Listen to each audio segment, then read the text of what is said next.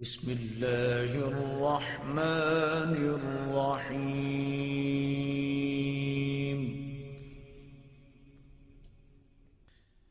الرحمن علم القرآن خلق الإنسان علمه البيان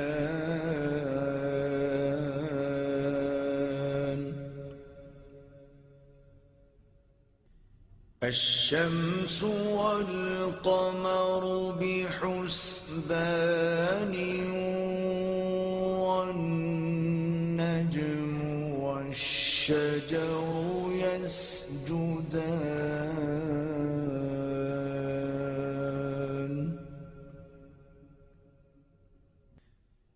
والسماء رفعها ووضع الميزان ألا تطغوا في الميزان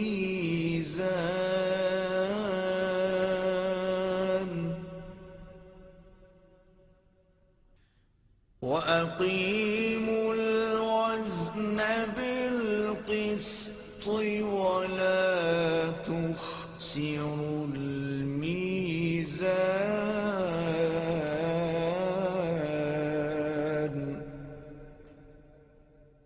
صدق الله العظيم.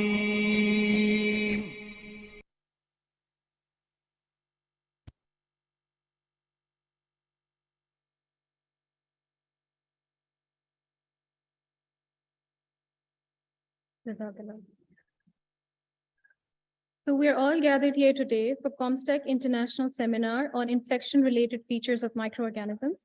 We are joined by an expert panel of speakers who are internationally renowned and distinguished scientists. They have excelled in their fields in Pakistan and abroad, and they have received numerous accolades for their work. Relevant to today's seminar theme, which is the infection-related features of microorganisms, we will be talking about bacterial protein structure analysis, antimicrobial resistance, immune correlates of viral infections, therapeutic strategies, such as identification of antiviral agents and bacterial protein inhibitors. After each talk, we will have a 5-minute question-answer session with the respective speaker.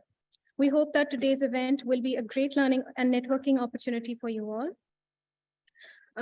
With this, I would like to invite Dr. Humaira Jahan.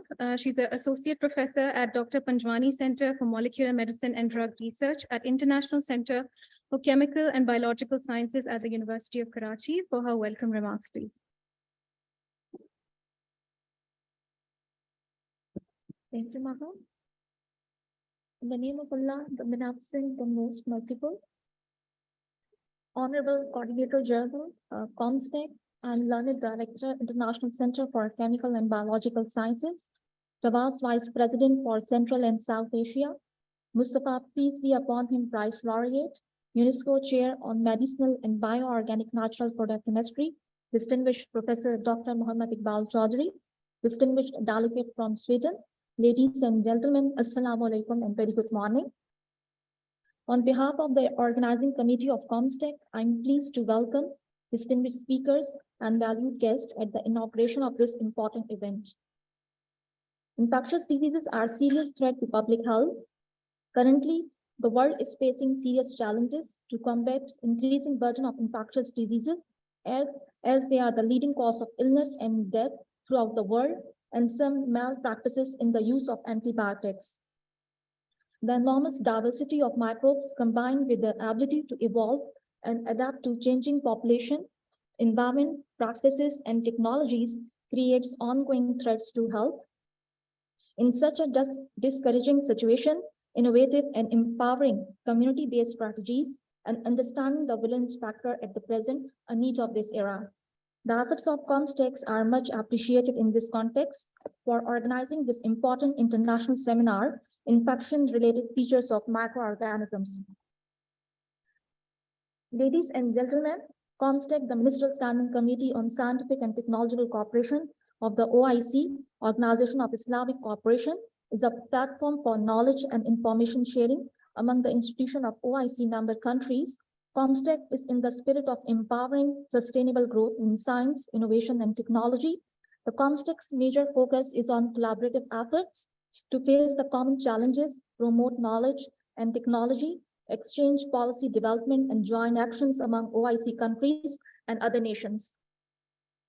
Comstech capacity building initiative in infectious diseases, preparing for the next pandemics, artificial intelligence initiative for health and agriculture sciences, science diplomacy, and university industry initiatives are highly commendable.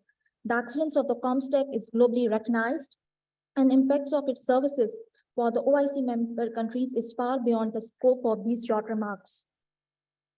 We take this forum as an opportunity to congratulate His Excellency Professor Dr. Muhammad Iqbal Chaudhry and his wonderful Comstech team on successfully arranging much needed free cataract surgeries, enhancing local capacity through training and awareness campaigns in Chad, which is the least developed member state of the OIC, in association with Islamic Development Bank and Pakistan Latent Rahmatullah Benevolent Trust, LRBT. A team of Pakistani ophthalmologists renowned for their expertise in the field successfully completed over 400 cataract surgeries in Chad, besides share their knowledge and skills with local doctors, training them in the latest cataract surgery techniques. Sir, may Almighty Allah reward you for your efforts, indeed a great service to humanity. I would like to warmly welcome our guest speakers, especially renowned Professor of Medical Microbial Physiology, Professor Dr. Ute Romling, who have generously agreed to share her expertise with us. As I conclude, we wish this event an immense success and looking forward to the outcome, which will highlight at all the major aspects of infection-related features of microorganisms. This seminar will be a valuable and informative experience for all of us. So let's make the most of this opportunity and take away something new and exciting to share with our peers. Thanks again to Comstech and guest speakers for making this seminar possible. Thank you very much, ladies and gentlemen, for your presence here this morning. Thank you.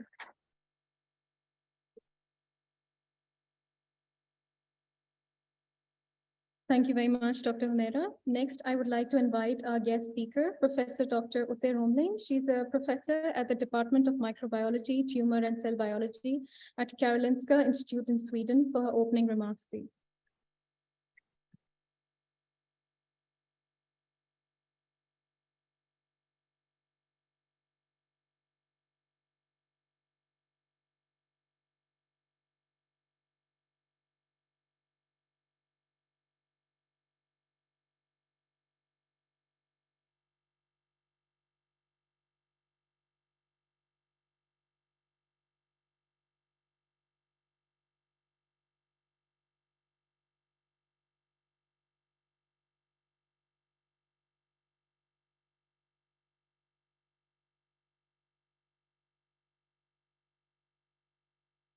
Respected Coordinator General, Professor Iqbal Chaudhry, respected participants, welcome to this international seminar on infection-related features of microorganisms. So why is this seminar important? Infectious diseases are still a major burden. And there are many reasons for the maintenance of infectious diseases. Infectious diseases are also a major cause of morbidity and mortality, not only in developing, but also still in industrialized countries in some other way. When we look at the cause of death in low-income and lower middle-income countries, we can see that several obvious communicable diseases like respiratory tract infections, diarrhea, tuberculosis, malaria, and other communicable diseases are still a major cause of death. When we look globally, we can only see that those infectious diseases are apparently decreasing. However, globally, we still have a major burden of infectious disease. But are infectious diseases indeed on the decline? And are we doing well when we eradicate all infectious diseases? It has been recognized in recent years more and more that also non-communicable chronic diseases like cardiovascular diseases, cancers, diabetes, and chronic respiratory diseases are actually have a component of infectious diseases. And that can be in very many different ways. For example, cancer therapy is also in need for antimicrobial therapy due to the lowering of the immune status. On the other hand, we have subclinical infections in humans that lead to a gradual impairment of functionality. And as we know today, it can lead, for example, to cancer. It can lead to cardiovascular diseases. And the susceptibility for infectious diseases is increasing when non-communicable diseases like diabetes or chronic respiratory diseases are on the rise. In addition to those, we have the National Institutes of Health has estimated that up to 80% of the human microbial infections are caused by biofilm-forming bacteria. And why is this? Microbes in biofilms are tolerant against antibiotics. They can be up to 1,000-fold more tolerant. And also biofilms are tolerant against the immune response, like antibodies and phagocytosis through macrophages. The cause is that the modern medicine uses indwelling devices. The more and more, the population becomes older and requires more medical care. But also new pathogens are emerging due to the change in lifestyle, industrial processes, altered microbiome, and immune status. But are we well when we eradicate all infectious diseases?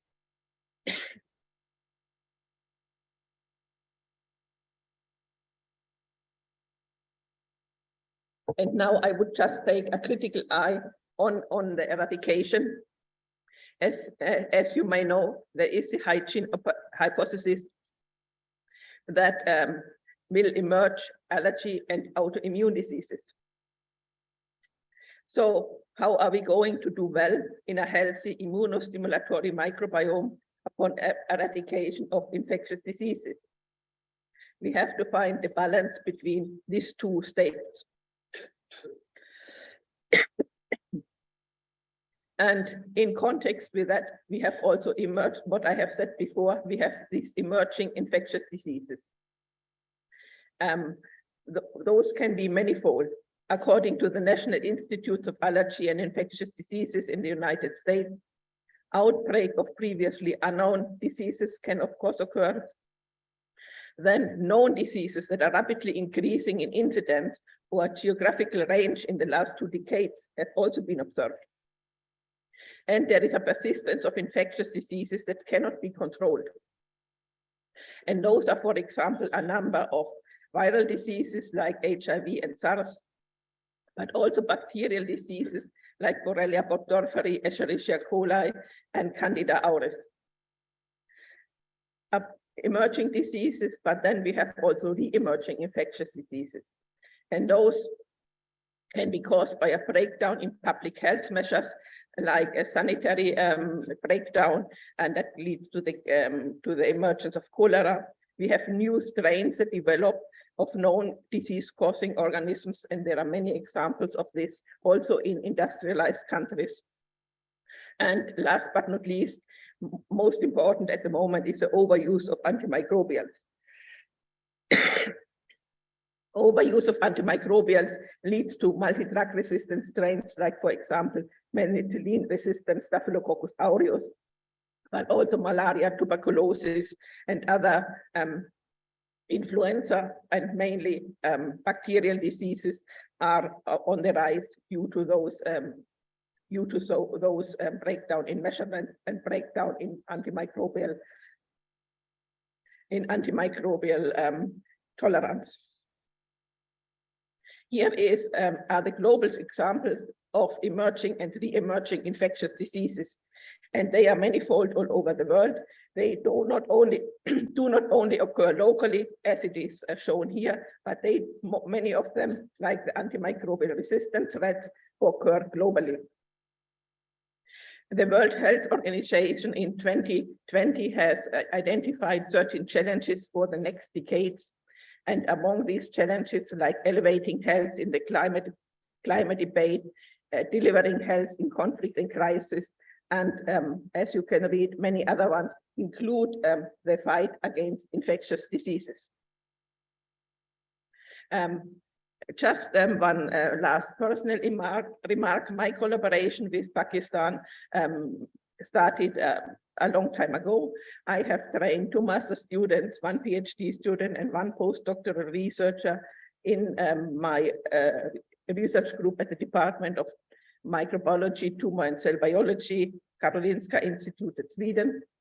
And in 2013, I first was invited to join the International Symposium on course on molecular medicine and drug research at the ICCBS University of Karachi, Pakistan. And since then, we have a fruitful collaboration with Professor Mohammed Iqbal Chowdhury and Professor Humaira Yahan at the ICCBS on the discovery on antibiofilm compounds in model systems and clinically relevant microorganisms.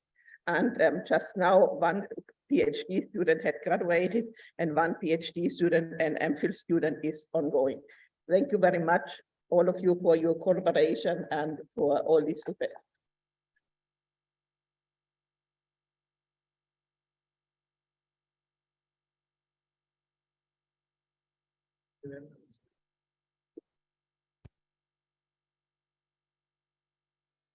Thank you very much, Dr. Othai-Romney. Next, I would like to introduce our chief guest, Professor Dr. Ghazna Khalid. Dr. Ghazna is an expert in health system strengthening, the provision of health and development of sustainable.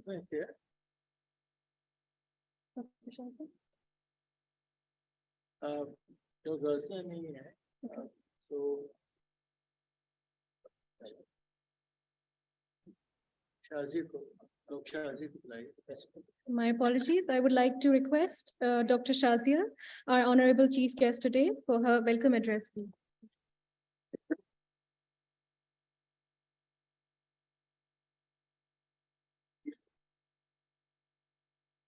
Bismillahirrahmanirrahim. Honorable Professor Dr. Mohammed Iqbal Chowdhury and all the distinguished guests from home and abroad, Assalamu alaikum and very good morning. It is an honor to be here on this wonderful international seminar on infectious related features of microorganisms. And this is emerging field in science because human beings, they are vulnerable to these microbes. They are superbugs and they are super enemies of us. Though our hygienic conditions, they are improving, but these superbugs, they are also getting strengthened. So we all need to collaborate with each other and work on this enemy together to combat them. And for sure, this platform, the comstech is providing us a platform to work together. That's why today's galaxy of scientists and students, they are gathered together to seriously talk about and listen the work of other scientists and find the ways how to collaborate in this field. I appreciate this wonderful effort of Professor Dr. Iqbal Chowdhury for organizing such a wonderful seminar. Thank you very much.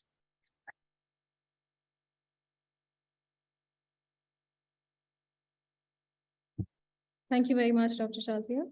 Now I would like to invite His Excellency, Professor Dr. Mohammed Iqbal Chowdhury, Coordinator General Comstech, for his remarks, please.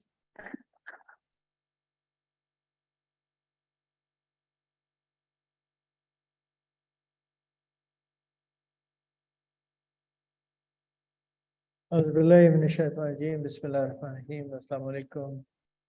And good morning, ladies and gentlemen. Professor Ute Romling from Karolinska Institute, our dear friend, leading scholar in the field of infectious diseases. Thank you very much for visiting us. I know that you're extremely busy, but that you have found time to visit Pakistan, both Karachi and Islamabad. My dear sister, Professor Dr. Shazi Anjum, Fellow of the World Academy of Sciences and Dean Faculty of Sciences in Islamic University, Bahawalpur, Islamic University, Bahawalpur, which is part of the Comstech Consortium of Excellence. Excellency is diplomat from the Embassy of Qatar and Kyrgyzstan. Valued foreign guests. We have guests from, let me see, Yemen, Indonesia, Cameroon, Ghana, Sudan, Iran, Indonesia again, and Ethiopia. Okay, so very many of them, and there are many who are actually joining us online. So I can see already 46 or 45 of them. So it is an extremely important event. It is, as you have seen in the slides of Professor Ute Romling, infection is an extremely important threat to human well-being and human survival. You see, I want to just point out this symmetrical scientific development. You keep listening about driverless car, about smart machines, artificial intelligence. You keep learning about robotics, IoT, blockchain, smart computers, new energy devices, huge investment in technologies. Even the mobile phone which you have is almost everything which you can need, which you actually need in your life. In terms of information, library, whatever. But think of it, the major killer of our human race, right from the time immemorial, infection, remain a major challenge. And I'm sure Dr. Ute would at some stage tell you that there is a dysymmetrical progress as a result of dysymmetrical investment. There's a huge investment available for new technologies, money. So you have this Apple telephone, which is going to cost you about $1,500. And on the other hand, you have people dying from trivial diseases such as dysentery and diarrhea, where you will find millions of people dying from tropical diseases like malaria, schistosomiasis, leprosy, leishmaniasis, where you have a situation where 10% of the developing world population is hepatitis positive, where you have a situation where XRD, extra resistance TB, is affecting lives of people in a very profound manner, where you have people dying of infections, very little investment. And think of it, why? The enduring threat of human existence is remained unaddressed, while there is a huge investment in often tools and toys. So think of what is actually going on. And I was looking into the reasons of why it actually happened. And if you look into the pre-antibiotic period and then you look into the antibiotic era, you see a huge public sector investment in the development of antibiotics. All of a sudden, this money dried up in 80s. The public sector investment thought that the pharmaceutical companies will take over that particular sector and will continue to develop new antibiotics. It has never happened. As soon as the pharmaceutical conglomerate learned a very hard fact that you develop an antibiotics and resistance is reported within 5 to 6 years. And the money which they spent in the development of antibiotics is often wasted. They consider investment in the development of new antibiotics too risky. As a result of it, you don't see public sector investment and you see declining trend of investment in private sector or business. So in brief, no one is willing to invest in infectious diseases. No one. Many pharmaceutical companies have shut down their anti-infectious drug discovery platform or leased them out to a small biotechnology company. What a tragedy. Think of a tragedy of highest order where people are dying more than ever with infectious diseases in the history of humanity, where all these problems which Dr. Ute has mentioned, from biofilm to emergence of resistance, from a whole range of different things, are affecting in a very profound manner. This is indeed an enduring threat on our head. And if we do not really address it, we will never be able to ensure the human survival and well-being in a long term. It is the current healthcare system and investment within it is unsustainable, unrealistic, and unjustified. Now, I want to give you a bit of a glimpses of what is actually happening right now. Right now, very little investment in antibiotic drug discovery and development, so much so that very little investment in basic sciences also. I can tell you that for many tropical diseases, such as leishmaniasis, even the drug targets are not available. Understanding the disease at the level of molecular etiology is so poor that we don't even know how to handle that. If we do not know the life cycle, virulence factor, reasons why these microorganisms cause infection, then we have no way of developing new drug entities. So investment in basic sciences is also declining. So we are in absolute mess in terms of anti-infectious drug discovery and development, and the basic science therein, which is required for the development of new antibiotics. Now, what is way out? The way out is that the academia has to take lead. Okay, we have to give up to pharmaceutical industries because pharmaceutical industries would never work for human welfare. They will work for money because these are businesses. They think of economics of investment. They would never invest 10 to 15 billion USD for a drug for which they are not really sure would survive the patent life.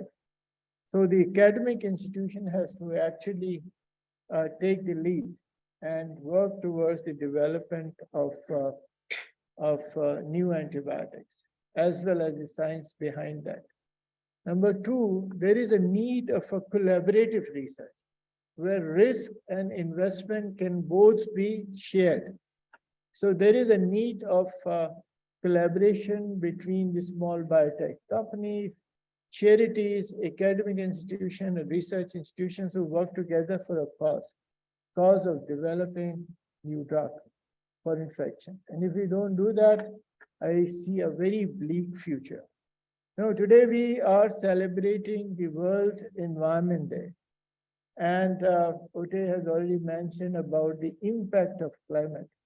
In one of her slides, she mentioned about the impact of climate on health. There is a huge impact of climate. No other abiotic factor affect the disease pattern than climate. According to WHO, 90% of the human race is inhaling the dangerous level of air polluted. about 13 million people dying only because of air pollution. 73 million deaths and morbidities because of waterborne diseases. Equal number for foodborne diseases. So our water is not safe, our air is not safe, our food is not safe also. There is a huge crisis in front of us in terms of environmental impact on healthcare. So when we talk of environment, eventually at the end of the day, we talk about human well-being, human survival. And that is where there is a critical link between climate, health, and sphere and biosphere. Okay, so if you are not really convinced that infection is important, then think of pandemic 2 years ago. If you think that pandemic has gone by and you forgot it, let me assure you that in 4 years' time, you would have another one. So be ready to welcome a much ferocious, much dangerous, much uncontrollable. This time is not going to be virus. According to the best prediction of OTE, it's going to be either bacterial or fungal. So think of it that the kind of science which you would need to have is not simple development of vaccine. It is much more complex to control bacterial and fungal diseases. Think of a new pandemic. If you are still not convinced that infection is a major problem, you can see even after 2 years of almost universal vaccine coverage, the food inflation, the supply chain disruption, the economic meltdown countries like us, this is all the impact of one infection. And there are many more who are coming forth. So think of it that it is extremely important. Now, this workshop is all about understanding the disease at the molecular level, because understanding disease at a molecular level is critically important. I mean, you can always have a phenotypic screening and develop some drug, but in scientific understanding, if you wish to develop drugs which are effective and safe, you need to understand the life cycle of microorganisms. Understand the key point, critical stages of life cycle where the inhibition can help in controlling their spread and their virulence. And that is where this workshop is important. We're very happy that we have a very distinguished, extremely impressive list of speakers, both from home and abroad. And I'm sure they will be able to contribute in our understanding and improving our appreciation of the complex nature of microorganisms and their interaction with the human body. comstech programs have already been mentioned by my colleague, Dr. Humera, and I don't want to repeat it. I just wanted to tell you that our team sitting there, they just came from Angelina, Chad, after spending a week of very exciting time, where they have conducted over 400 or maybe more cataract surgeries, where they have trained medical doctors, where they have actually fixed the machines, and they have done it in a very difficult situation. With some of the finest doctors who came from LRBT, they were able to do that without benches, without light, without operation theater, where they would have their telephone light on top of the eye of a patient, where there were no furniture available, and they've done it because they have done it for humanity. I think this is what really makes this organization extremely effective. And Shabir told me that there were 3 or 4 children. I got a message from Abdulalim Asfasal also that 4 children of the age of 6 years already developed a serious form of glaucoma, and they could not be operated without general anesthesia. And there was no one to administer general anesthesia. So think of it, the complexity of the health problems which our brothers and sisters face in Africa. and the capacity deficit which exists. I'd like to thank Dr. Uti Romney for agreeing to serve as the comstech distinguished speaker, scholar in African countries and Central Asian countries. I would like to thank my colleagues who have organized this event with absolute excellence and style, Fazima and Maham. Thank you very much. And I wish to remind you that from tomorrow on, all participants who are coming, the gates of the auditorium will be closed 2 minutes after the sign time. So be aware of it. If you do not come on time, you'll be out, because this is not what we expect from the people who are serious in learning. Thank you very much. Thank you.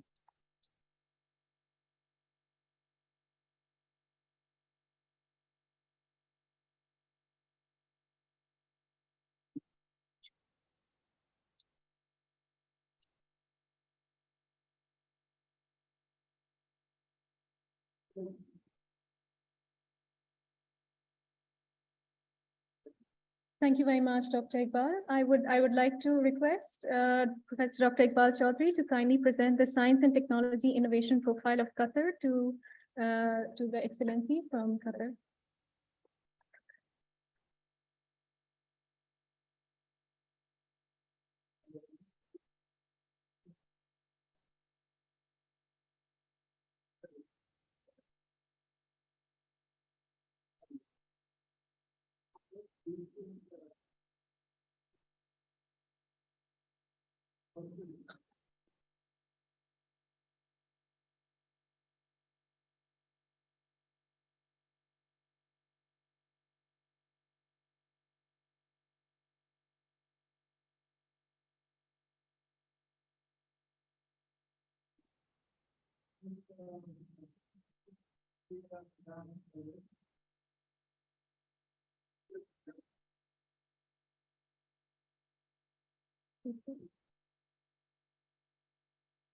Group photo, please.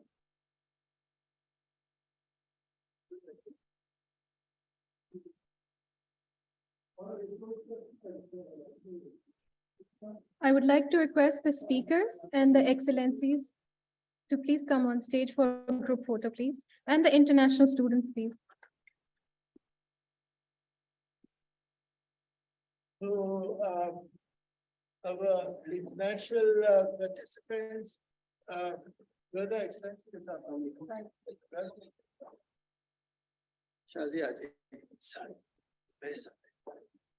Okay, brother, please come next.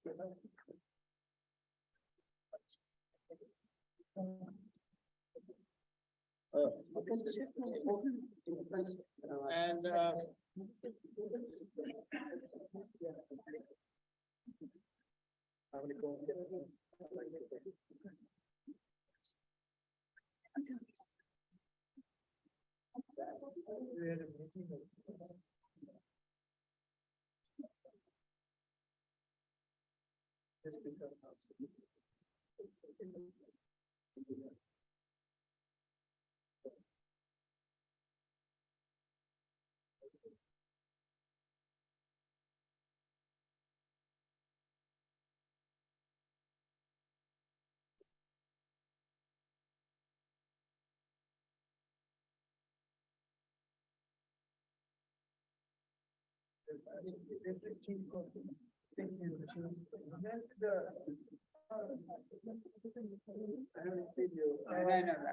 my dear brother, ambassador of Yemen. Thank you very much, everyone. This Yemeni scholar. And many. I would like to request everyone to please join us for tea outside in the lobby. Thank you.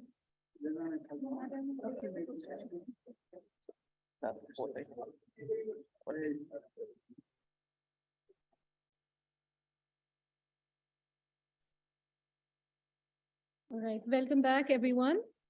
So we'll be starting our technical session with the first talk of today, which is complexity of the cyclic GMP signaling system and its impact on microbial physiology, which will be delivered by Professor Dr.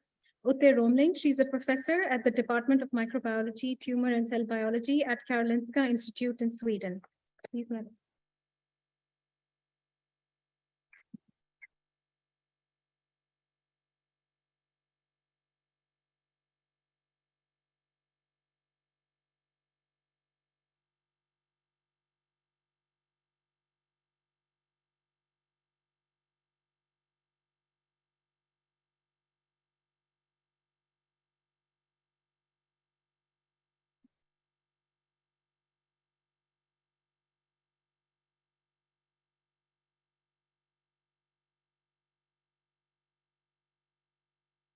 Respected Coordinator General, respected participants, present in person and online. I will now present a lecture on complexity of the cyclic GMP signaling system and its impact on microbial physiology. We have been very fortunate to find determinative factors that activate biofilm formation in many different organisms. And I will lead and guide you through this discovery to the major principle of this complex second messenger signaling system and on some of the results that we have gained throughout the years. Second messenger signaling system has been discovered initially by Earl Wilbur Sutherland in 1956. And he has observed that the hormone epinephrine stimulates the liver to convert glycogen to glucose. And he then could elucidate that this conversion requires the soluble intracellular molecule cyclic AMP. The detailed mechanism was further worked out then by Martin Rothbell and Alfred J. Chilman. And Earl Wilbur Sutherland has been awarded the Nobel Prize in 1971 for this fundamental discovery. And Martin Rothbell and Alfred J. Chilman had been awarded the Nobel Prize in 1994 for the further elucidation of the detailed mechanisms. But how was cyclic GMP discovered? This discovery was actually an example of scientific serendipity. It has been reported in 1987, and cyclic GMP had been detected as an allosteric activator of the cellulose synthase in a fruit-degrading bacterium that is today called Comagatae bacter xylinus, previously Glauconacetobacter xylinus, in a 10-year-long discovery race by Moshe Benzeman and his group working at the Hebrew University in Jerusalem, Israel. And why did he discover this molecule? Because Comagatae bacter xylinus had been a model organism for cellulose biosynthesis. It produces large amount of cellulose, and plants were not accessible at this time for analysis. So researchers had looked for a simple bacterium that is also producing cellulose. And then he made the observation that the in vitro activity of the cellulose synthase was substantially lower compared to the in vivo activity.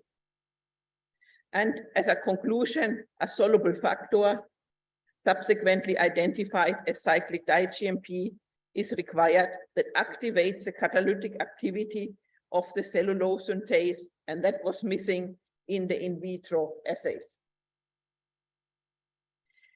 Here is the timeline of the discovery of nucleotide second messengers. As you can see, that most second messenger actually have been discovered readily after the discovery of cyclic AMP in 1956. those second messengers are also today recognized as important second messengers, but mostly they are left undetected and unrecognized, mainly also due to the fact that the technology to investigate those molecules was not available, and also the molecules that mediate the turnover of these second messengers have not been recognized generally. Cyclic di-GMP was in this row of detection of nucleotide second messengers actually one of the last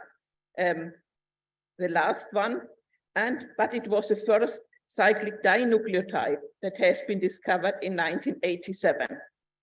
And subsequently, there was a large gap of work on cyclic dinucleotides and cyclic nucleotides and nucleotides in general until the rediscovery of cyclic di-GMP in 2004, and subsequently many other additional cyclic dinucleotides have been discovered in bacteria, and they are still discovered until today. So what makes this novel second messenger cyclic di-GMP so unusual, and why was it such a surprise for the microbial community to detect this second messenger? Also, Stuart Schreiber stated life would not exist with macromolecules alone. In bacteria, the focus was on secreted small molecules, so-called quorum sensing molecules. And bacteria were considered too small to require complex secondary messenger signaling pathways. Cyclic di-GMP is, however, occurs exclusively in bacteria, and only very few examples of eukaryotes have been reported, such as in the social amoeba Dictyostelium, as an exception. What has been subsequently recognized is by bioinformatic analysis is that the cyclic di-GMP second messenger signaling system is highly complex. We see basically a linear relationship between the genome size and the number of cyclic di-GMP turnover proteins. And that can lead to, for example, in gamma proteobacteria, to the occurrence of over 60 synthases, but in general, over 100 cyclic di-GMP turnover proteins encoded by one genome. So this complexity, again, of this second messenger signaling network came as a surprise, and it raised, of course, a number of questions. When we look, but the cyclic di-GMP signaling system is not only abundant in bacterial genomes, it also occurs throughout the phylogenetic tree of life in the bacterial domain. Cyclic di-GMP signaling is detected, at least predicted on the bioinformatic level, to occur in the deepest branching bacteria and in all the major bacterial phyla that have been recognized and have been sequences are available today. So the red dots that you see here on this phylogenetic tree indicate the occurrence of the cyclic di-GMP signaling system. So this high abundance and the complexity of the cyclic di-GMP signaling system has been recognized, but what has been not recognized by the fundamental work by Moshe Benziman is what are the major catalytic activity and the major targets outputs of the cyclic di-GMP signaling system. And that was because he recognized that the proteins or the enzymes that produce cyclic di-GMP and the enzymes that degrade cyclic di-GMP, the phosphodieesterases, actually have, both of them have two domains, the domain of unknown function 1 and the domain of unknown function 2. And the action of these almost similar proteins lead then to the regulation of cellulose biosynthesis in the fruit-degrading Comagata-E bacter xylinus. However, bioinformatically, it was not possible to distinguish in the activity between the diganolate cyclase and the phosphodiesterase at this stage.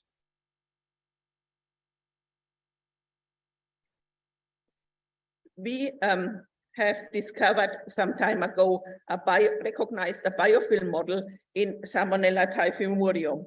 And this biofilm model we called the RADA morphotype.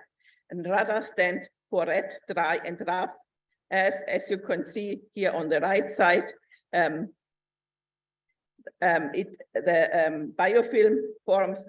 biofilm formation is expressed by a major morphological difference in the cell colony morphology in Salmonella typhimurium, in contrast to the left side, which shows a non-biofilm forming colony. And we were fortunate by transposon mutagenesis to identify enzyme, a protein that we suspected is required for the production of cyclic diet-GMP, as it showed features of the so-called DAF1 domain of unknown function 1, as in Comagata-E bacter xylinus. So the experiment that we did is we expressed this potential diganolate cyclase in a Salmonella typhimurium strain that does not produce biofilms and cellulose. And upon expression of this putative diganolate cyclase, indeed, we get activation of cellulose biosynthesis, as you can see on the right side by this bright pink color. This activation of cellulose biosynthesis was accompanied by the detection of cyclic diet-GMP by high pressure HPLC, and the peak that we can recognize from the bacterial extract is actually overlapping exactly with the peak that we receive from a synthetically from a chemically synthesized cyclic diet-GMP, while in the wild type strain not overexpressing the putative diganolate cyclase, we do not see any peak arising. This peak that we get from the bacterial extract indeed contains cyclic diet-GMP, as the chemical identity of the molecule was then subsequently identified by electrospray mass spectrometry, and the fragmentation patterns correspond to the expected also molecular weights and to the expected cyclic 5' 3' GMP connected cyclic diet-GMP.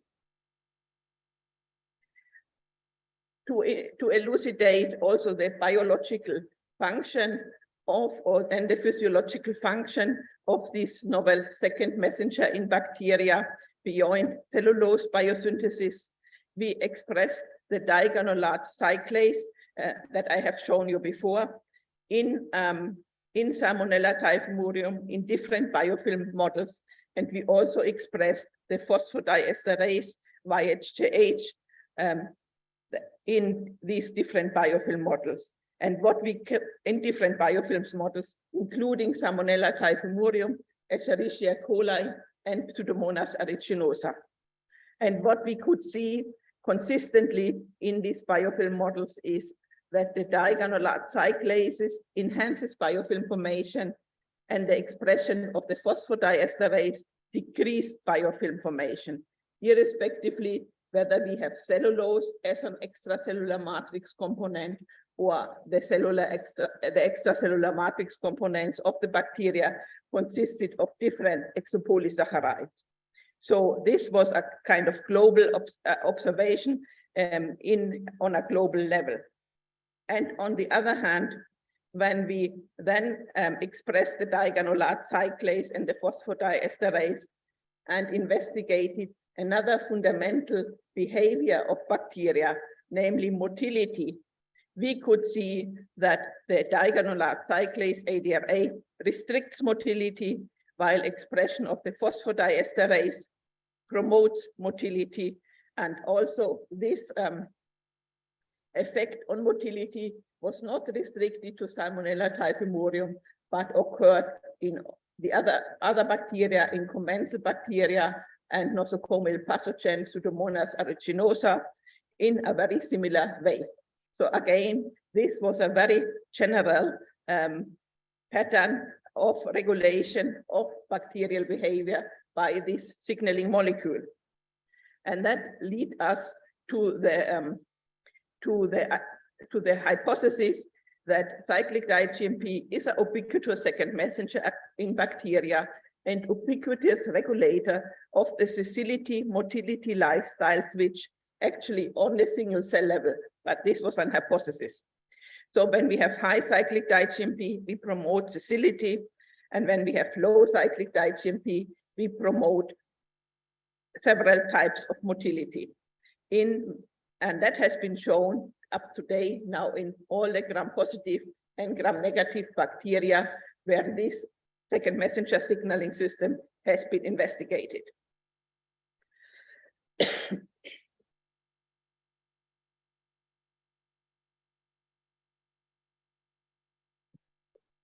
When we summarize the research that has been done on cyclic diGMP, a second messenger signaling system, and when we conclude from the discovery by bioinformatic analysis, we can state that the cyclic second messenger signaling system has not only an effect in pathogens in Salmonella, E. coli, and Pseudomonas aeruginosa, but it is present in bacteria and has been also demonstrated initially in bacteria to have this ability to affect the biogeochemical cycle, to affect the global climate, to affect cell morphology and antibiotic production in bacteria, to affect photosynthesis, and we propose maybe also a role in radiation resistance.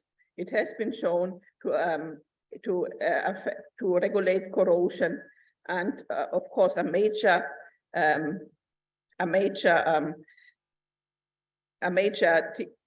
topic is its effect in microbial host interactions.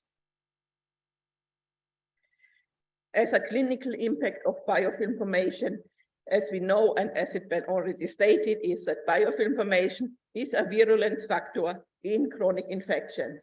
And it's actually the major virulence factor in chronic infections, also accompanied with persistent, a high level of persistent cells and a high level of dormant cells in biofilms. And those biofilm infections include hard tissue infections, like the most common dental caries and periodontitis. It includes soft tissue infections, like diabetic foot ulcer and endocarditis.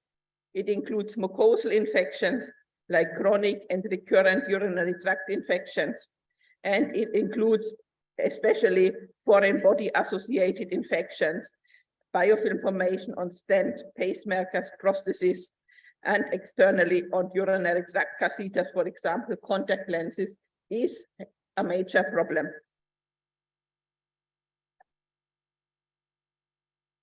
So we see in bacterial genomes the abundance of cyclic diGMP turnover proteins. And of course, we can ask the question, why do we have this abundance of cyclic diGMP turnover proteins? And what is their distinct function? And we can first take a look on the crystal structure of a digonolate cyclase. And when we look at the crystal structure of the GGDF domain in complex with cyclic diGMP, we also discover that this crystal structure elucidates a so-called allosteric site, where cyclic diGMP is bound to inhibit the enzymatic activity in order to restrict the signal to become globally available in the bacterial cytoplasm. And when we then bioinformatically align the GTDF domains that occur in the different bacteria, and that is a very early alignment that has been done by Michael Galperin, we can see that the display is, these GTDF domains display conserved amino acids. And these conserved amino acids are involved in the basic function of these GTDF domains, namely in the diagonal cyclase activity by binding of the substrate and by conducting the catalytic activity. But overall, we can see a low sequence conservation. And for example, the allosteric site, the DX6R motif that I have shown you in the previous slide, is not very well conserved. So it is not, does not occur in all these GTDF domain proteins. And even when we look at the catalytic, major catalytic motif, the GTDF motif, we can see that this motif is actually not entirely conserved, indicating that there is no absolute signature conservation and that there is evolution of cyclic diGMP proteins. Upon further dissection, we can recognize 3 different classes of GTDF domain proteins.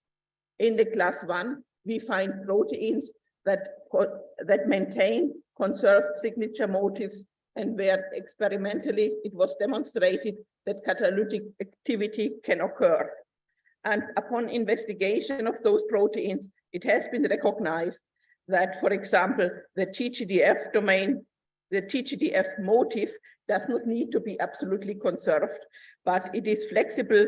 In the first position, this glycine can be basically substituted by an alanine or a serine, and still the enzyme shows catalytic activity. On the other hand, when we substitute aspartate against serine in conserved amino acid, which is not directly involved in catalysis, but in substrate recognition and binding, we can actually change the substrate specificity, and we evolve the digonal cyclase into a cyclic AMP-GMP synthase. In class 2, we have proteins where the signature motifs are not entirely conserved, but still experimentally it has been proven that digonal cyclase catalytic activity does occur.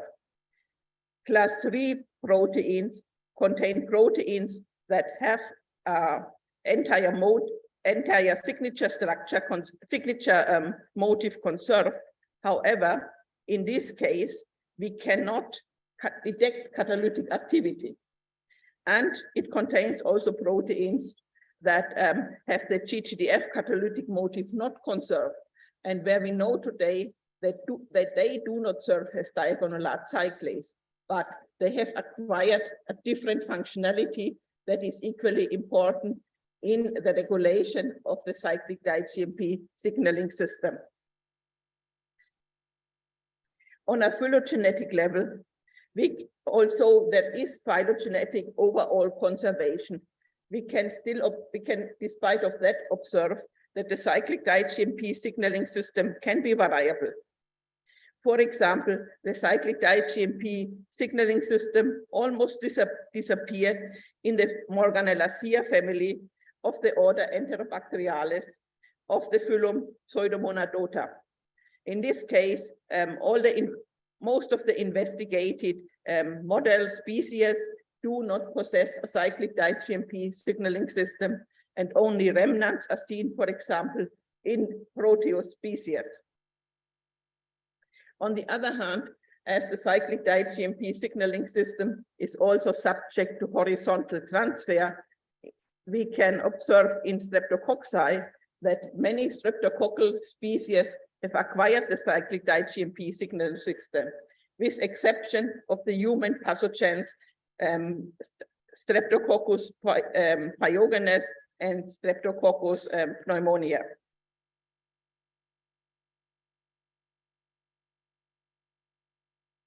These streptococcal proteins that are present in the diverse species and streptococcal clades are, however, surprisingly conserved.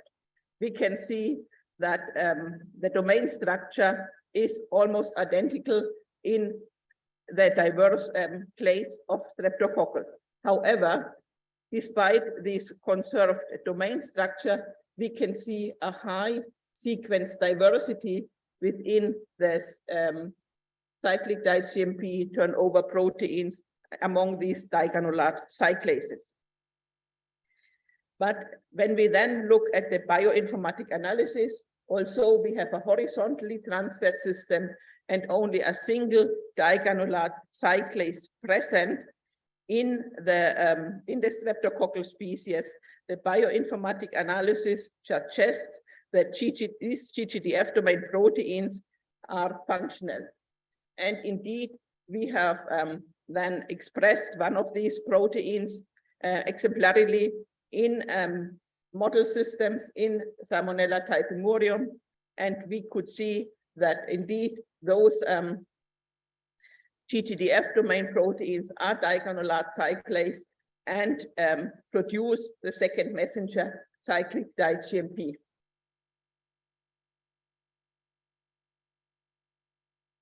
But the GGDF domain protein is not horizontally transferred alone, as streptococcal species otherwise would not recognize the second messenger cyclic di-GMP, as they are not inherently exposed to this. Usually they have the cyclic di-AMP signaling system. So besides this digranulate cyclase that has been horizontally transferred, we see also in the same genomic island a horizontal transfer of the of a cellulose synthase-like protein, membrane protein, and another membrane protein.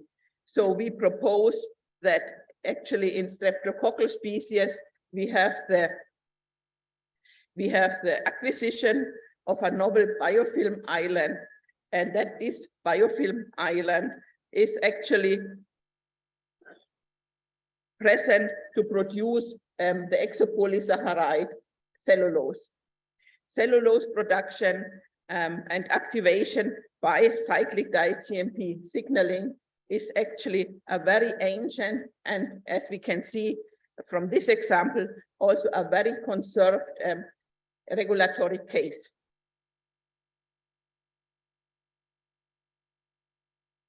The evolution, to give you some more examples of this flexibility of the cyclic di-GMP network and its evolution, we can look at the difference between Salmonella typhimurium and the closely related species Escherichia coli.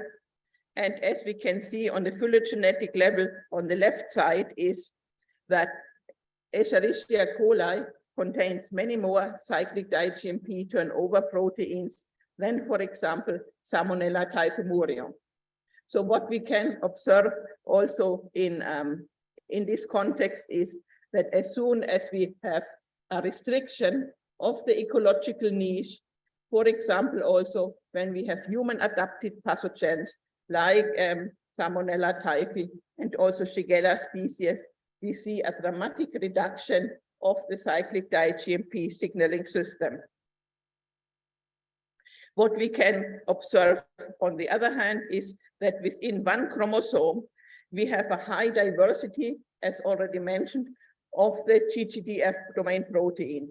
So this diversity is not only present on the phylogenetic level, it extends actually into one chromosome, and there the diversity of this GGDF domain is equally high as throughout the phylogenetic tree, which shows us again how diverse the signaling system is. And it also shows us that a single bacterium needs this diversity of cyclic di-GMP signaling proteins in order to monitor the environment. However, despite this diversity, we can also see that some of these proteins share, for example, similar signaling domains, like in this case of Salmonella typhimurium. 5 proteins have the so-called CSS domain, signaling domain, N-terminal of the phosphodiesterase domain in order to perform redox sensing. So redox sensing in this case seemed to be an important need for Salmonella typhimurium.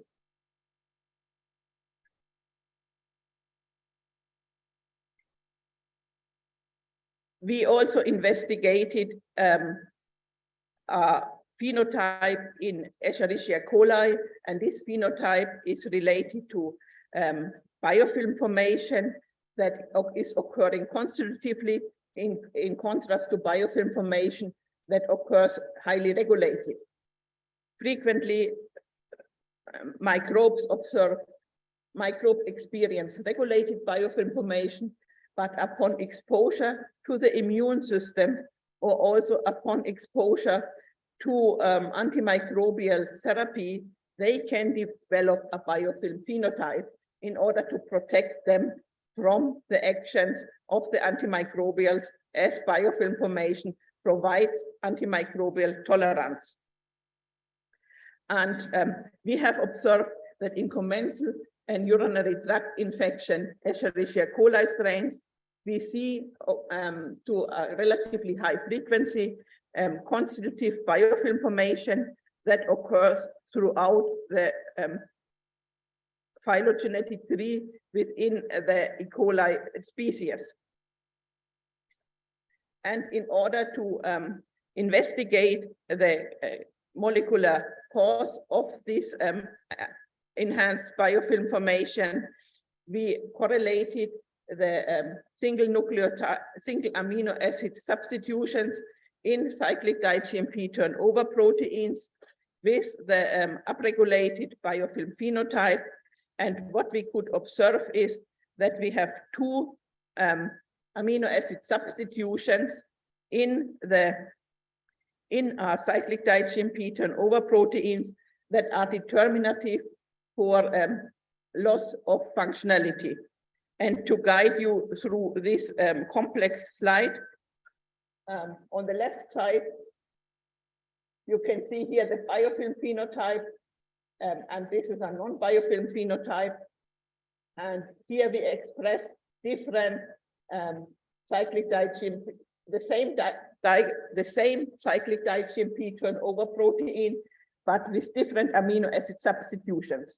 And as you maybe can appreciate, some of them highly downregulate biofilm formation, while others do not, and some even enhance biofilm formation. But when we collectively analyze this information, we can then recognize that we have 2 amino acid substitutions, here a threonine against the isoleucine, and here a threonine against an alanine, that actually abolish this ability to downregulate biofilm formation dramatically. So we have a high flexibility of this signaling system, even within a species. And here is another example of this flexibility. What we and others have observed is that often there occurs a truncation of a phosphodiesterase, of the phosphodiesterase YCGG, which is also an CSS-ERL phosphodiesterase. And these truncations surprisingly lead to a similar protein that is missing the sensory domain. And when we analyze these proteins that are missing the sensory domain, we can observe that they still affect biofilm formation, but they can affect biofilm formation to a different extent, depending on actually what we hypothesize, simply how this has been excised from the chromosome in the different bacterial species. And in this case, the truncation of this YCGG phosphodiesterase, which is actually a membrane-standing protein, leads to functional cytoplasmic proteins with a different degree of activity as shown on the right side. So one variant, cytoplasmic variant, almost does not affect biofilm formation, while the other variant dramatically affects biofilm formation. We can even this microevolution that occurs of the cyclic di-GMP system has also been going on not only immediately, as we have seen here on the examples from the Escherichia coli species, but it has been going on for a long time and leads to a diversification of the cyclic di-GMP turnover proteins. And here is another more evolved example of the of a domain versus signature amino acid evolution of ERL domain proteins. As in this phylogenetic tree, we can observe that the cyclic di-GMP turnover proteins indeed cluster with their domain structure. However, in ERL only proteins that you can see here as the upper panel, we have proteins that either produce cyclic di-GMP and still have catalytic activity, but we have also proteins that are devoid of catalytic activity. And in this case, we have, so to say, an evolution mainly of the signature amino acids, but not of the domain. And that has been experimentally investigated by a PhD student, Jan van Amat. And what he observed is that when the phenotypes that are affected by these predicted catalytically inactive proteins are just the opposite as a phenotype as you would expect from the action of a phosphodiesterase. So in this case, we see upon overexpression downregulation of the motility, and we see upon overexpression upregulation of biofilm formation, and for the deletion mutant, the other way around. And these degenerated proteins, in this case, the unconventional ERL domain protein STM1697 does not even bind cyclic di-GMP, as we have experimentally shown. So what does then this unconventional ERL domain protein do? We can observe that it must, we have observed that it must act downstream of transcription of the major class 1 transcriptional regulator of the flagella regulon. And indeed, what it does, it interacts with a major transcriptional regulator of the flagella regulon and prevents that this transcriptional regulator actually binds to the promoter region.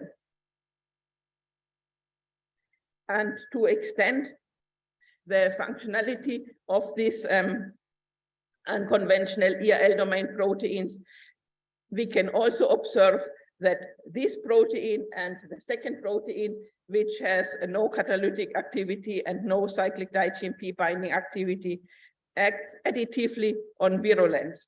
So upon deletion or missing of these unconventional ERL domain proteins, we see a dramatic decrease in the virulence of Salmonella typhimurium. And why do we see a dramatic decrease in the virulence of Salmonella typhimurium? Is that the flagella system needs to be highly regulated in order to to avoid detection by the immune system. And obviously, these two unconventional ERL domain proteins, they participate in the regulation of the flagella regulon within the host. So we can extend our functionality for cyclic di-GMP. It does not only regulate motility against sessility, it also regulates actually the acute virulence against the chronic virulence. Chronic virulence is almost synonymous with biofilm formation, and in the acute virulence, we have acute infection phenotypes. And that occurs upon low cyclic diet-GMP levels. And we have investigated the role of cyclic diet-GMP then also in the acute virulence phenotypes, as we have recent Salmonella typhimurium is an inhabitant of the gastrointestinal tract of MMLs. It causes self-limiting non-systemic infection in a majority of cases, which is either gastroenteritis or enterocolitis. In immune-compromised animals, and today also in evolved strains, it can cause bacteremia and focal systemic infections. Its transmission by food causes a human diarrheal disease. But when we look at histology pictures that have been taken from a Salmonella infection, we can recognize actually that as outside of the host, Salmonella typhimurium seems also inside of the host to form biofilms. Because when you see the gastrointestinal lumen here, you see a high number of inert bacteria laying on the epithelial surface, while only very few bacteria actually breach the epithelial barrier and cause a massive inflammation. And key virulence factors in the course of the disease are, for example, invasion of epithelial cells and the production of pro-inflammatory cytokines. And what we can also use to mimic the human disease is animal models like the streptomycin-treated mouse model.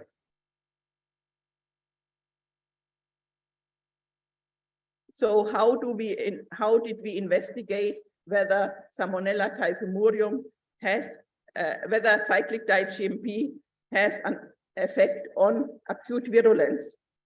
We can express, for example, the diagonalate cyclase ADRA, as I have shown you before, our model diagonalate cyclase in Salmonella typhimurium, and subject this to exposure to the gastrointestinal cell line HT29. And when we did this, we could see that in contrast to the wild type, where we see a high level of invasion, when we express a diagonalate cyclase, we see a low level or almost no invasion of Salmonella typhimurium that is close to the negative control. And so we can conclude that cyclic diet-GMP signaling has actually a major role in virulence in this Salmonella typhimurium system. So that leads us to the confirmation that we have acute virulence phenotypes that are regulated by low cyclic diet-GMP versus biofilm formation by high cyclic diet-GMP. And when we then look further onto the chromosome, on the chromosomal level, we can observe that we have,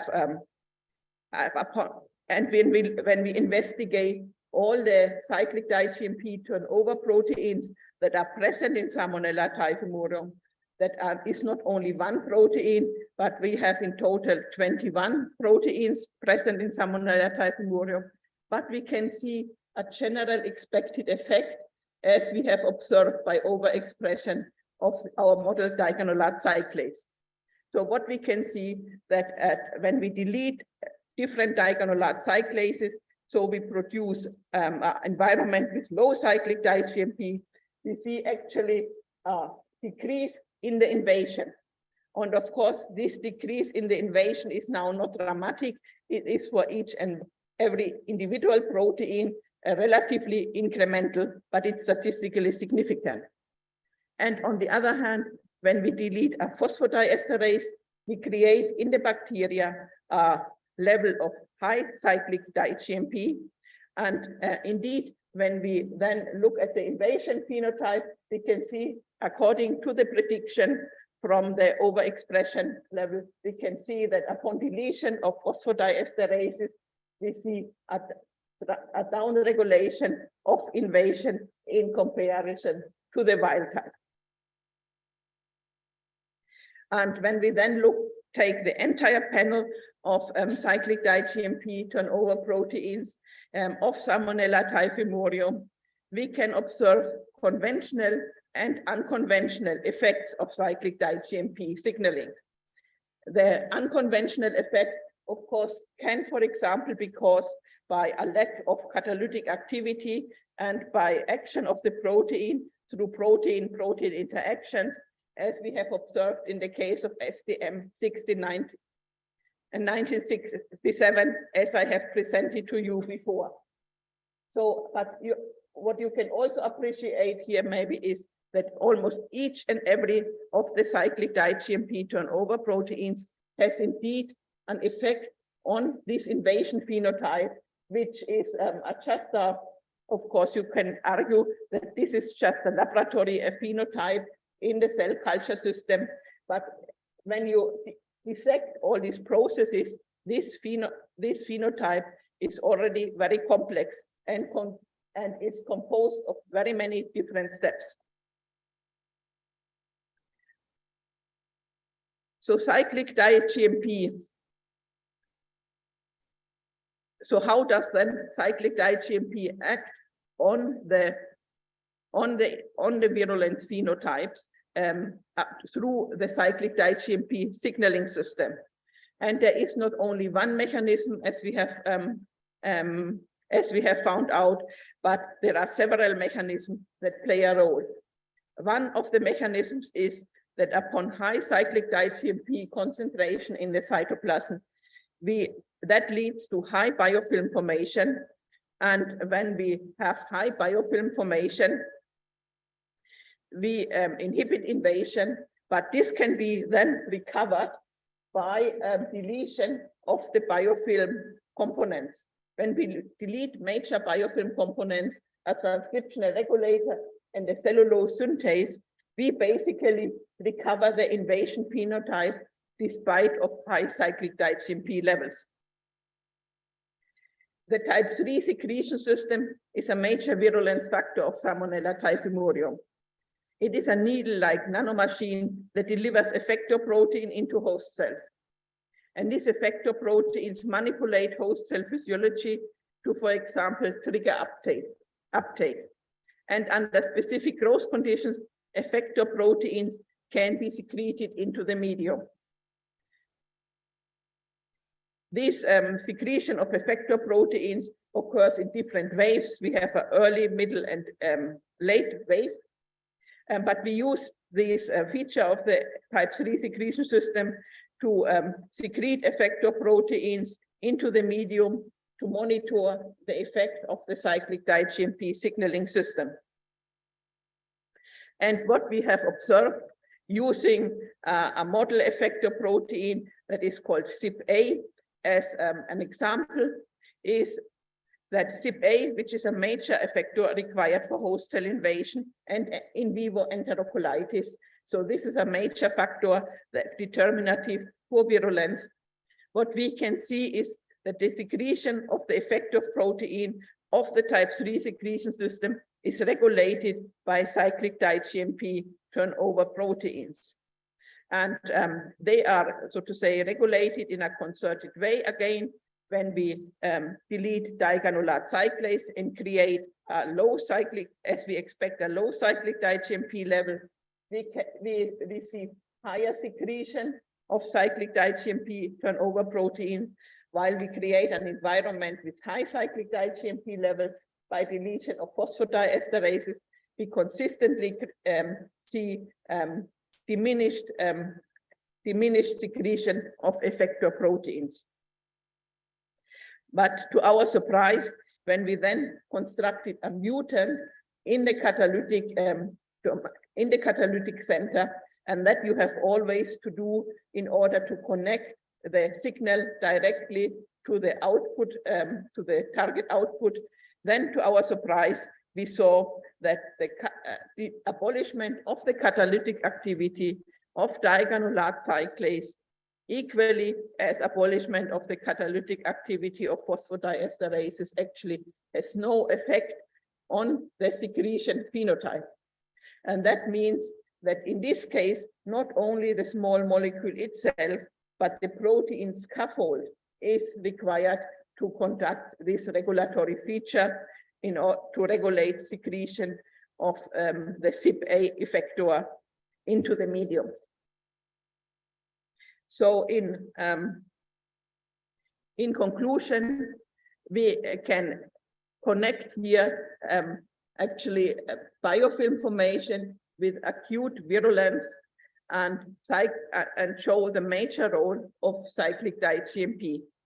So cyclic diet-GMP is basically required in order to inhibit acute virulence phenotypes, and that is not only true for the invasion phenotype that I have shown to you, but this is also true for other acute virulence phenotypes, like, for example, stimulation of the secretion of pro-inflammatory cytokines like IL-8 secretion from intestinal epithelial cell lines. But cyclic diet-GMP, here in the case of Salmonella typhimurium, works on a post-translational level in order to inhibit secretion of effector proteins. In other microbial species, we see the regulation of virulence phenotypes also even already on the level of transcription, for example. And cyclic diet-GMP acts actually through the biofilm regulator CSGD, which is inhibiting the secretion of effector proteins, and it's also inhibiting secretion of monomeric flagellin. It is not inhibiting the synthesis of flagella, as we still observe flagella upon high cyclic diet-GMP level. And this shows us also the complexity of the system, as the flagella are not only present for motility, but they can also be present in order to form biofilms. Yeah, I'm ready now.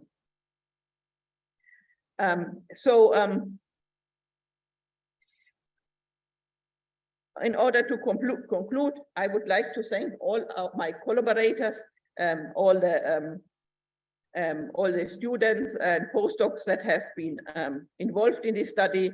From Pakistan, involved in those studies were Irfan Ahmad and also Shulman Shafiq, but we have many more that contributed to the regulation of the signaling system. And I would also like to thank all our collaborators. Without them, this work would not have been possible. Thank you.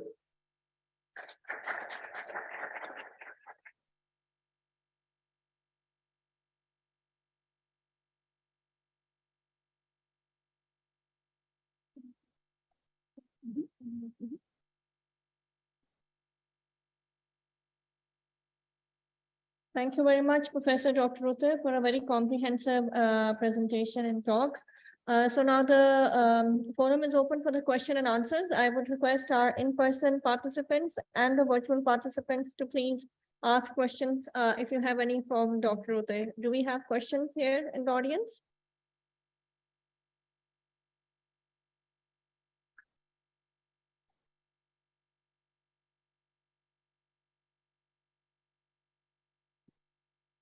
Do we have questions here from the audience? I'm sure there must be some question. Yeah, sir. Sir, please hold on a minute. We need mic for him. Okay, so we have, sir, can I take her question first? Please go ahead. Introduce yourself and then ask the question, please. So I'm Disha from Comstech University. I just wanted to ask a question. So you mentioned, I believe, the distribution of the protein in a different E. coli phylogroups. So how do you think it changes the abundances of these phylogroups within the gut community, based on what we know from how the protein regulates its biofilm formation? And Did I understand your question correct, that you want to know how it changes abundance of biofilm? In E. coli phyllo groups. In E. coli, So there were some variations that you showed, I believe, in the phyllo. yes, in E. coli strains we have observed very early on. In contrast, actually, to Salmonella typhimurium, in our laboratory system, that we have a high diversity of regulation of biofilm formation. And we can, to some extent, in some populations, correlate this biofilm formation to some virulence phenotypes, for example, in UTI infection. And we have also experimentally demonstrated in collaboration that the expression of the biofilm components have a substantial effect on the fate of the bacteria upon infection. But what is maybe major, also what is also a much more dramatic effect is when you, for example, see the development of Escherichia coli to Shigella species or to entero-invasive E. coli, which are actually a subgroup of the Escherichia coli species. We see a dramatic deterioration of the cyclic diGMP signaling system. But this dramatic deterioration does not abolish that this cyclic diGMP signaling system is still involved in virulence and biofilm formation. And that has been recently shown, beautifully shown by an American group. But we and others have recognized on the, so to say, sequence level very early on that that upon, so to say, a close association with the host, the ability, the cyclic diGMP signaling system is, despite of no reduction of the genome size, can be highly deteriorated. Thank you very much. Now we can take first question.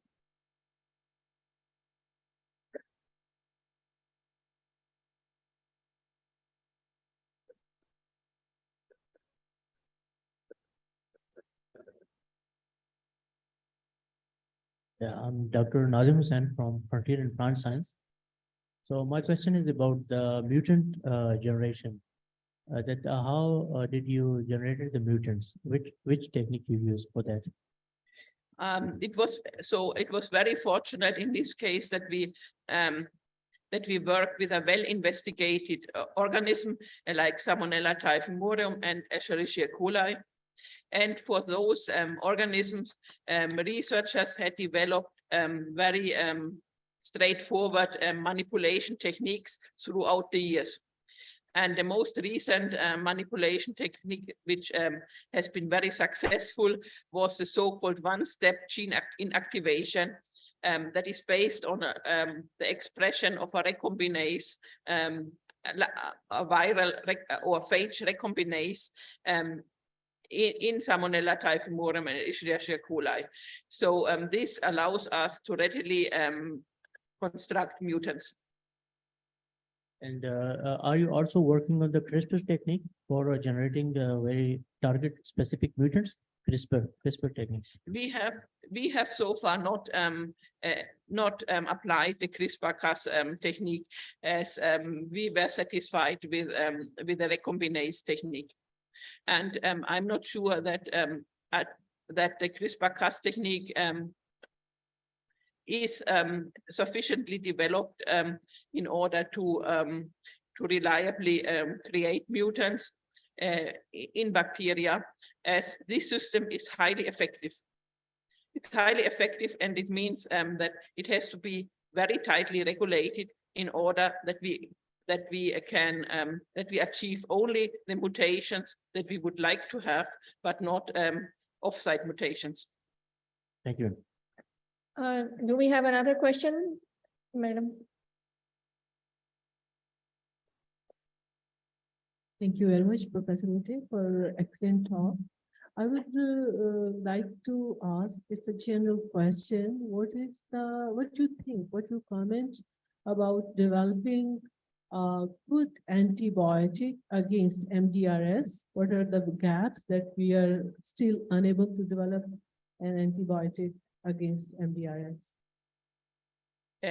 You're asking the question what, Multi-drug resistant strains. yeah, against, to develop novel antibiotics against Exactly. multi-drug resistant strains. Mhm. Of course, what we first should do, we should avoid the overuse of antibiotics. I think that is very important. And it can, of course, not in the short run, but maybe in the longer run, it can also decrease the pressure of antimicrobial resistance. And of course, on the other hand, we have to, we should not be naive. We also need to develop novel drugs so that we are prepared to meet the crisis of antimicrobial resistance. Thank you. Do we have another question here? From that. Maha.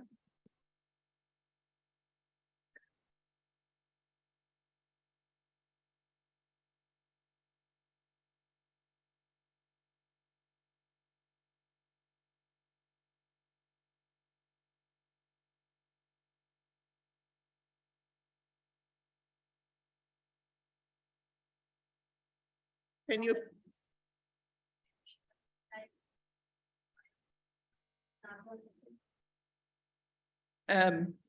Infectious disease specialists usually recognize it because one of the criteria is you see susceptibility in the clinical microbiology assays, but the patient does not, but the antibiotic does not eradicate the infection. And that is especially prominent, for example, in diseases like cystic fibrosis, where you have this so to say non-correlative relationship. So we see susceptibility in the clinical testing, but we cannot eradicate the infection.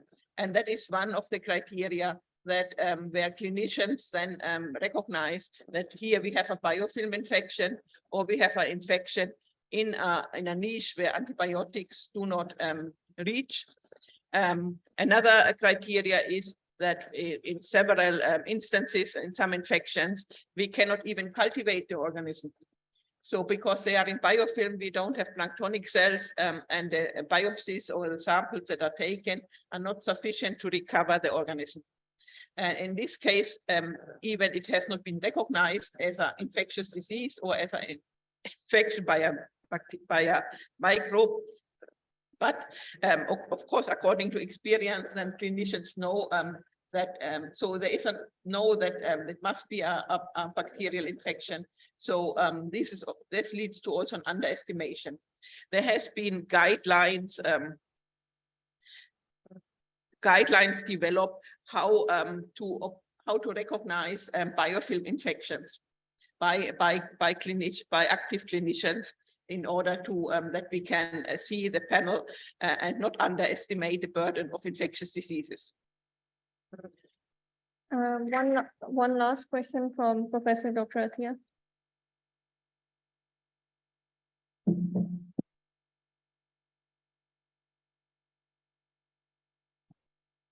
Thank you so much. Very informative and very nice lecture, Professor Tironi.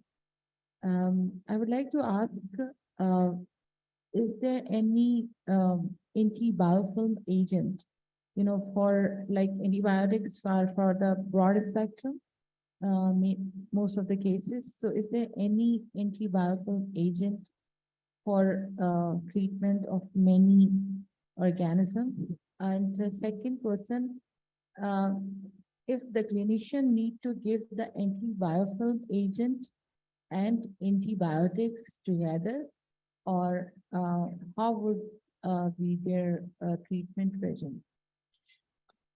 To my knowledge, of course there are many anti-biofilm agents developed and recognized, but I'm not sure that they have come into clinical trials yet. But what one can say is that there are some antibiotics that have been recognized to be especially efficient against biofilm forming bacteria. And for gram-positive bacteria, that is rifampicin, especially Staphylococcus aureus infections, biofilm infections, and effective against gram-negative biofilm infection is especially fluoroquinolones. So that has been recognized by clinicians since a long time ago. But surprisingly, actually, very little research has been done on this antibiotics with respect to biofilm formation and the mechanism why they are that effective, while other antibiotics are not.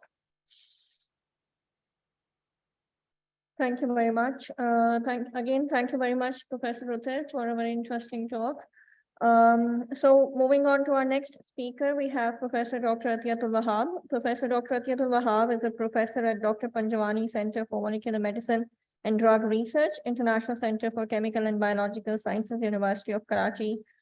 She has completed her PhD in organic chemistry in 2007 from HEJ, Research Institute of Chemistry. She has undertaken 2 postdoc research in the structural biology, one in the supervision of Nobel laureate, Professor Dr. Kurt at the Scripps Research Institute, USA. And the second postdoc was under the supervision of a professor in Germany. Dr. Atiya has contributed an addition of 5 protein structures in the International Protein Data Bank. And in addition to that, she has 33 research publications, 1 book, and 4 patents to her name. She has been able to win 5 research grants from different institutions. Today, the title of her talk is Bacterial Protein Structure Determination by NMR Spectroscopy, Applications to Drug Discovery and Development. We are very grateful to Dr. Atiya. Dr. Atiya, over to you.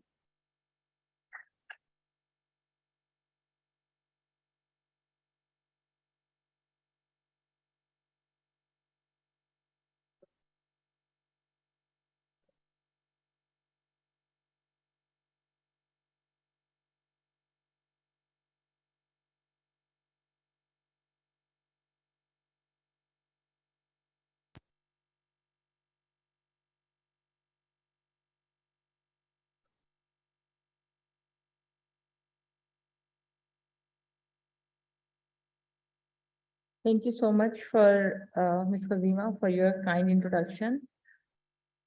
I would like to thank Comstech team for inviting me at this occasion. So Professor Uche Romling has already set the stage, and she has discussed about the biofilm formation and importance of different kind of agents that are helpful to disrupt the biofilm. My task is determining the structures of the bacterial protein using NMR spectroscopy. The structures of the new proteins, determining the structure is very important to determine a new target. As Professor Uche Romling mentioned in her lecture, that there are many anti-biofilm and anti-agents available that are in lab, has been discovered, and many antibiotics are there. But since bacteria and other microorganisms are acquiring resistance day by day because of overuse of antibiotics and other environmental causes. So there is a need to find out the structures of proteins, and that could serve as a new target. And the most important thing for a protein to be a new target or drug target, they must be druggable. A druggable protein means they should have a fold that can interact with small molecules, drug-like molecules, and that's why they could have the binding site. So these binding sites in proteins could be available in sometime in the loop regions and sometime in the core of the structures of the protein.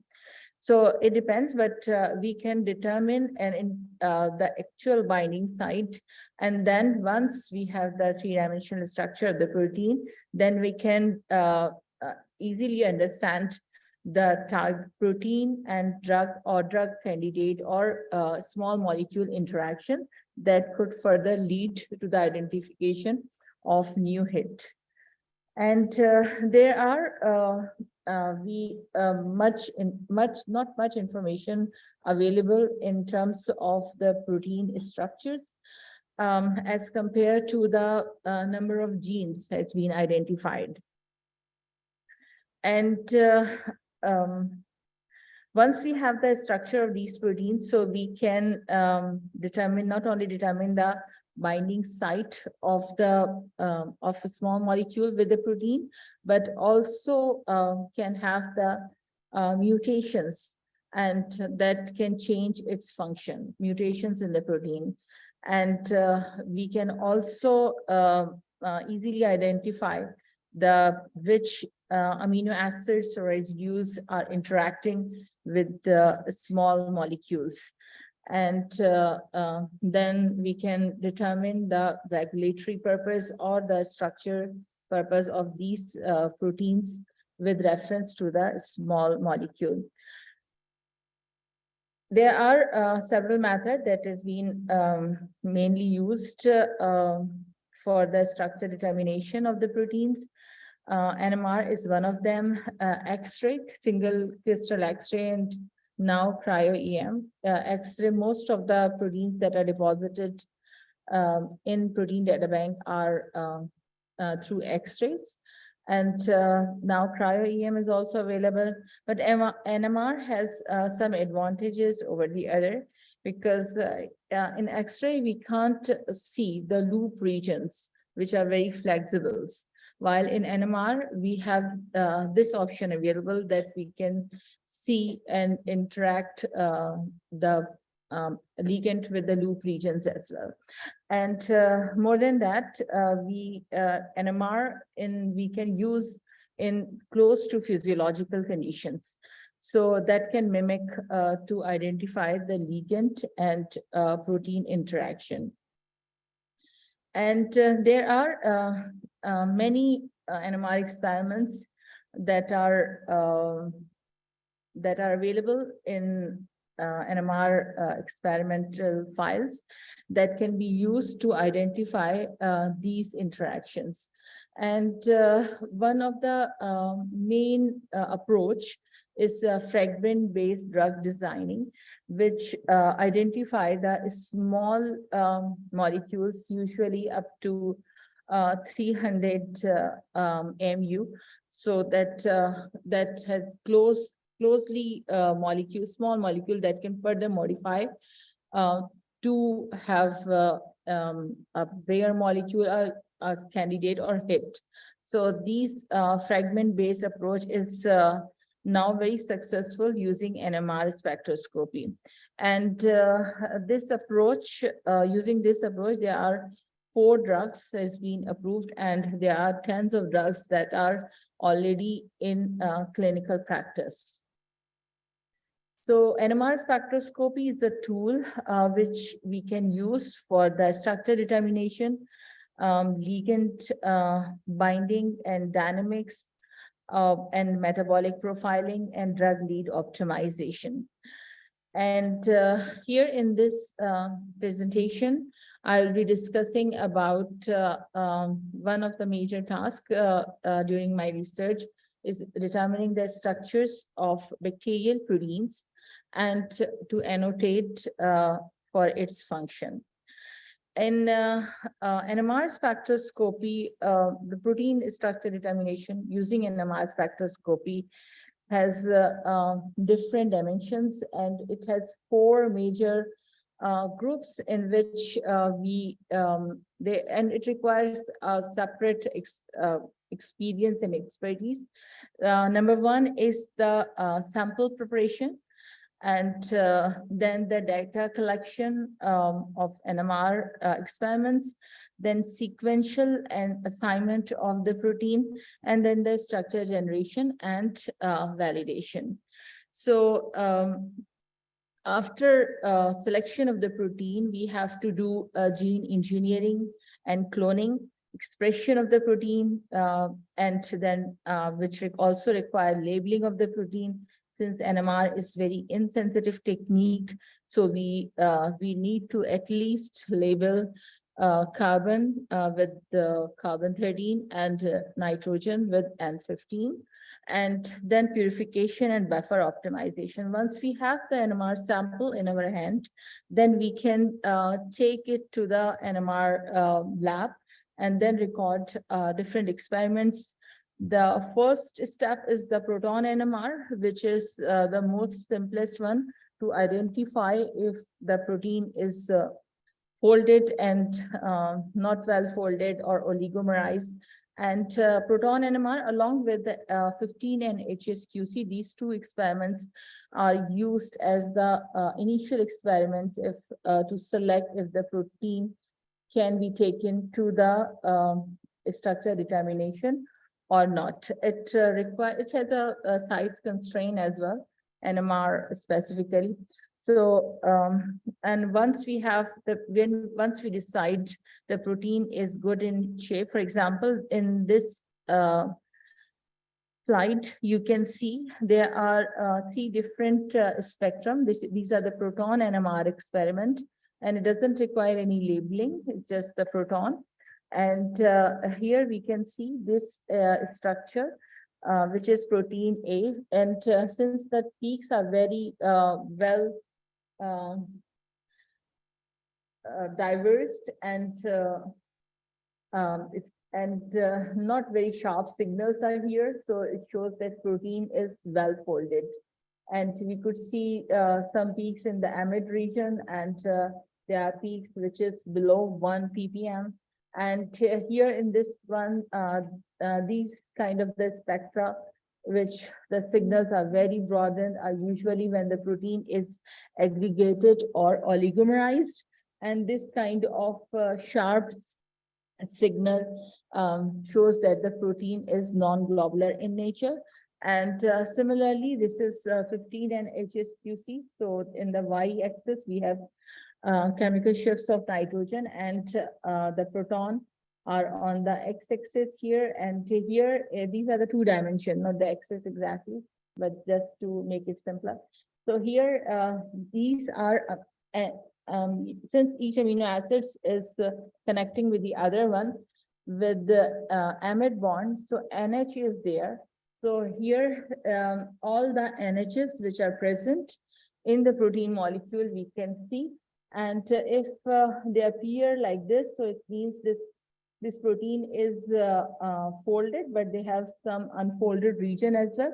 And this protein is very well folded without any unfolded region, because sometimes protein is a combination of folded and unfolded part, or loop region are also a lot. And this structures, this is also shows the protein is folded, while this portion, which is overlapped region, is unfolded part. So these are the 2 NMR experiments that have been used for the quality of the structure spectra that we could get in the 3D NMR. And then once we decided, okay, the protein is good enough to take it to the next level, so we can then take it and record the 3D experiment. And then 13C labeling along with 15N is required. So here there are multiple sets of experiments that can be done, which is triple resonance experiments, and these are 3D NMR experiments, and FC's experiment, automated projection spectroscopy, and along with NOSIs, which gives the distances between nuclei. And NOSIs are important after the backbone assignment or sequential assignments of the amino acids. The NOSIs give the distant restraint, and that is required for the structure calculation. And after lots of different iterative steps, there is the validation and final submission to the protein data bank. And here is the structure, one of the structure that we have solved, that is DNA mismatch repair protein from methicillin resistance Staphylococcus aureus. And this this structure is not reported, and about 23% similarity, sequence similarity was there, which is not much in the protein data bank. And in this one, this protein is was predicted as a mute T pyrophosphohydrolase catalyzes the hydrolysis of nucleoside and deoxynucleoside to monophosphate and inorganic phosphate. Nucleotide monophosphate and inorganic phosphates. And here this enzyme is predicted to have the two sites, in which one at metal binding site and the other would be a nucleotide binding site. So we have cloned this protein using the recombinant technology. And this protein is 130 amino acid, just small one. Usually using NMR spectroscopy with the very high field, we can get the structures up to 30 to 35 kilodaltons. We don't have, we can't go much further right now using the current 1 gigahertz NMR. And so we have recorded different sets of experiments. These three are the triple resonance experiments that is useful for the backbone assignment or sequential assignments of the amino acids. And then the NOSIs, and these are the 3D toxis experiments. These 3D toxi experiments is useful for side chain assignments of carbon and proton. And then the NOSIs, sometimes, not all, actually, this is very insensitive experiment. So NOSIs, along with the other experiments, toxis experiments being used for the side chain assignments of the protein. And then finally, the structure is calculated based on the distance restraint we obtained from 3D NOSIs experiments. And here you could see these are the HSQC experiments after the sequential assignments. So here each contour represents each amino acids, because these are NHs and two amino acids are linked together through amide bond. So these are the NHs, and here you could see each is being assigned after the completion of the sequential assignments. It doesn't require the side chain assignments for at this step. And once, if you have this assignments in your hand, then you can do ligand binding study as well here, because if the ligand is binding, since NMR is very sensitive technique in terms of any change in the chemical environment and the magnetic environment of any nuclei, it can be observed.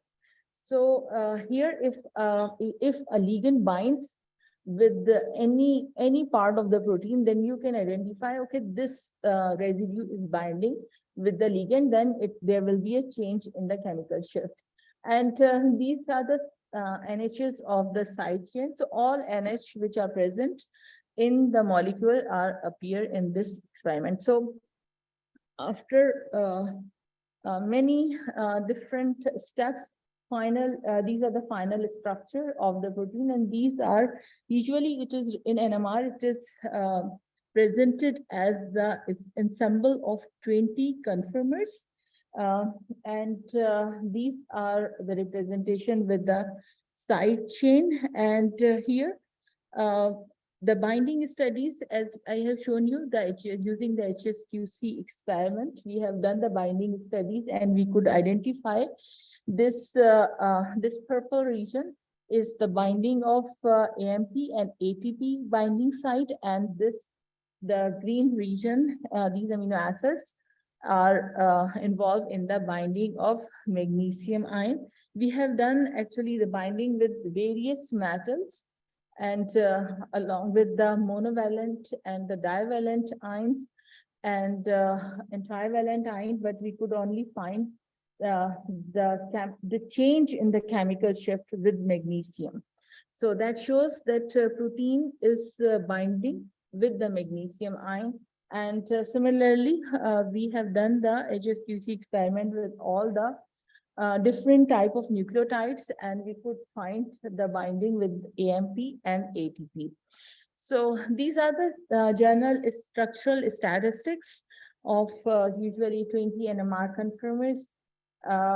This target function actually explain the variation between, since these are the 20 conformers, so if there are much changes, then, or if the target function is very high, then means that you have to check your assignments and the calculation and again.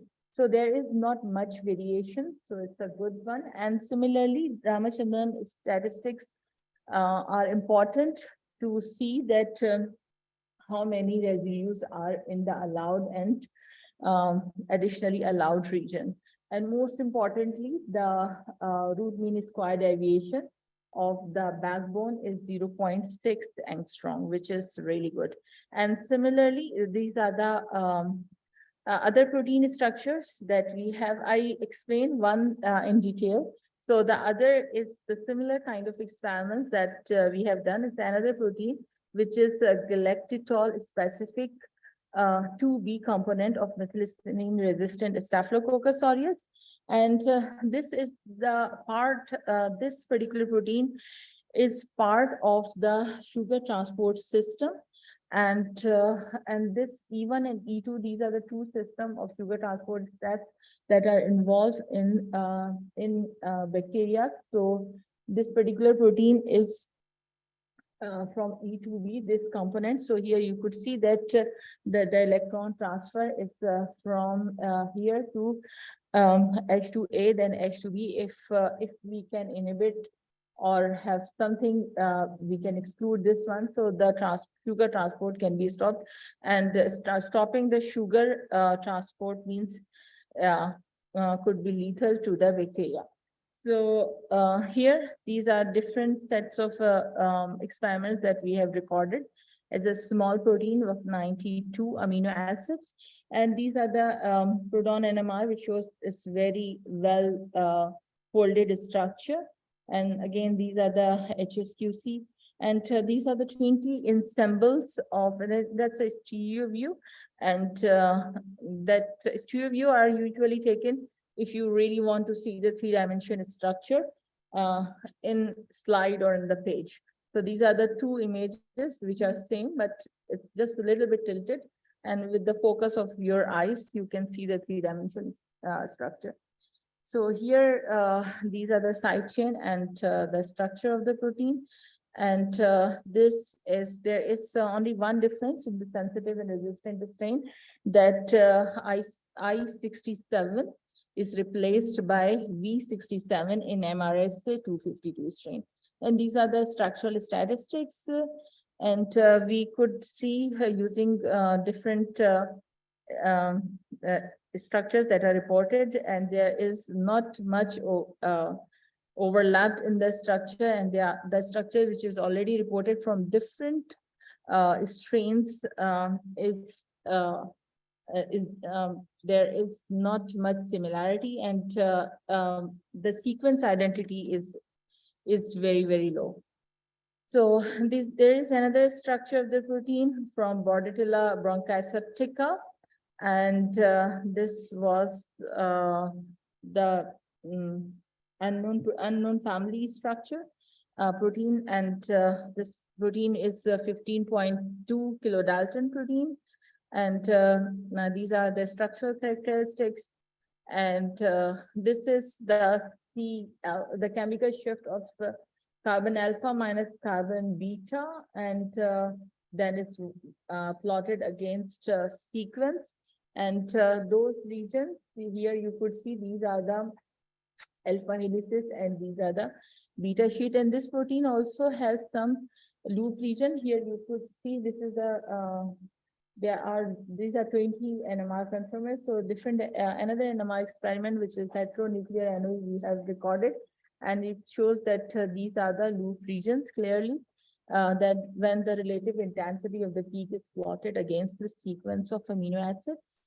And different views. And here again, the binding, we have find out this protein also bind with the magnesium ion, but is not a specific region is binding. You could see we have done binding with lots of different concentration, but it's just random binding. So bind with the metal, but not a specific region. This is another protein, which is from the first member of this unknown family. And here, again, the HFQP and proton NMR experiment shows it's a very nicely folded protein, and different type of sets of experiments here. In this case, FC experiments has been recorded. And here, these are the different way of representation of this protein.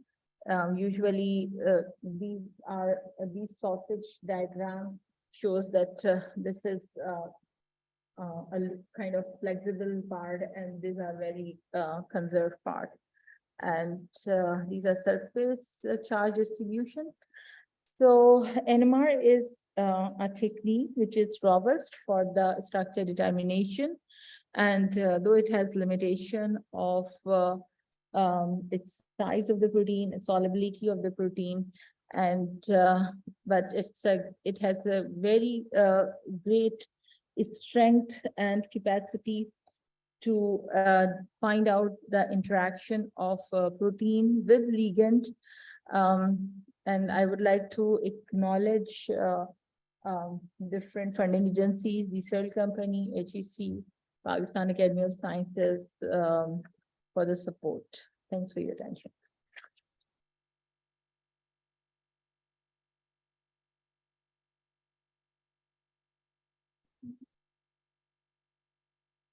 Any questions? Yes.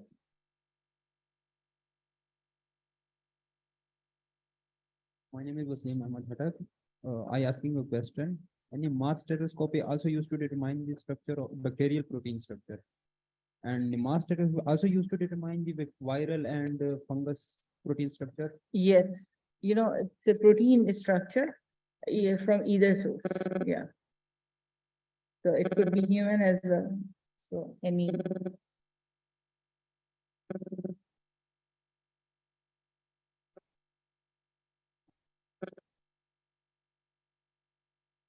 Thank you very much, Professor Adya, for an excellent talk. I was just curious about something because I don't know much about protein NMR. The first question is about the cost effectiveness among the protein NMR and protein crystallography. Which method is cost effective? What techniques we have in? We need both sometimes. Sometimes one is better than another one.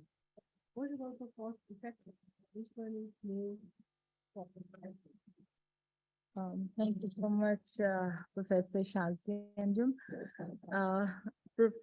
NMR, using NMR spectroscopy for structure determination is quite expensive because it requires the labeling of the sample.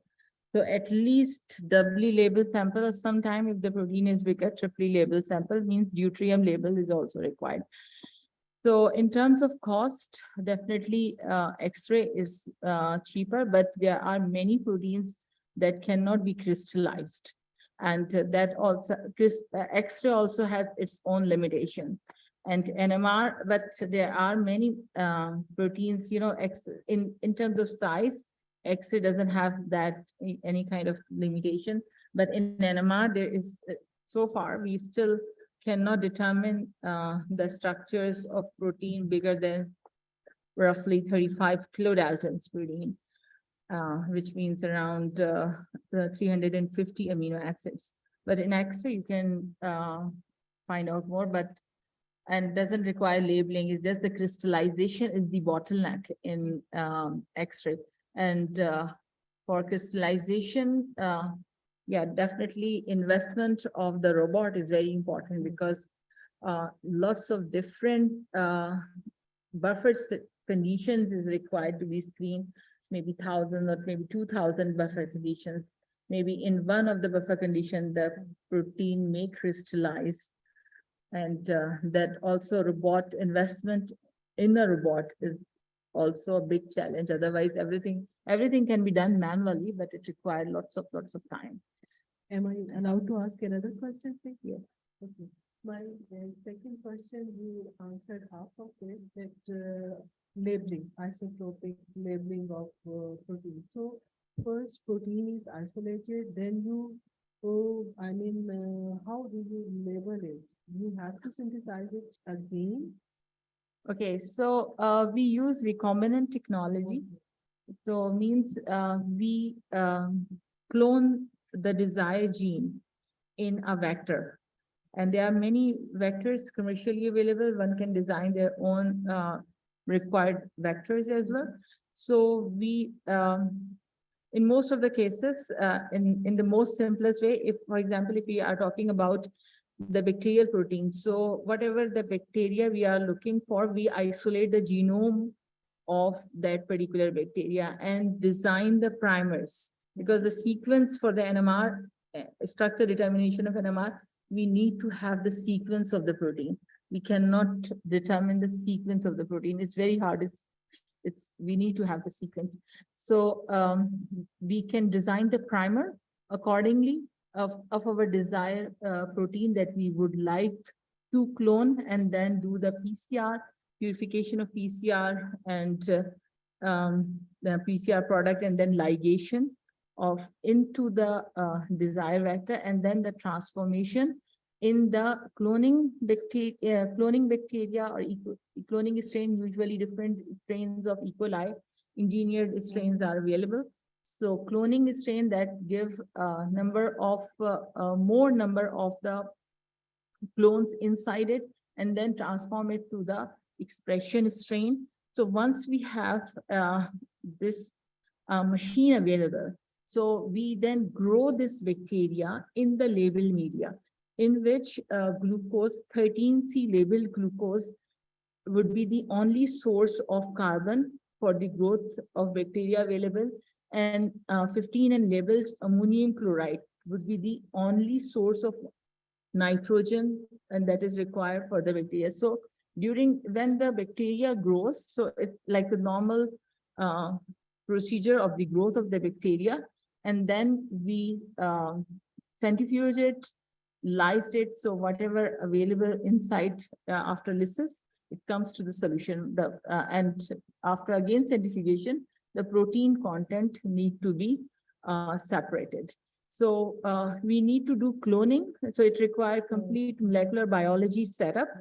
And then once you have this cloning bacteria of your desired gene available, you can grow it in only, because, you know, for 15N HSQC experiment, if we don't want to go to the, if it doesn't look good, we cannot go for the 3D. So we don't grow bacteria in labeled glucose. We take it at the last step because it's very expensive. Labeled glucose is very much expensive as compared to the labeled ammonium chloride. So first, the single step is the single labeling. And once we see it's good enough in NMR, then we grow them again in double label media. And sometimes if the protein is bigger, so in some experiments, it's required to grow in the deuterated water. So instead of normal water, the media is prepared in deuterated water. So triple label. So not only this, our desired gene, but all the proteins which is expressed in the bacteria is labeled. So during the purification procedure, since it is our desired gene, so it's overexpressed because of the different type of promoters there in the vector. So it's overexpressed, so it can easily be differentiated with the bacterial proteins. or it has some binding affinity. So we use particular column like histidine binding when it has a 6-histidine in the vector available, or different type of binding. So it can bind, those protein bind and the other are eluted. So purification also requires some steps to purify. So that's how it is. It must be time taking. How much time does it take? The cloning and expression of a protein and purification takes about 2 months' time. Yeah, 1 to 2 months depends how experienced the student is. Thank you.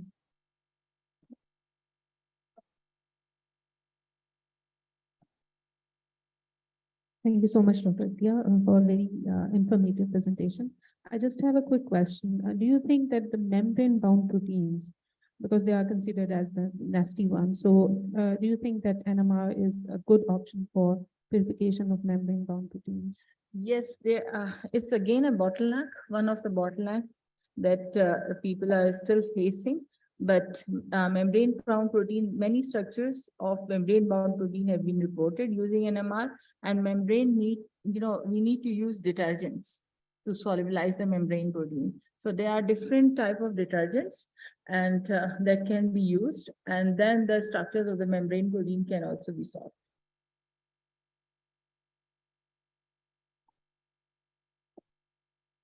Thank you so much. Thank you very much, Professor Dr. Atia, for an excellent presentation. Okay, so now moving on to our next speaker, we have Dr. Irfan Ahmed. Dr. Irfan Ahmed is a researcher in the field of molecular biology, specializing in cyclic GMP signaling, antimicrobial drug resistance, host pathogen interactions. Dr. Irfan obtained his PhD from Karolinska Institute, Sweden, and currently he is serving as an associate professor and coordinator of the network on adaptive antimicrobial drug resistance at Department of Molecular Biology, Omeo University. His current research interest focuses on identifying novel regulators of host pathogen interactions of Acinetobacter baumannii, which is a high priority nosocomial pathogen. The title of his talk today is novel antimicrobial drug resistance and virulence features in the emerging pathogen Acinetobacter baumannii. We are very grateful to Dr. Irfan for his time, and over to you, Dr. Irfan.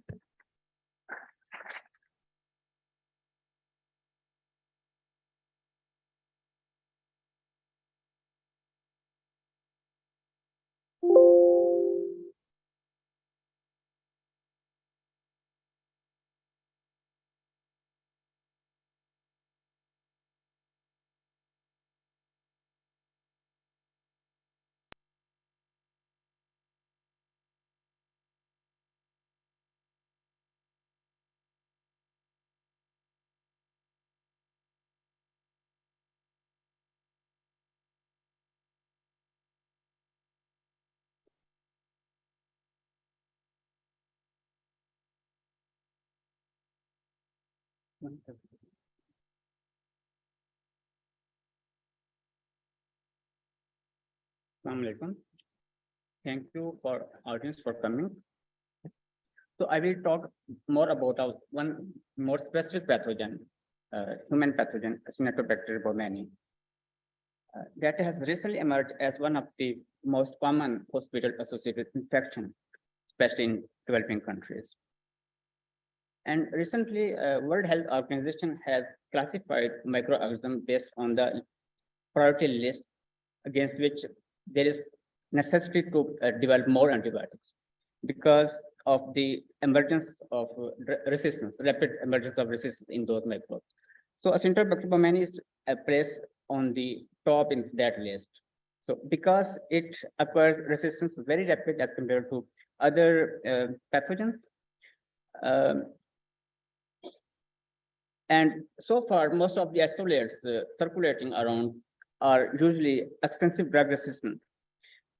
They are also called carbapenem resistant because carbapenem are usually second line drugs in the clinics. So resistance to carbapenem means extensive drug resistance because there are very limited options remaining.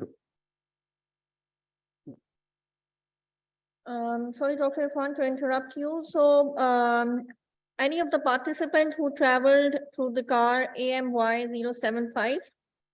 Whose vehicle is this? AMY 075. It's parked outside on the road, so it needs to be removed. Any of the participants who traveled through this vehicle number AMY 075?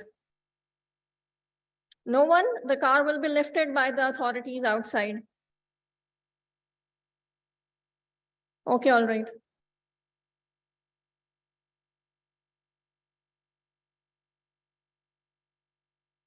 So the history of emerging antimicrobial resistance in this microbe is also quite interesting because it emerged resistance much faster than other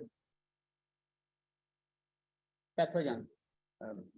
For example, nowadays the latest drugs which are used in clinics are glycine drugs and polymyxin drugs and some tigecyclines. So these are actually last-line drugs which are used in clinics nowadays. So Acinetobacter baumannii isolates were the first isolates where the resistance against these drugs were reported just after the introduction of these drugs in the clinic. So it's not only the antimicrobial resistance. The other problem is it's also highly prevalent microbe. It's not that it's less frequent.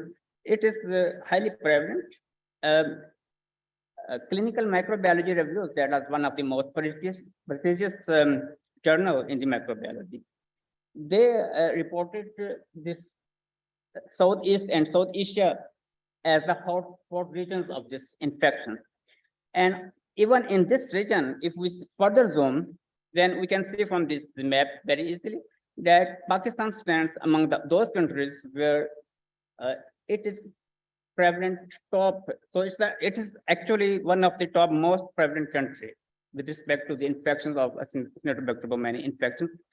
And actually, these are all extensive drug-resistant infections that are being reported from Pakistan. So other interesting fact about this microbe is it is included in the clinics as a human pathogen very late as compared to other microbes like E. coli, Staph aureus, Pseudomonas, Mycobacterium. They are known as pathogens since centuries. Acinetobacter was included in this list late in 70s. It's not because it emerged pathogenicity that time. Actually, that time it was not recognized by this name. So there were several isolates or several group of microorganisms. They were actually Acinetobacter baumannii, but they have a different. They were being reported with several other names. So in 1968, they were all grouped together under the name of Acinetobacter baumannii, and this image is from 1948 picture where the journal authors reported that bacterium anifratum that time it was actually it is Acinetobacter baumannii. It's also heteromorphic in the agar players. As you see, it produces not only one type of colony, the white and colorless colonies on the agar plates. So it is a heteromorphic microorganism. And this heteromorphism is not only with the colony, so many other conventional phenotypes, which we call bacteria like coccus, bacillus, rods. But in this case, we can see them just changing the growth conditions, its morphotype can be changed from rods to coccobacillus. So it means it's like some kind of tricky microbe that can not only evolve over the time, but it also evolved to escape from immune system, escape from antibiotics, and escape from other stressful conditions to make it a successful human pathogen.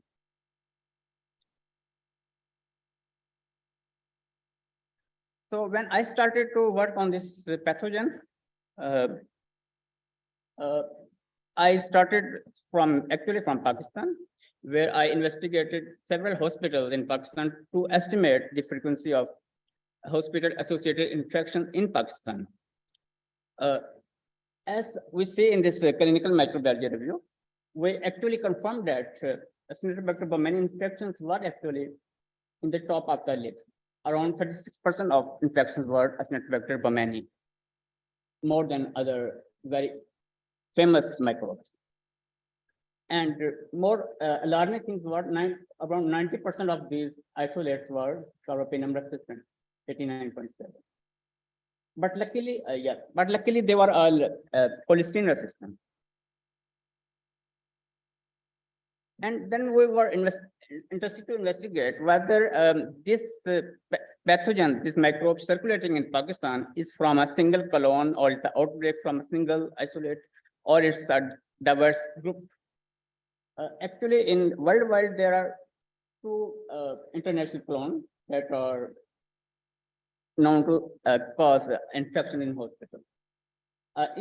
So we did some whole genome sequencing of these isolates, and so this was, and then we identified that it's not only single clone that is spreading, but most of our isolates were different from each other. They were representing both the international clone 1 and international clone 2. And in addition, there were some isolates which didn't belong to even this clone. They were clustered differently.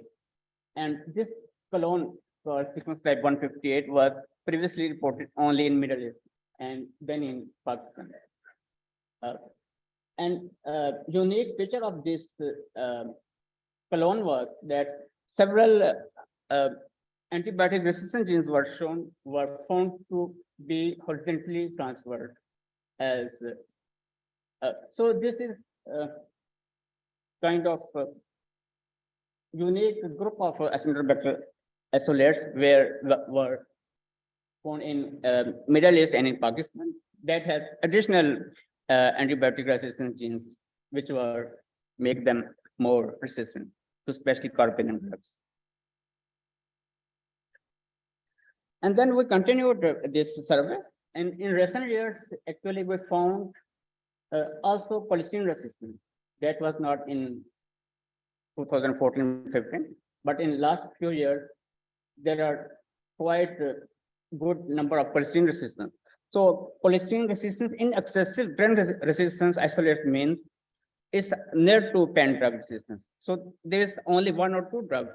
Luckily, still maybe can be used to treat. Otherwise, it is approximately near to pen drug resistance. And actually, there are some isolates where we didn't find any sensitivity at all.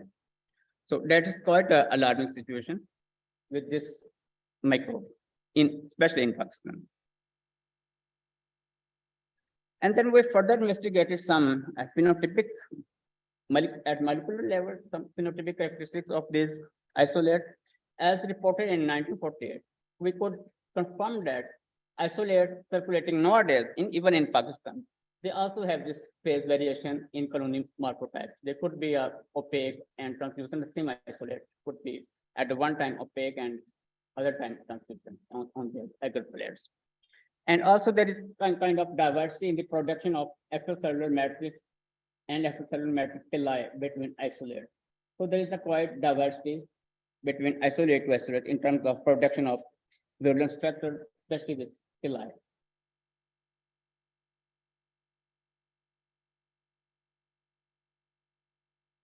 Then we investigated which kind of pili they are. Actually, the biofilm formation assay of all these 150 isolates again indicated that the biofilm formation capacity vary between isolate to isolate, and is quite huge diversity in biofilm formation capacity. And this biofilm formation capacity was actually could be correlated with the production of CSUAB pili that are specific pili present in some of the pathogenic bacteria. They are usually larger in size. If we see the expression of this pili in this isolate, it is highest and it's highest biofilm formation. And for example, here the biofilm formation is not that high, and pili expression is also not that high. And electronic atomic force microscopic imaging further clarified that the high biofilm formation is related to the production of this long pili that are CSUAB pili. So what kind of biofilms this pili can form on plastic surfaces? For that, we investigated biofilms under confocal microscopes.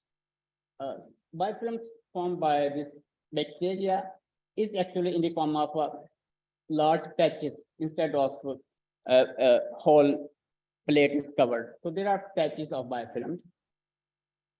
So it's the front view of this biofilm. The side view of this biofilm is that these patches are like a mountains-like structure, having some like a peak. Immunostaining with CSV antibody indicated that the peaks of these mountains are actually formed by CSV villi. So bacteria on the peaks are actually forming these villi and making this 3D complex biofilm structure.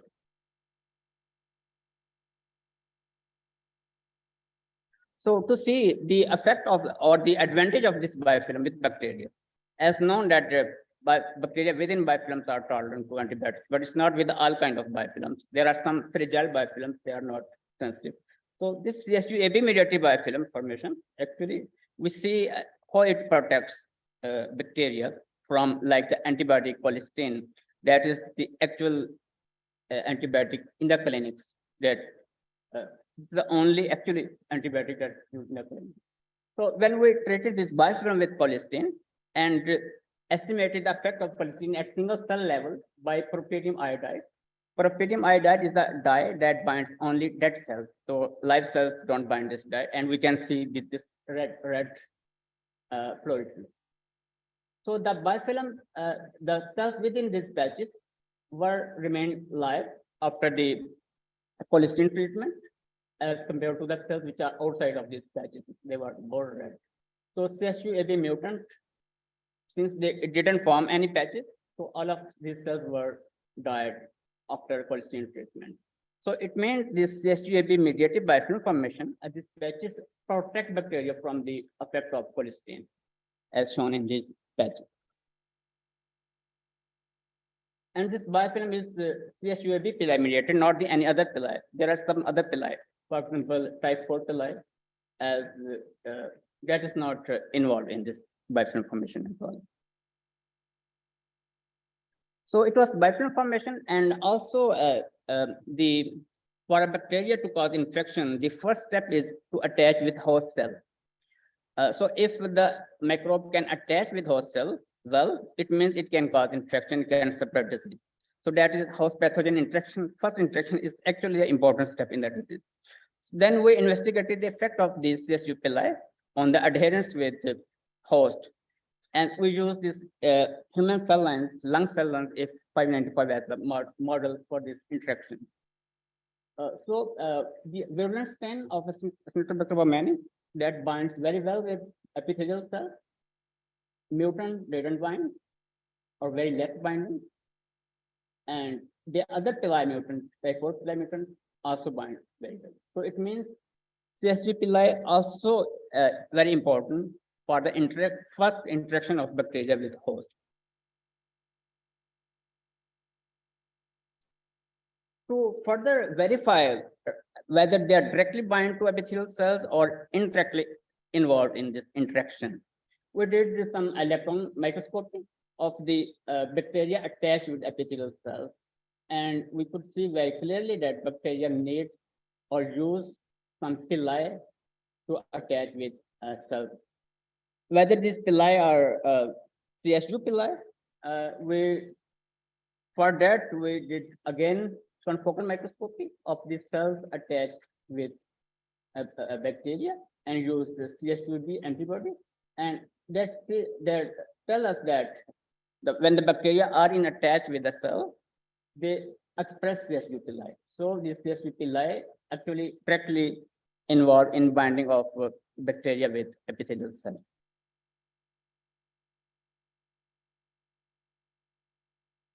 So in summary, we can conclude that CSU pili involved in biofilm formation and antibiotic tolerance and virulence in Acinetobacter baumannii.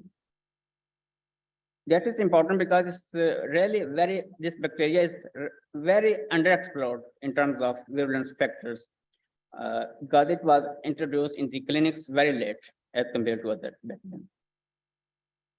And then we were interested to investigate upstream regulator of this pili, how this biofilm and this virulence is regulated upstream.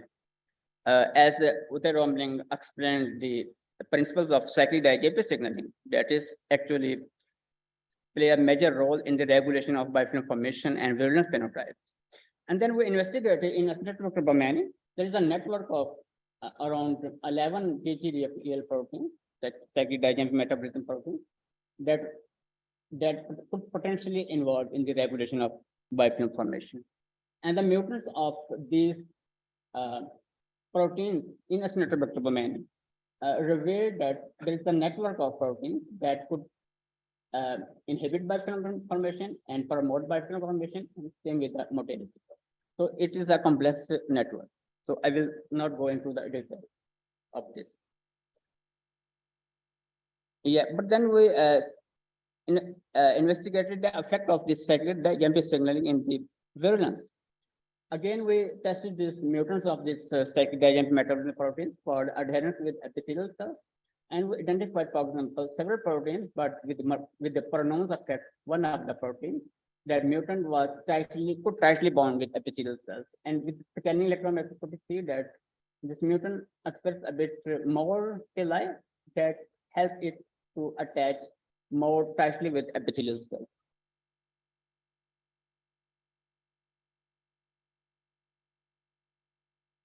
So, and when we express this mutant in this CSUAB mutant, we didn't see this effect. So it means this EL protein or cyclic degrading protein regulates adherence with epithelial cells also through CSUAB pili. And but interesting thing is that this protein also regulates motility, but through another pili, that's type 4 pili.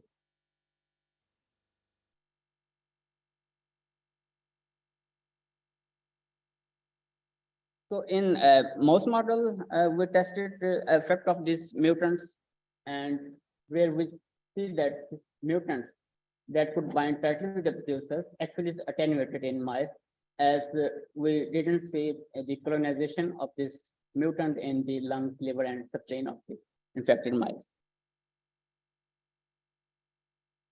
So we can conclude carbapenem resistant symptom as one of the most common hospital-associated infection, especially in Pakistan. CSB pili are important virulent factors that mediates biofilm formation, that prevent motility, that regulates adherence with epithelial cells and virulence in the mice. And this is regulated by cyclic diGMP signaling as well. So most of this work was done in Umeå University, along with my collaborators, Professor Bandari and Professor Sun, with his group. And so, some of the part that was done in Pakistan was my PhD students in Pakistan did this part, Umera Pizza and Pizza. So have you any question, please?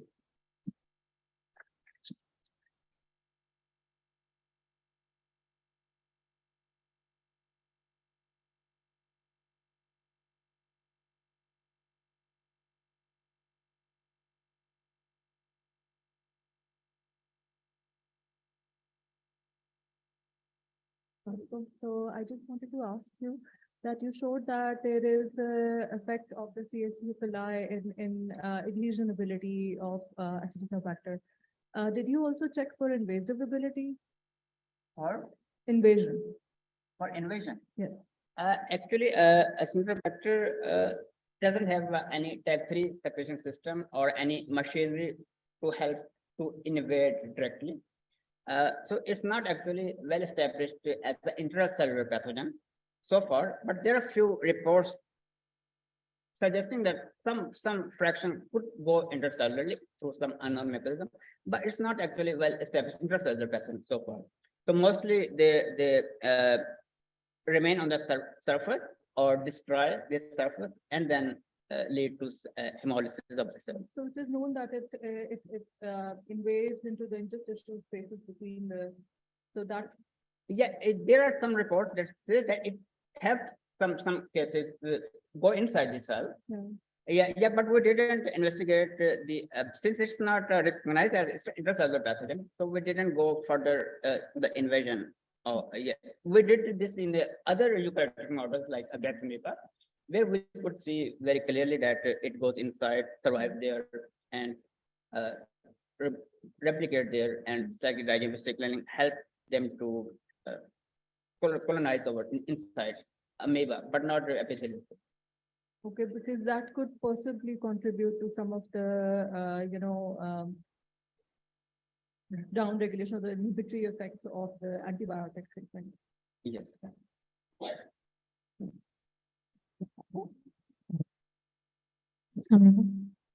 I want to ask either all the bacteria can have the capacity to form the biofilm.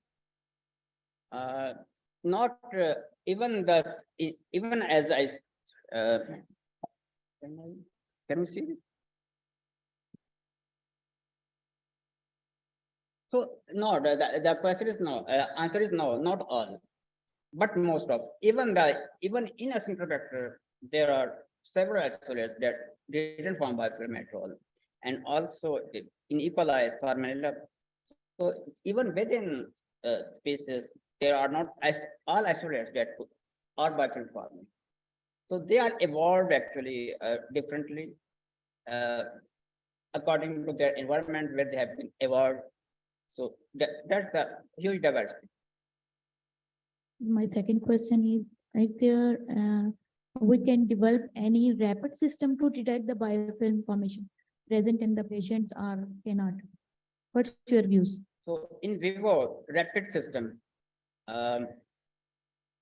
even in vitro, that is not rapid system because for biofilm formation, it takes some time to develop it and then to analyze it. Also, for example, there are some urinary tract infection models, but still there are mice models where we could actually visualize the biofilm formation on epithelial surface epithelial. But to see in the live, I'm not aware of any where in the live patient there's any way to to assess biofilm formation. Yeah, but for example, there are some chronic infections like cystic in pseudomonas infection, cystic fibrosis patients, some biopsies, and also in gallstone infection of Salmonella fumarium. So there are some biopsies that could help that there are bacteria in biofilm formation. But there is not something in routine that is frequently used. What's your views about the microenvironment that is present inside the body and we develop the biofilm outside that? Is there, can we? It's a very, very good question. All of studies on biofilm formation are outside of the body, but the problem is inside. So actually, in those studies, there's always some ways to mimic the condition. So for example, if we want to investigate a biofilm on urinary tract, there is a way to coat tubes or some of the similar material to see biofilm formation. And but other, I second your, so even the thing, for example, if we do the simple drug susceptibility test, that is, we do the planktoning stuff. We don't do with. Yeah. But when we treat the infection, it could be a biofilm. It could have a different impact. Unfortunately, there is a huge knowledge gap to answer what is exactly happening. There is huge knowledge gap. Okay, thank you. Thank you very much, Dr. Swan, for an excellent presentation. Moving to our next speaker, we have Professor Dr. Rabab Zahra. Professor Dr. Rabab Zahra is an associate professor in microbiology department of Quaid-e-Azam University. Dr. Rabab's research focuses on epidemiology and dissemination of antibiotic resistance in clinical and non-clinical settings and its impact upon infection outcomes in Pakistan. In particular, she is studying the impact of the resistant bacteria in the neonatal infections and focuses on the links between hospital and community-acquired infection. She's also very much interested in studying reservoirs of these resistant bacteria in the non-clinical environment to understand the role of environment in the dissemination of resistance. The title of her talk today is Burden of Antibiotic Resistance on the Neonatal Infections. We are extremely grateful to Dr. Rabab for her time. Over to you, madam.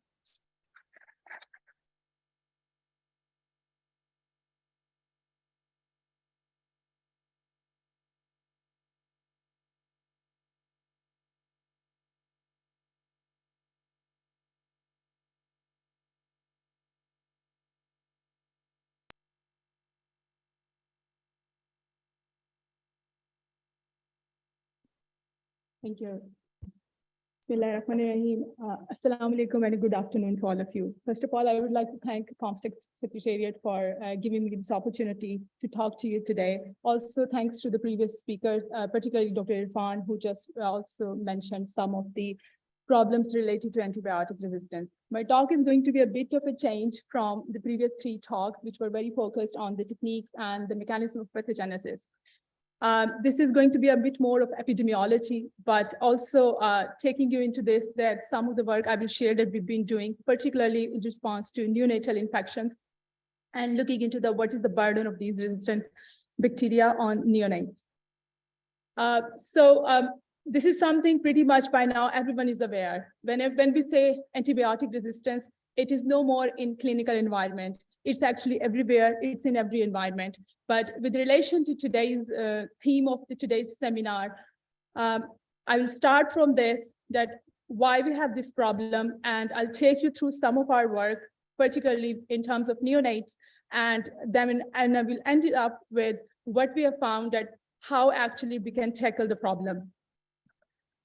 So just briefly, how does antibiotic resistance occur? I'm sure most of you know. So essentially, yes, cursor works. So when you have an environment, whether it's in a human host or if you have it outside, you always have a community of bacteria. This community of bacteria, you have pathogens, you have opportunistic pathogens, and then you have like non-pathogenic bacteria. But of course, you use antibiotics when there is a need. When you expose these antibiotics to this community, what happens? The susceptible bacteria are going to be killed, or their growth is going to be stopped, whichever phenomena goes in there. So you're happy that it works in the clinical environment, but essentially there comes the problem where you have a population which is resistant. So when you have continuous exposure and when you keep killing your bacteria, which are also beneficial, so actually you're also giving an edge for, of course, it's an evolutionary process as well. So you're giving it for it to grow. So eventually you come up with a situation where you have more resistant bacteria in that environment as compared to your normal environment. But then even if you don't do this, it's still going to happen where it shows in the number 4, because this is a natural process. There's a bacteria who are intrinsically resistant as well. So they are going to exchange these resistance processes. So although explained, it's quite clear, you expose that, but process still is very, very complex. Why we care about antibiotic resistance? In the first session, Professor Iqbal Chaudhry today mentioned that, of course, we probably are heading toward another pandemic. That pandemic could be anything, nobody had it. But one thing we all are sure, it actually came in 2015. Most of you who work on antibiotic resistance must have seen this in number of talks. But this is something we always show. This is where we take our start with. It comes not from a healthcare professional, it comes from an economist.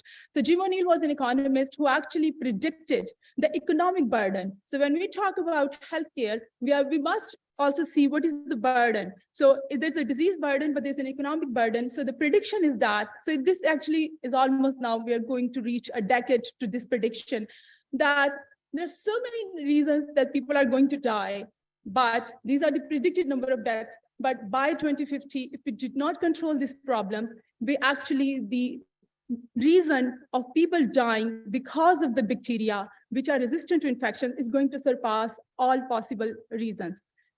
God forbid, if we don't hit another pandemic, we don't hit anything, but these are the predictions that we stand by here. So in terms of this, why do we care about neonatal infection? So the reason we care about neonatal infections, this is a report, I would like those of you interested, this came in 2022.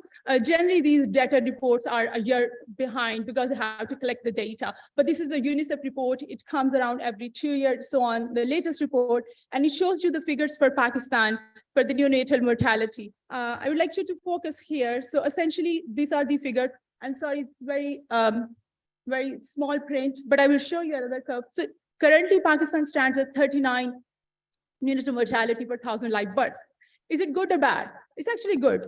The trend is good, because if you look at that, you're starting from 1960s and so on, we actually were very high, but we've been making a progress. We're reducing the neonatal mortality. And think we were in 2015, we were 45. In 2020, we had 40 per 1,000 live births, but by now we are at 39. Is it good? Yes, it's very good, but are we there? We're not there. If we look at our SDG 3, and in SDG 3, our target 3.2, which is to reduce the neonatal and child mortality. So basically, this is the sustainable development goal. The goal is that by 2030, you have to reduce. So now when you say you have to reduce the preventable deaths. So the deaths because of happens infection, they are preventable. You can prevent them, but actually we're very far from the target. So the target is for under 5, mortality should be close to 25, and for neonatal mortality, it should be 12. We're actually at 39, but we're slowly making a progress. So this data is a bit old, but the percentages can vary, but the trends are the same. If you look at the overall leading causes of neonatal deaths in Pakistan, so a major chunk goes to the premature births and the problems which are related to the birth-related problems. And there are many, many problems which occur. But there's a significant percentage here, which goes to diarrhea, pneumonia, and particularly sepsis. So sepsis is where we work with. We've been trying from last many years to closely work on neonatal sepsis and trying to resolve this, that what you can do to control the sepsis.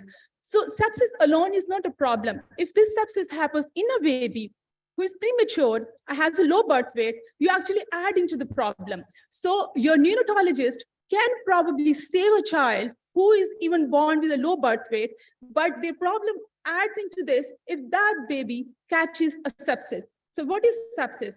You all know this is a bloodstream infection. We generally categorize neonatal sepsis into two. There is an early onset and there's a late onset. So there are different definitions, but roughly early onset sepsis is that when the baby is born and they catch this sepsis in the first week. Well, some neonatologists go with this, that you actually cater it into the first 72 hours. Regardless of that, if it is in the first week, that falls in the early onset, and later on is the late onset.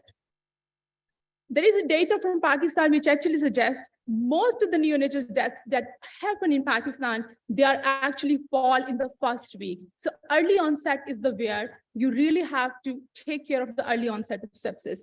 So we have been part of this network. This is a network of 7 countries. It started in 2015. We've completed our phase 1, and we are now entered the phase 2, where we have more other countries. So this was actually the countries, representative countries from Asia and Africa, Pakistan, Bangladesh, Nigeria, Ethiopia, and South Africa, India. So we looked at the microbiology and risk factors for the neonatal sepsis and mortality. Today, I will only be discussing briefly about the microbiology. All of our data, this study is known as Barnard's, and that's the logo of Barnard's. It's actually inspired by a statue in Nigeria. In Abuja hospital in Nigeria, there was a statue of a mom holding a baby. So when we were launching the study, we visited Nigeria. All of us were very much inspired by that, because this is about, it was about maternal health and neonatal health. So that actually ended up into being a logo of our study. I will not be talking about these factors. I will only focusing on microbiology, and particularly from Pakistan. I'm sorry, the figures are probably very, because there's too much of the data, but I can speak for you. So basically in this study, we enrolled the moms and the babies. Overall, from one site in Pakistan, over a period of 3 years, we enrolled 8,000 mothers. And then we looked at this, that how many babies had clinical sepsis. So clinical sepsis is that when the baby has clinical symptoms, but it doesn't, not culture proven. So clinical sepsis babies, and then later on we did the blood culture on those babies, and then they were the clinically or biological proof sepsis. And later on, we had a cohort of sepsis cohort where the babies were 1,400 neonatal that we actually further followed on. When we looked at the incidence of biological sepsis, overall in all Barnard sites, it was 51 per 1,000 live births.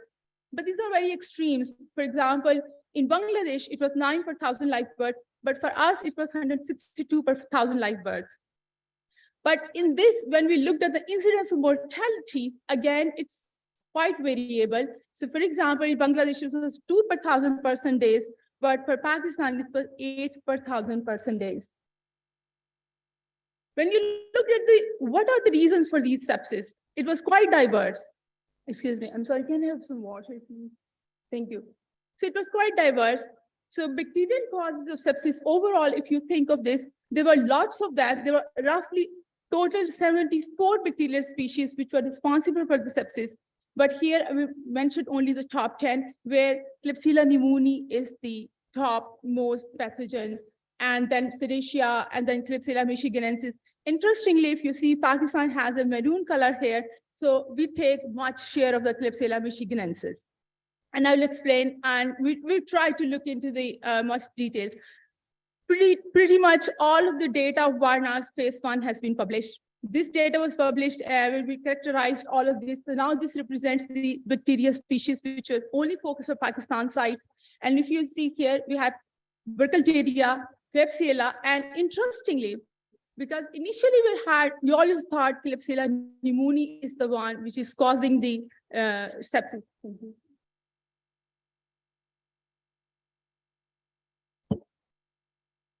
So it's quite interesting even for us, because when we were looking at the sepsis causes for 2013 and 2014, this was actually Klebsiella pneumoniae. And then we saw a shift, it was Klebsiella oxytrocha as well.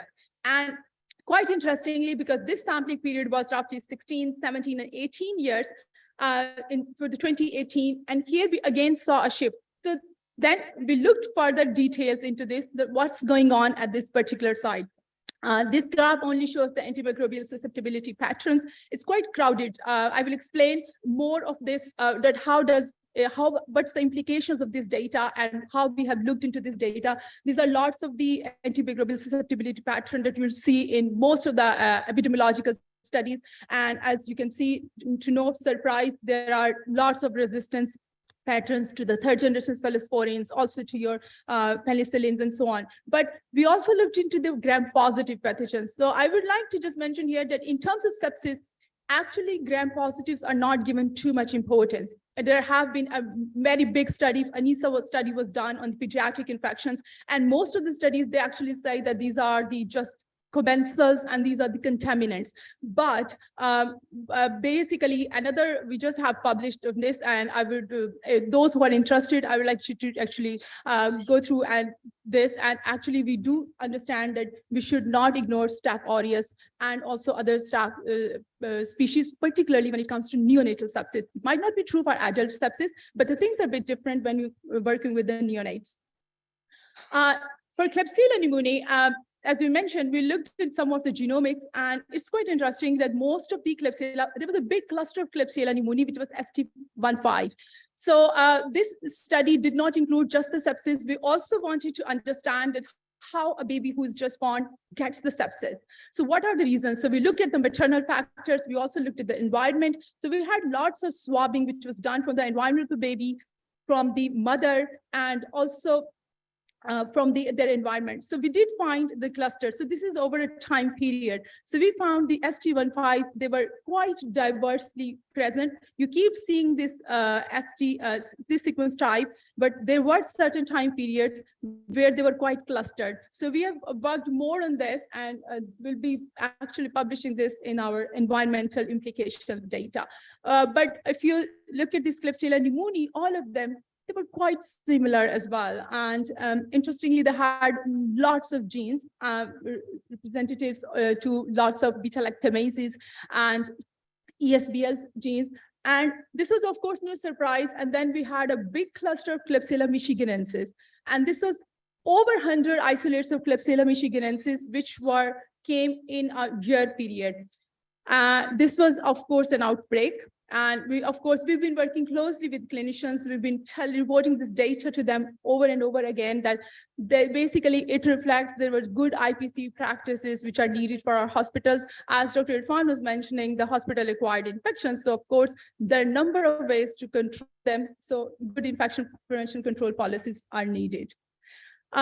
So this is another just analysis we did on this, and we looked at the effect of this antibiotic resistant attainment, and we also looked at some of the pathogenicity and virulence determinant. We took some selection of isolates, and we used the Gallerinia model for the pathogenicity indexing. And interestingly, we found that actually there are low virulence factors, which with scores for E. coli, they were associated with the reported mortality. And when we looked at the same for the Klebsiella pneumoniae and Staph aureus, we didn't find any association between virulence factors and pathogenicity index.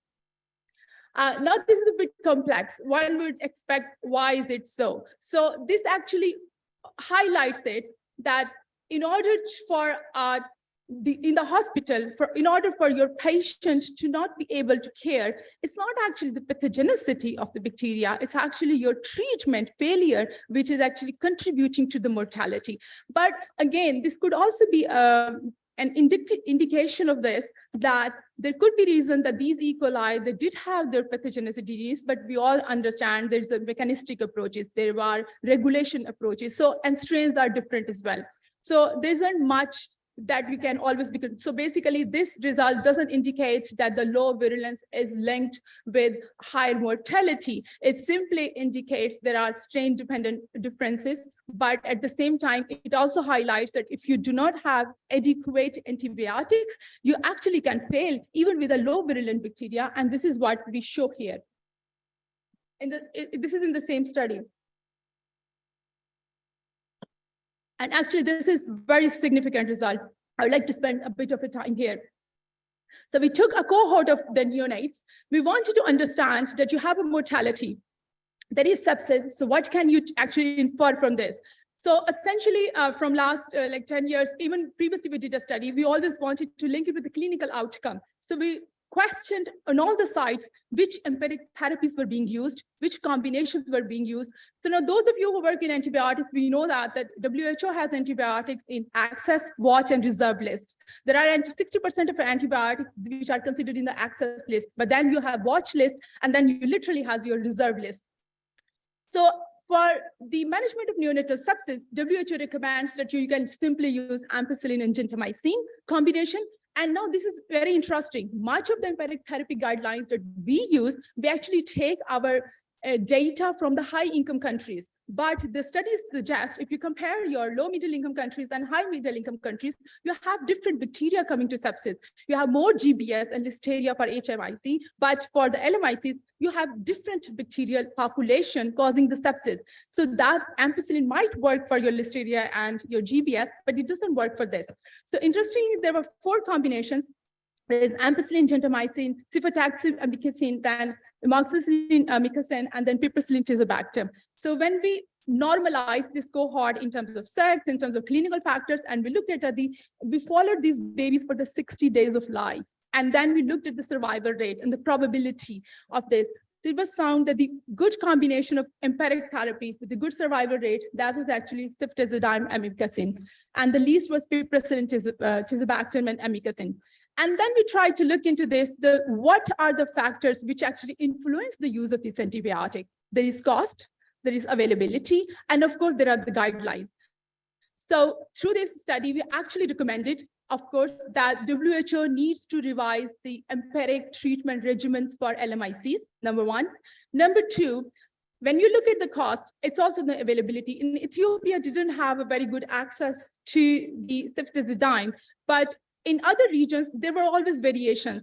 In Pakistan, most of the time, it was actually piptazo. And we can see that this was very least the region. So when this analysis was done, then of course, we communicated to our clinical colleagues that this is the picture. You need to revise your empiric therapeutic regimens. You might need to actually include, go with for the amikacin, but maybe combine with the ceftazidime.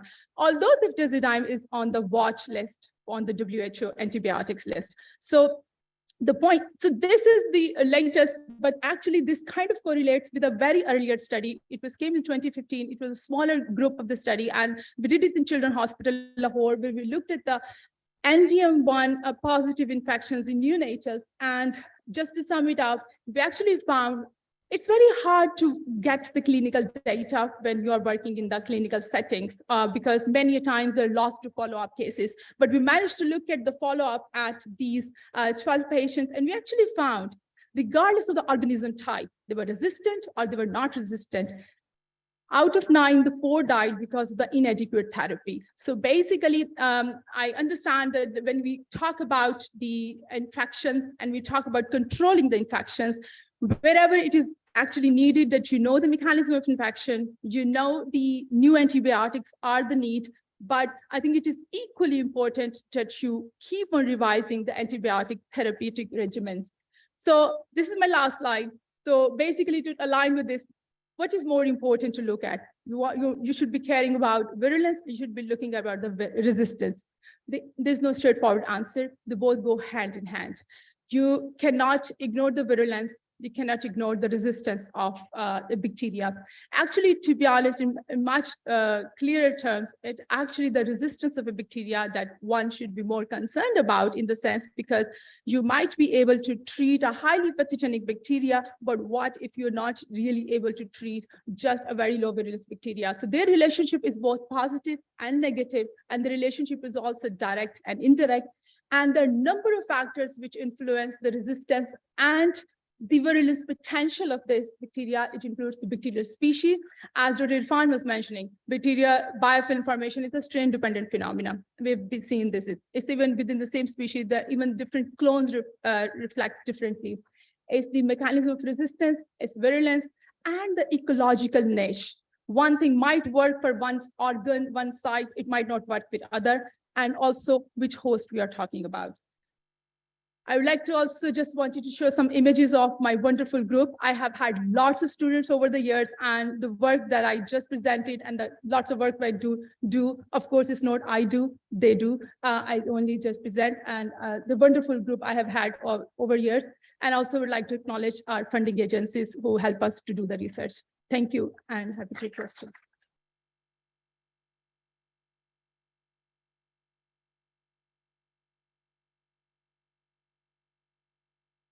Thank you very much, Professor Dr. Rabab Zehra. So if anybody has any questions, you may ask now.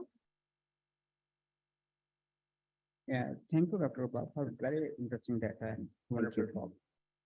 So very overall, so very interesting. So in the last of your data about the monitoring of some combination of drugs on units, and you show very interesting result. So did you test time kill assay, or at least the infectious agents or the microbes which are different in all these patients, or they are? Yes. So Yes, yes, they were different, but the data was normalized for lots of factors, like for the sex of the child, some of the clinical factors, like the role of comorbidities, lots of omissions were done. So this is, and also there were some selections were done from different sites. And also we, as I mentioned, it was always not easy to actually get the correct data. So we did lots of data cleaning. So yes, microorganisms were different, but we focused on that regardless of the organism, if the baby had sepsis, which empiric therapies were given, and over 60 days, what was your survival rate with different therapies? Or is there any background study on in vitro study, time kill assay on these microbes?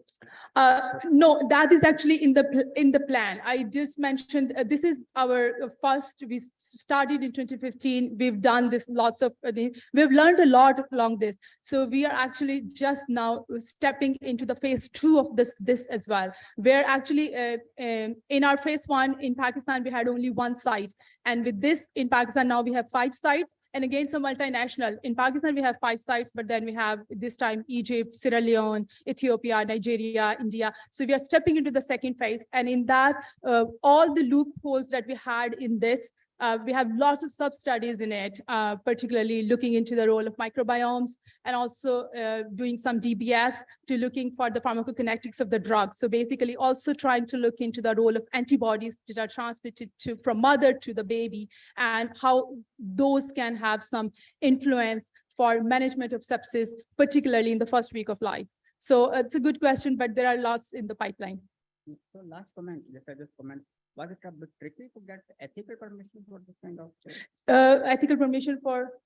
this kind of studies? Yes. Yes,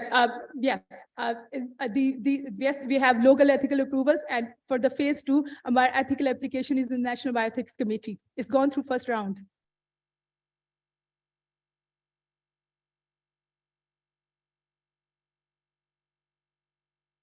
Thank you so much, Dr. Ubab. That was very informative.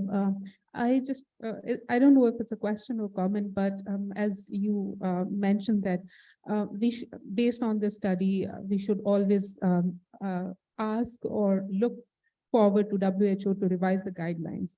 My question and comment is why we always have to look up, we at national level and also at the regional level, why can't we make our own decisions based on the very good data that we have? I mean, why it's always international agencies dictating what to do and what to not? Very interesting question. And Dr. Neela, I think, this question can apply to many, many scenarios with respect to Pakistan, not just healthcare sector. This is yes, it's not that we always have to look into this. So this was a publication based on the data from African and Asian sites. So it's not that we are actually totally relying on WHO to change our therapeutic regimens. We right away had communicated even before the publication to our clinical site that this is happening. And they actually agreed with us. We did mention that this is the time that you can actually look into changing your therapeutic regimens. I think the therapeutic regimens, when you have antibiotic stewardship committees at the hospitals, you can actually go along with that as well, because WHO is one, of course, guiding kind of light, but you also have your local bodies, and we do understand that our data differ from, like, what you see in Europe is different from what you see in Pakistan. And very interestingly, what you see in Bangladesh is still different from Pakistan. So it's quite diverse data and quite diverse results as well. So not always. Yeah. So,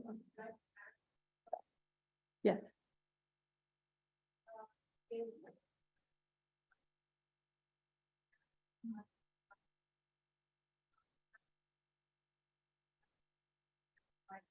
Mhm.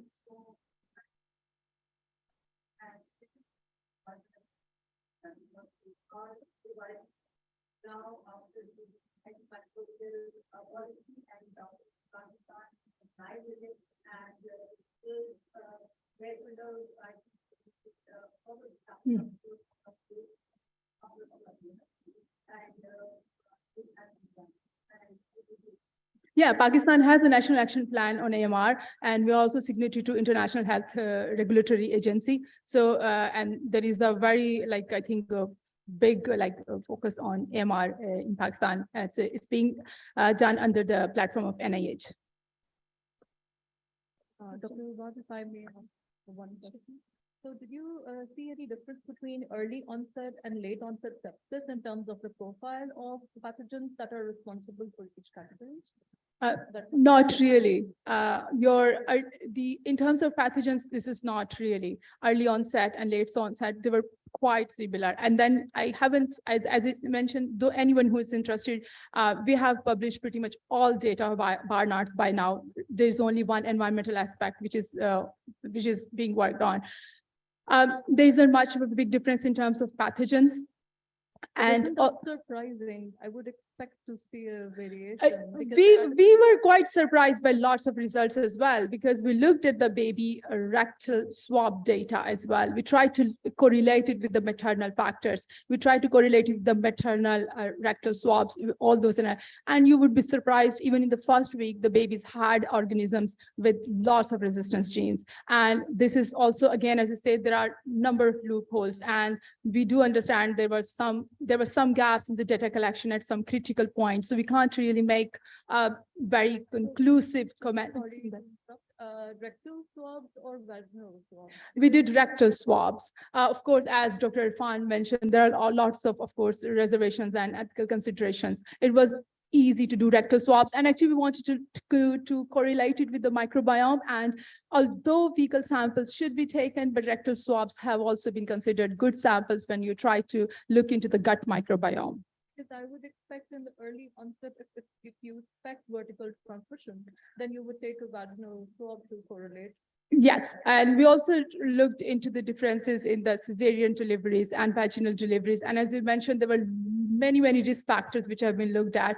But of course, it was just 15 minutes, so I didn't talk about everything. Thank you.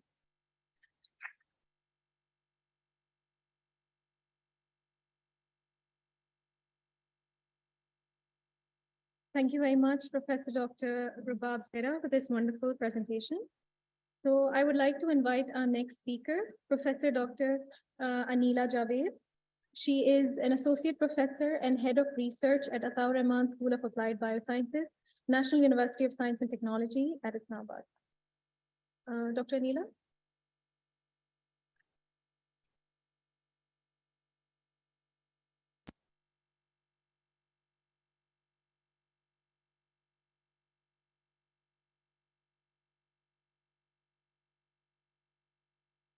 Assalamu alaikum and good afternoon, everyone. So I know that you are all are very tired, and it's hard for the end time speakers to move up with the attentions as well as the time management. But I'll try my best to finish timely. So I'm really thankful to Comstech for inviting me here and to share what we are doing in lab for, let's say, past 1 decade. So we have talked a lot since morning about the bacterial infections and the threat they are posing. I will take you a bit in a different direction, because we all know that it's always the microbes versus the immune system of your body. So a lot of time we focus on the microbes, but my focus will be more on how to strengthen your immune system, because ultimately this is the only solution we have to cope up with all the threats that we are facing. So I'll talk about the immune modulation, and since immunomodulatory pathways and things are quite vast, so I'll focus more on calcium modulatory immune correlates, because that is what we are focusing specifically for viral infections.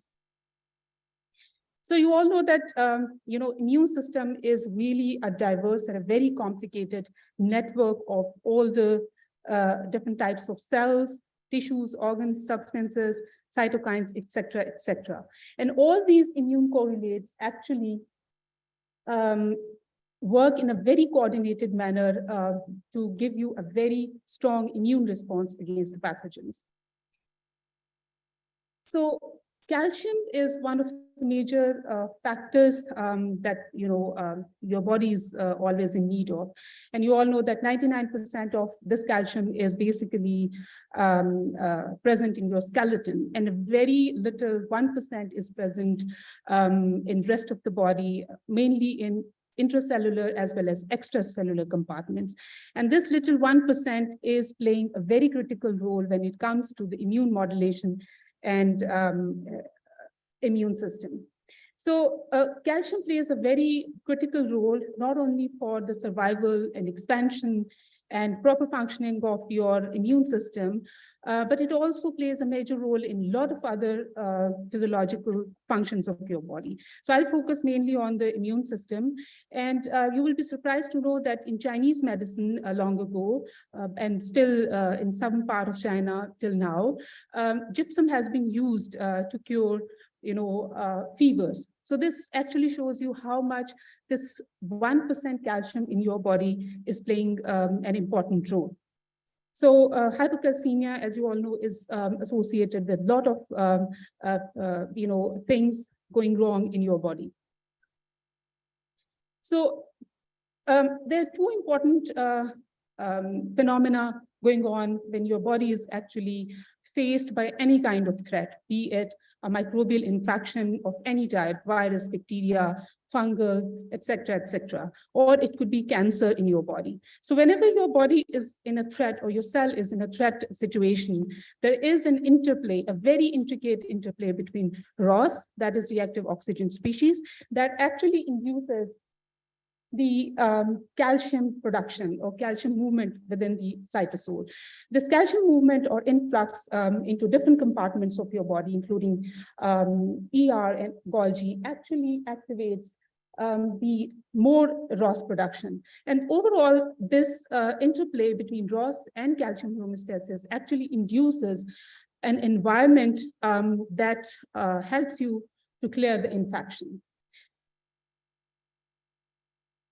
So in your body, there are different types of calcium modulatory channels. We have calcium pumps and also some calcium exchanges. But my focus would be one of the important proteins, which is called CalHEM6. Previously, it was known as PAM26F. So in my talk, it will be used interchangeably. So this is one of the important, it is a family member of calcium modulatory channels. This is a bit of the background that how this calcium channel actually regulates the flow of the calcium within the cytosol and into different organelles. This PAM26 have 3 to 5 transmembrane helices. That's how it performs its calcium regulatory function. So our story actually started a decade ago when I was working on SIV-infected rhesus macaques, when we were doing some HIV/AIDS vaccine experimentation. So in case of HIV and also in the animal models, there are individuals called long-term non-progressors. These are the individuals who are HIV or SIV positive, but despite of the virus, they are showing quite resistance and they don't show any clinical symptoms of AIDS. Now, scientists are really interested to know what actually is present in these LTNPs that is making them so special. So there are a lot of things identified so far, but one of the major factor is called NAR. So what is NAR? So far in your immunology books, you have read that CD8 positive T cells are always involved in cytolytic responses. But this interesting phenomena tells us that CD8 T cells are not always the killers, but sometimes they are reducing the virus or they are tackling the virus in a non-cytolytic manner. Now, this NAR has been of focus for many years for the scientists, and we were trying to actually figure out what are the proteins or the correlates, immune correlates that are importantly present in these individuals to coop up the HIV infections. So we did some microarray analysis and then we confirmed the important indicator. So we tested a lot of different types of genes and proteins. And then we came up with this new protein, which is called PAM26F. PAM26F was surprisingly downregulated in NAR positive individual animals as compared to the NAR negatives. And that's where actually the story started. So then we, because this was a very novel protein, we tried to find out if the other immune cells are also expressing, and we were surprised that PAM26F was expressed in all immune cells more than the innate immune markers that were classically, given in the literature. So the next we tried to find out whether this was an interferon alpha or gamma responsive gene. And our initial results indicated that basically PAM26F was an interferon gamma induced protein, which means that actually it can appear in NK cell responses and also at the later stages of infections. Then we try to dig more into the physiology of the PAM26F. So we try to figure out whether the animals how they behave in terms of FAM expression over the course of diseases. So we studied the expression of FAM in different animals, and we found that actually with infection of animals with the SIV, the expression of FAM was continuously increasing. And it also correlated very positively with the viral load. And this is very important indicator when a protein or a gene is correlating with viral load. It means that it has to do something with controlling the virus. So we ended up in a conclusion that actually this was the first study indicating that FAM26F was implicated in in a viral infection, and we propose it as a prognostic marker for SIV infection at least. Then we tried to dig out more whether this protein is also involved in other kind of or other type of infections. We started off with HPV. So we used some in vitro study where we used 2 important cell lines. We infected those cell lines in vitro, and then we tried to dig out whether there was a change in the expression of FAM26 or not. And you can see over here that FAM26F was significantly downregulated in both cell lines after infection. So then the very next thing we wanted to know, because it's a calcium modulatory channel, so we wanted to see what is the effect of different types of calcium blockers on the expression of this gene. So we use different calcium blockers. They work at the cytosolic level. And you can see over here that with all type of calcium blockers, there was a significant increase in the expression of FAM26F. So this further strengthened our hypothesis that actually this protein is playing some important role in HPV infections as well. So as you know, as a scientific norm, whenever we do something in vitro, we always try to test in vivo, taking patient samples. So we took patient samples from HBV infected patients. And as you can see over here, that when we compared the expression of FAM26F from healthy controls to different type of HBV infected individuals, there was a drastic or significant decrease. But important thing to note over here is that the HPV recovered cases tried to show a bit of increase in the expression of FAM26F. So this actually implied us to hypothesize that whenever there is a viral infection, the expression of this gene is decreased. Probably this could be a strategy or a mechanism implied by the viruses to stop or to downregulate the immune system. So we published this result. And so a lot of other viruses we are currently taking up, and we found the similar results that this protein was actually downregulated in case of HIV, SARS-CoV-2, HCV, and so on. So now when we found that actually this protein is critically important immune modulator for different types of viral infections, the next would be because this is a very novel protein and you can't find much of the scientific literature on that. So we try to dig out where this protein is located and what other functions it is playing, where exactly it is involved in critical signaling that is required for clearance of the infection. So we did some confocal laser scanning electron microscopy, where we actually tried to find the expression of FAM26F in different organelles. And as you can see over here, that although all of the organelles show a little bit of expression, but it was highly expressed in the Golgi apparatus.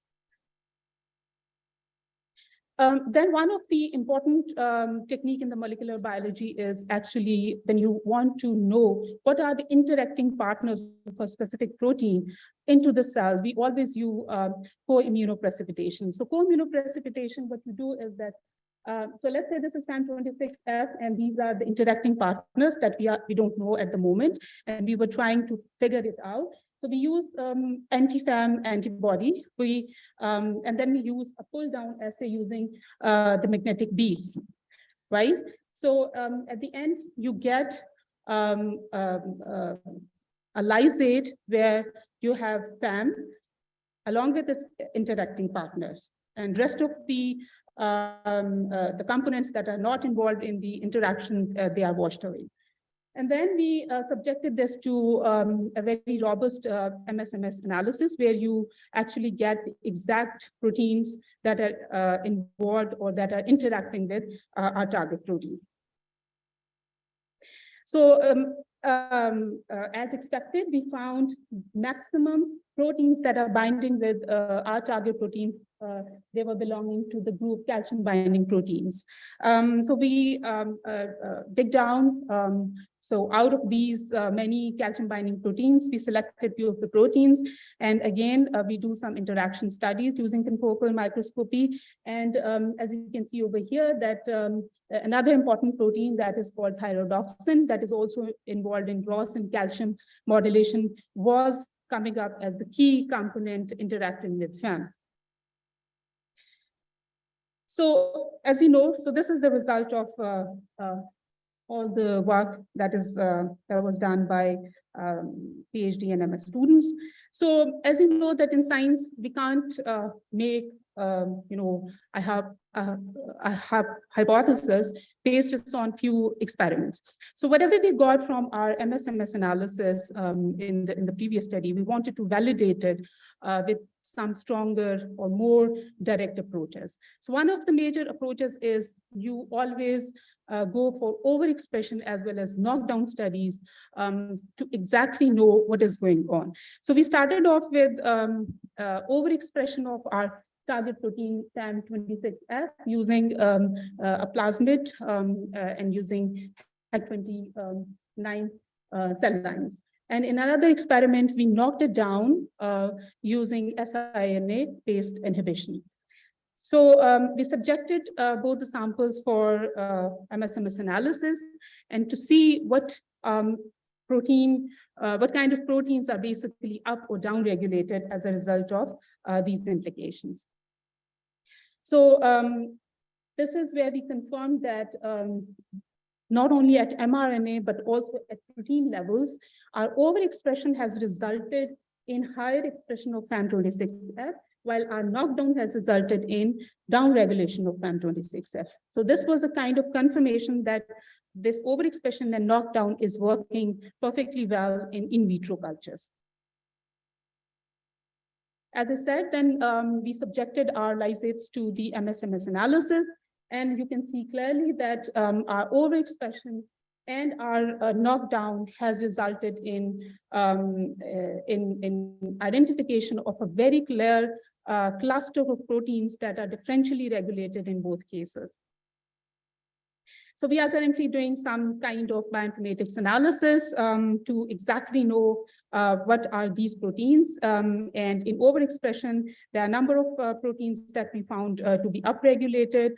And also there are a number of proteins that we found to be downregulated.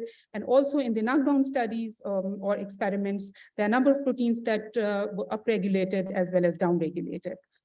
We are currently in the process of identifications of the networks with the help of bioinformaticians. What is our next approach? Definitely to validate what we are getting, to exactly know what are the pathways where this FAM26F is involved. Now the question arises, what is the importance of this work at the end of the day? Because at the end of the day, what we want is to exploit all these basic science knowledge for practical purposes. Once we know that these are interacting partners and these are the pathways, we can always design inhibitors. And as Dr. Athiya said, we always can design different drugs that can be used as barrels or so as to say antipathogens, because this protein is not only involved in viral in the clearance of viral infections, but also implicated in certain cancers. One of the major work that in our lab is going on to explore what are the implications of this protein in different types of cancers, also in bacterial infections, although we are not dealing with that, but there is a knowledge body indicating that this protein is also implicated in clearance of bacterial infections. So at the end of the day, our aim is to add a little bit into the knowledge body that we can do as a scientist. So this is a small contribution. I would like to thank NUST, obviously, for providing all the conducive environment to do such kind of research. This is my group. I would like to specifically mention Dr. Ozma, Dr. Kehfishan, Dr. Sajid Sabahat, Naila Ali Zanan, and Hamza Sheh. So a lot of work that you have seen over here, even a single graph that was generated by the efforts of these guys. And I would really like to thank Professor Dr. Ingazer, the MSMS analysis and high-end techniques that you are seeing. They were done in her lab. That's it from my side, and thank you so much. If there is any question.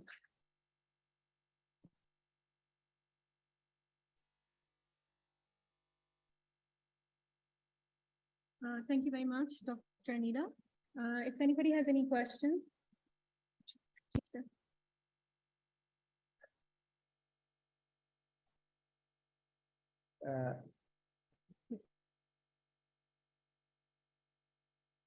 Thank you so much. It is a good research work. But I want to ask two questions. First, in what form calcium is used by you to activate that? Or is there any other activator which is making the action on the all the other proteins are affected by calcium in that form, and they can produce work. So how we can control work of them? Okay, thank you so much. So as you know that, and I have mentioned that calcium is like most of the time we think that it is the bones and the integrity of bones, but this just 1% is critically important. Now, the calcium that you use in your body, there is a very fine regulation that actually allows your body to move calcium from your bones to the blood and blood to bones, right? And the amount of the calcium that you have in your blood and also in the extracellular and intracellular spaces of your cells is actually the one that is doing the immunomodulatory functions, right? So now when you have less calcium, because there is only one way of taking the calcium, but there are two ways, of utilizing it. It can go to the excretion as well, right? So, so what I'm trying to say is that at the end of the day, when you are deficient of calcium through your, diet practices, it means that you are making your body deficient of that 1% calcium that is required to do all the immune functions, right? So coming to your second question, that what are different other factors, obviously we all know that vitamin D is one of the major, contributor of utilizing the calcium that you are taking. So if you are having enough calcium in your diet, but you are not having vitamin D adequately, and also some other ions as well, then you will not be able to effectively use that 1% calcium. I hope that I answered. Yes,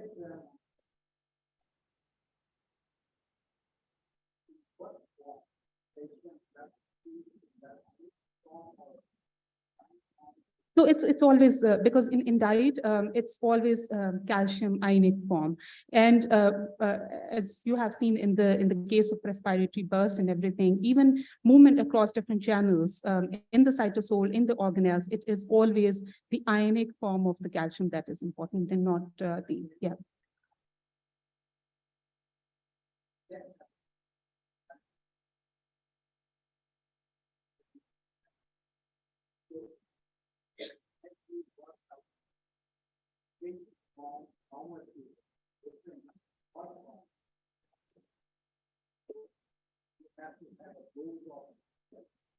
Yes, I think they're for all dietary ions, we have a recommended dose. So I'm sure it is there. That's it? Okay, thank you so much.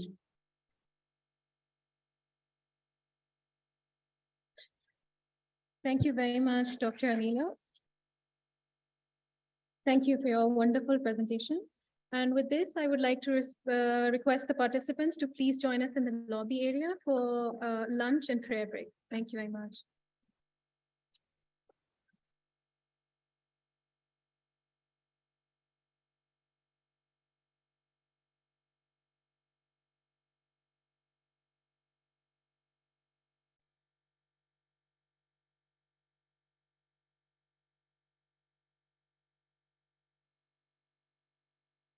Assalamu alaikum, everyone, and welcome back. So we will continue our session with the next talk.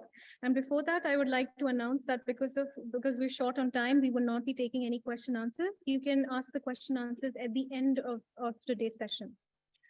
So our next speaker is Professor Dr. Rani Faryal. She is a tenured professor at Quaid-e-Azam University. She graduated from Department of Microbiology, Kuwait University, and she joined Quaid-e-Azam University, from where she obtained her MSc, MPhil, and PhD. She did her postdoctorate from Karolinska Institute in Sweden and was the visiting scientist at the University of Oxford. Having served as adjunct faculty at Fatma Jinnah Women University and PMAS Arid Agriculture University, she also joined Comstech University as a lecturer, and she has several articles and accolades to her name. So I would like to invite Dr. Rani Faryal for her talk, please.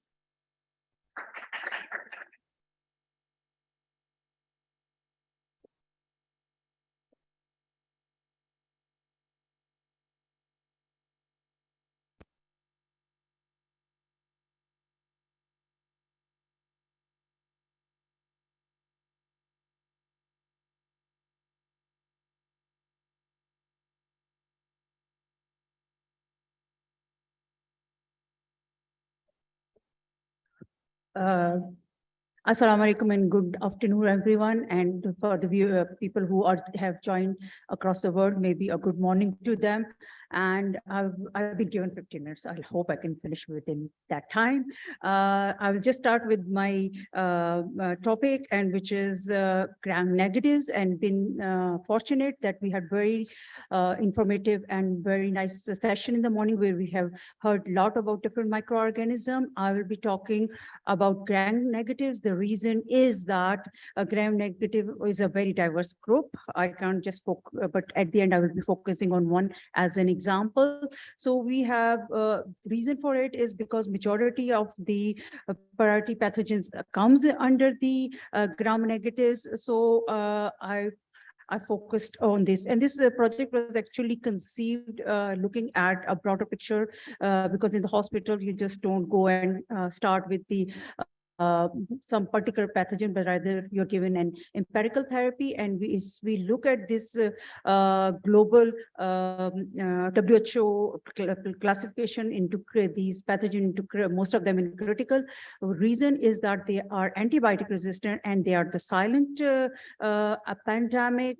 And when we look at overall the world, we see that majority of the drug resistance strains are actually gram negatives.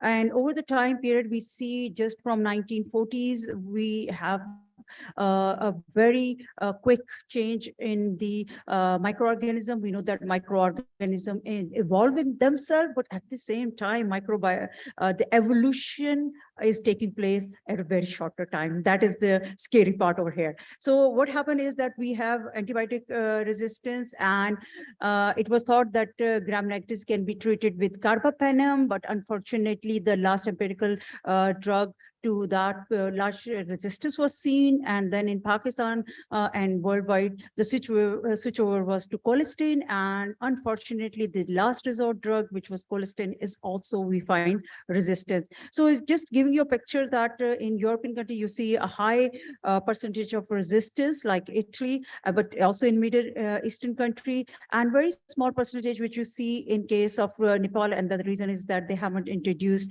colistin, but still worrisome point is that there is colistin resistance. And why do we need for Pakistan? I know Pakistan, we also have a situation where we have in clinical isolate colistin resistant. It was reported in 2014, only 2 isolate from Karachi. And then if we look at, we have percentage going up to 22.8%. And the thing is, why are we concerned? Although much higher resistance is seen in case of the poultry, we have a lot of poultry where there is resistance, and that resistance is actually due to indiscriminate use of colistin as prophylactic. But I will focus on clinical isolate and to investigate what is the rationale behind it, what is the molecular basis. The first thing which come to it is the MCR gene. And a conventional way is that you just look at the MCR gene and you try to sequence them. But unfortunately, if I look at, when we started this work, we looked at the data and found out that we have the colistin resistant gram negatives, but we have low carriage of the MCR gene. So this is a challenge. So what are the things which are behind the resistance? Okay, although this work was started off as a resistance, but we also started looking at the mechanisms which are giving a severe infection, and that comes actually from the virulence of the strains. Overall, we in this work, we targeted 4 different hospitals in the Islamabad, because these are the twin cities. And we found out that we started with looking at the colistin resistant, then looking at the MCR, and then looking at multi-drug resistant. But to look at the multi-drug resistant and virulence, we used the approach of whole genome sequencing. When we looked at this gram negatives, we found that the majority of our gram negative, as we know, there again, they were Klebsiella and E. coli. And in case of non-Enterobacteriaceae, we found that majority of these were Acintobacter, as Dr. Irfan already talked about it. And we can see the pattern is same. And then we looked at among these gram negative, how much of them were colistin resistant, and it's just a simple demographic that it was seen that most of the colistin resistance were seen in the male patient, and then mostly in middle-aged group. And then we found that again, it was mostly in urine sample.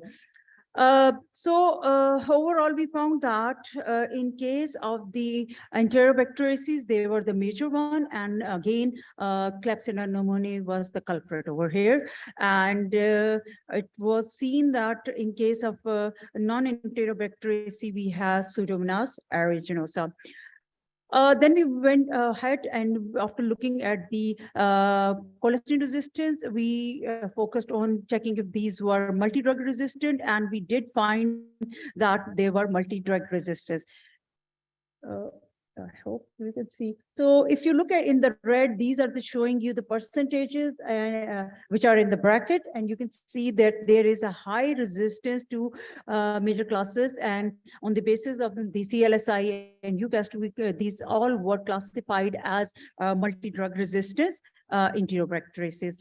Similar was the in case of the non-Enterobacteriaceae, the picture was a bit not that bleak, but still we had the resistance. If we just cluster together the results which we found up to now, we found out that in Enterobacteriaceae, we found 96% multi-drug resistance, and if you compare to non-Enterobacteriaceae, it was 56%. So we can say over there the trend is similar to what, and we can say that they are actually high priority pathogen over here. Next thing we wanted to see if these isolates carried the MCR gene, and we found out that the majority of the isolate didn't have MCR gene. A very low percentage had the MCR1, MCR2, or MCR3. Up to now, I can sum up my work as that most of these colistin resistant were 31%, Klebsiella pneumoniae was 55%, Pseudomonas 16%, and then 84% of these were MDR. So we are having a very situation where we have multi-drug resistance and colistin resistance, and it is very high percentage. And the carriage of the on the plasmid was very low, and but only the significance up to this work was that we found out that MCR for the first time in MCR2 and MCR3 in the cluster-resistant Acinetobacter and MCR E. coli, K. pneumoniae, and aeruginosa. We have higher resistance and we had severe infection. We wanted to further look and what could be the molecular basis, and we adopted the approach of whole genome sequencing. I will not go into the detail, but I'll just focus from here onward rather than focusing on all the isolate because of the time constraint. I will be just talking about the Klebsiella pneumoniae because one of the reasons is they were the major one, and other reason is that we don't have time to discuss.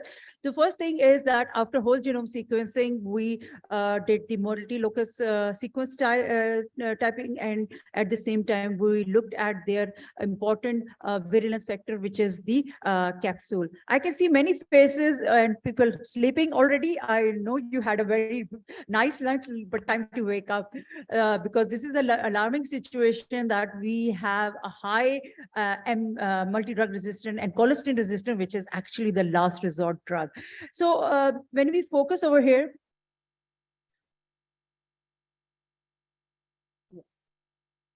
okay. So if we focus, we found there on top, we can see ST11, and then we have ST2096, and then different ST. What is the significance of why did we put a red rectangle around the ST209? If you look at the ST11, it is present globally distributed sequence type, and it is known that it is involved in many, it is a high-risk multi-drug resistant strain. And when we look at the ST2096, then we see not only that there is capsular antigen 64, but we also see two identification or regulator of the mucoid phenotype. So this is something is the worrying point. That means we have expression of these gene in these isolate. So if you look at this side, these are all the accessory genes which are needed for the capsule formation. So what we can see over here is that we have two sequence type. All those ST11 has been reported from Pakistan and it has been reported from our department only, but the whole genome sequencing approach wasn't used. Only few genes were identified, and this strain are being identified.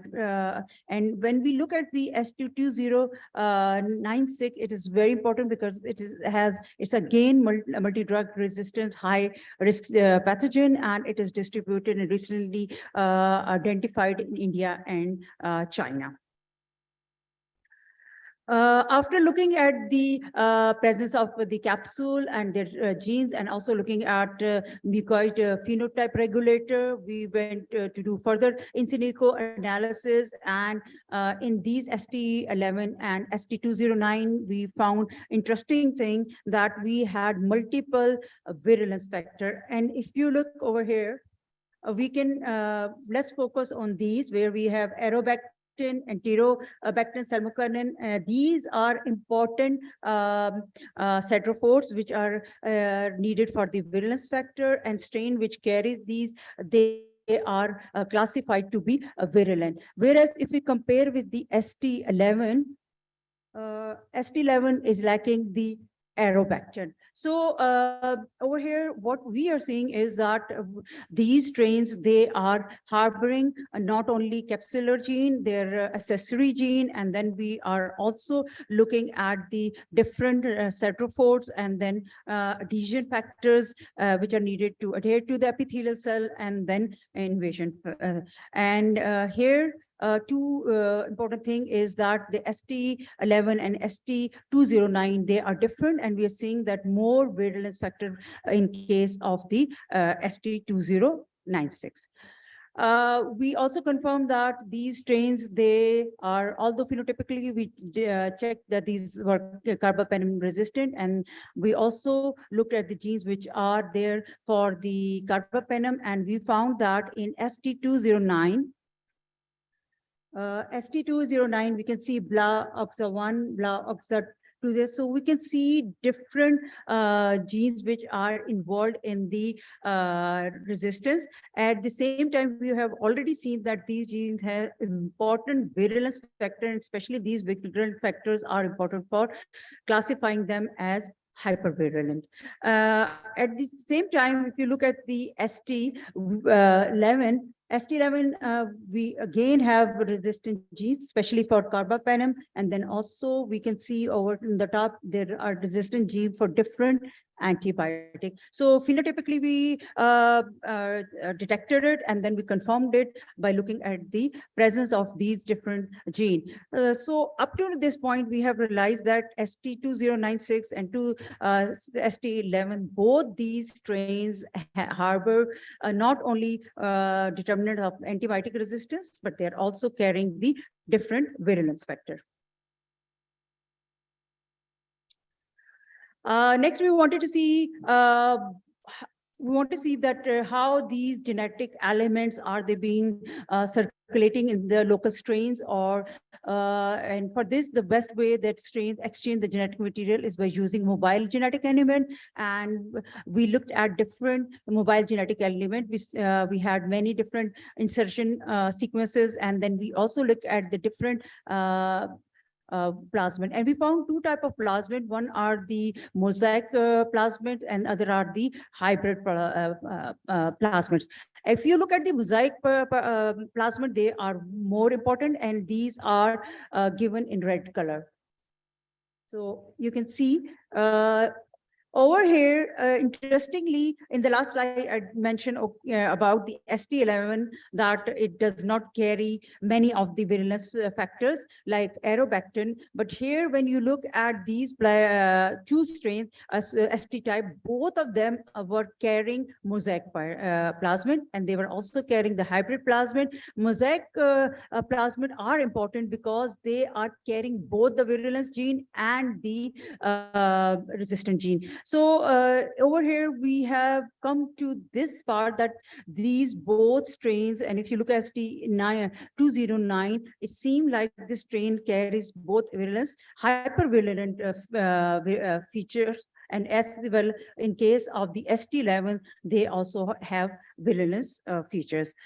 Further, also, we looked at the presence of conjugated plasmid. This is another way of transferring genetic material between related strain. And if we look at it, we can find that I know the size is very small, but over here you can see a lot of things in black color, and these things which are in black color, they are actually your virulence factor or antimicrobial resistant factor. So the conjugated plasmid, which were in all these strains, they also had both virulence factor and the antimicrobial resistant factor on the conjugated plasmid.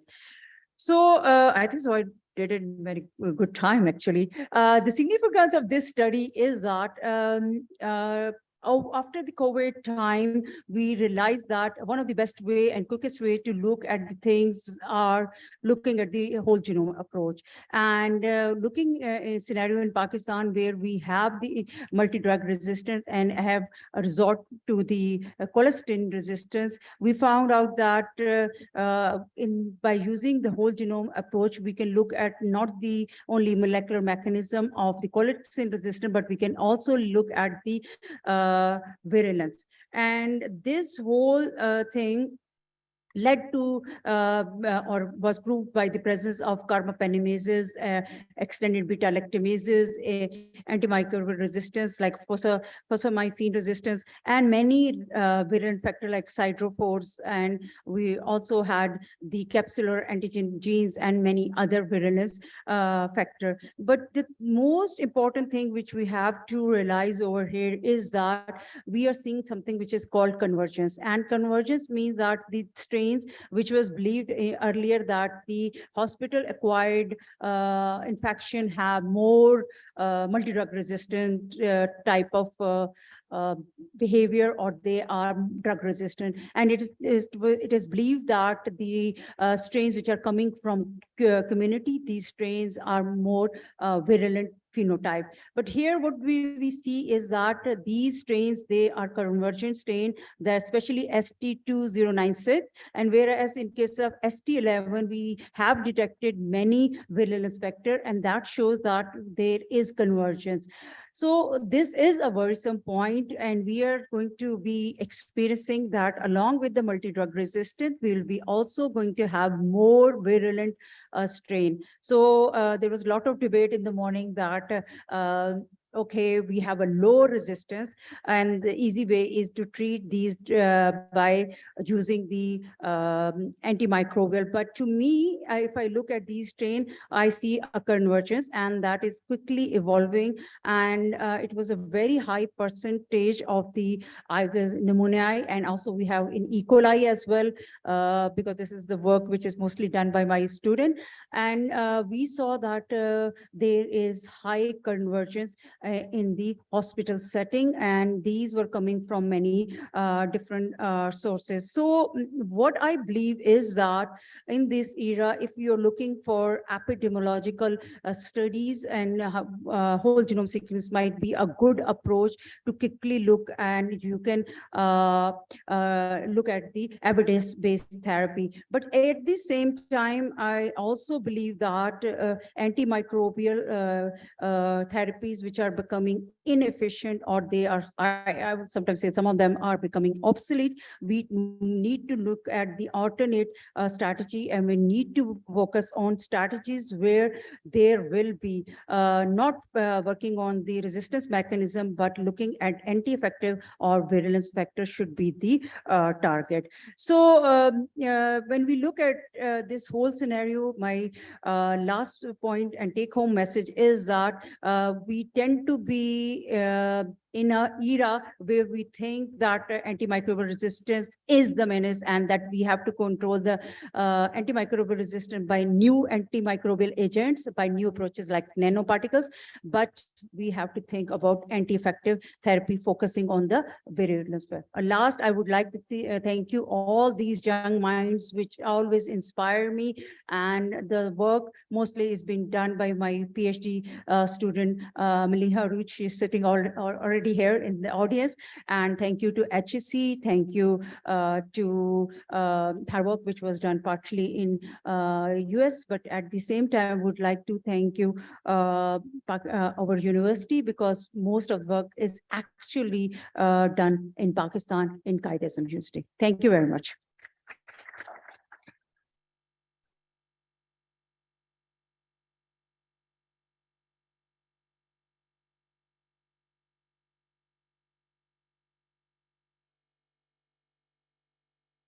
Thank you very much, Dr. Rani Faryal, for that very informative talk. Our next speaker is Professor Dr. Roger Singh. He is a professor of molecular microbiology and head of department at the Institute of Oral Biology, University of Oslo, Norway. And he will be joining us virtually. Dr. Roger, can you hear us? Yes, I can hear you. Yeah. Can you hear me? Yes, yes. So I should share my screen, or? Yes, sir. You may share your screen, please.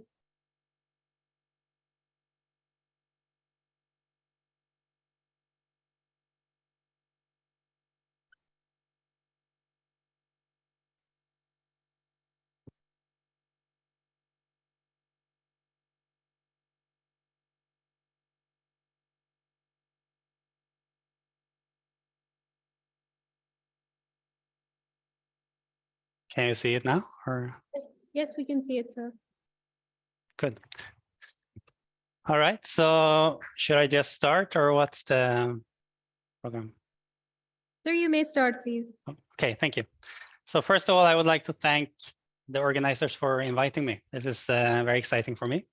I'm going to talk a little bit about cyclic di-AMP signaling in bacterial physiology and host immunity. I will give a short introduction to the field, and then I will use my research in the oral commensal bacterium Streptococcus mitis as a example to illustrate some main points in this field. So I'll see if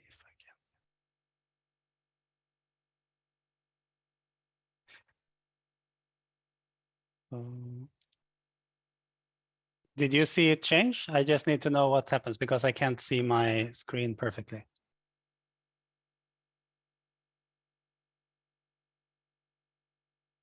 Okay, I will continue on. So the introduction, cyclic di-AMP, that's a cyclic diadenosine monophosphate, looks like this. And it was discovered in 2008 when Witte and colleagues crystallized the DNA integrity scanning protein A or this A from Termatoga maritima, and they found. Excuse me, Professor, can you use the full screen mode? I didn't know. I thought I did. Is it better? No, the same. Yeah, now it's okay. Yeah, Okay. thank you. So they crystallized this A protein, and in the crystal structure, they found a cyclic di-AMP bound to the nucleotide binding sites.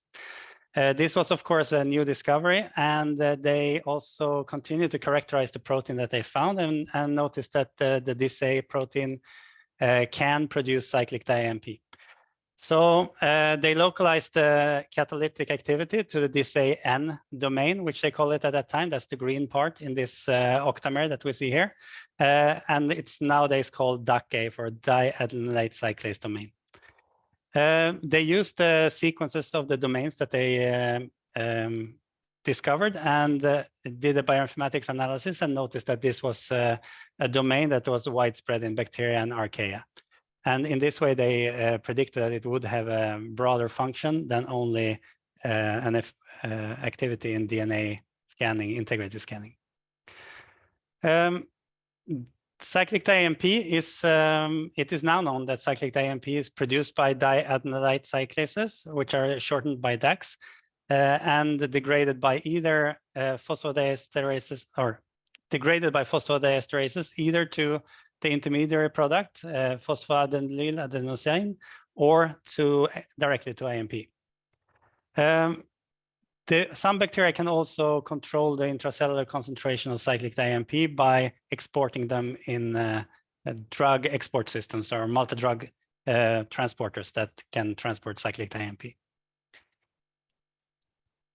There are today, well, this is a little bit controversial maybe, but there are today 5 classes of main classes of diadenylate cyclases. It's the DIS-A, which was the one when they discovered cyclic di-AMP, that's the one they crystallized. And then you have CDA, CDS, CDAM, and CDAZ. There has recently been a publication where they suggest that we should divide the diadenylate cyclases into 22 different groups based on that, for example, the CDAZ is a quite heterogeneous group of proteins that have been given the same name. But I'm going to stick to the 5 that we have here for this presentation.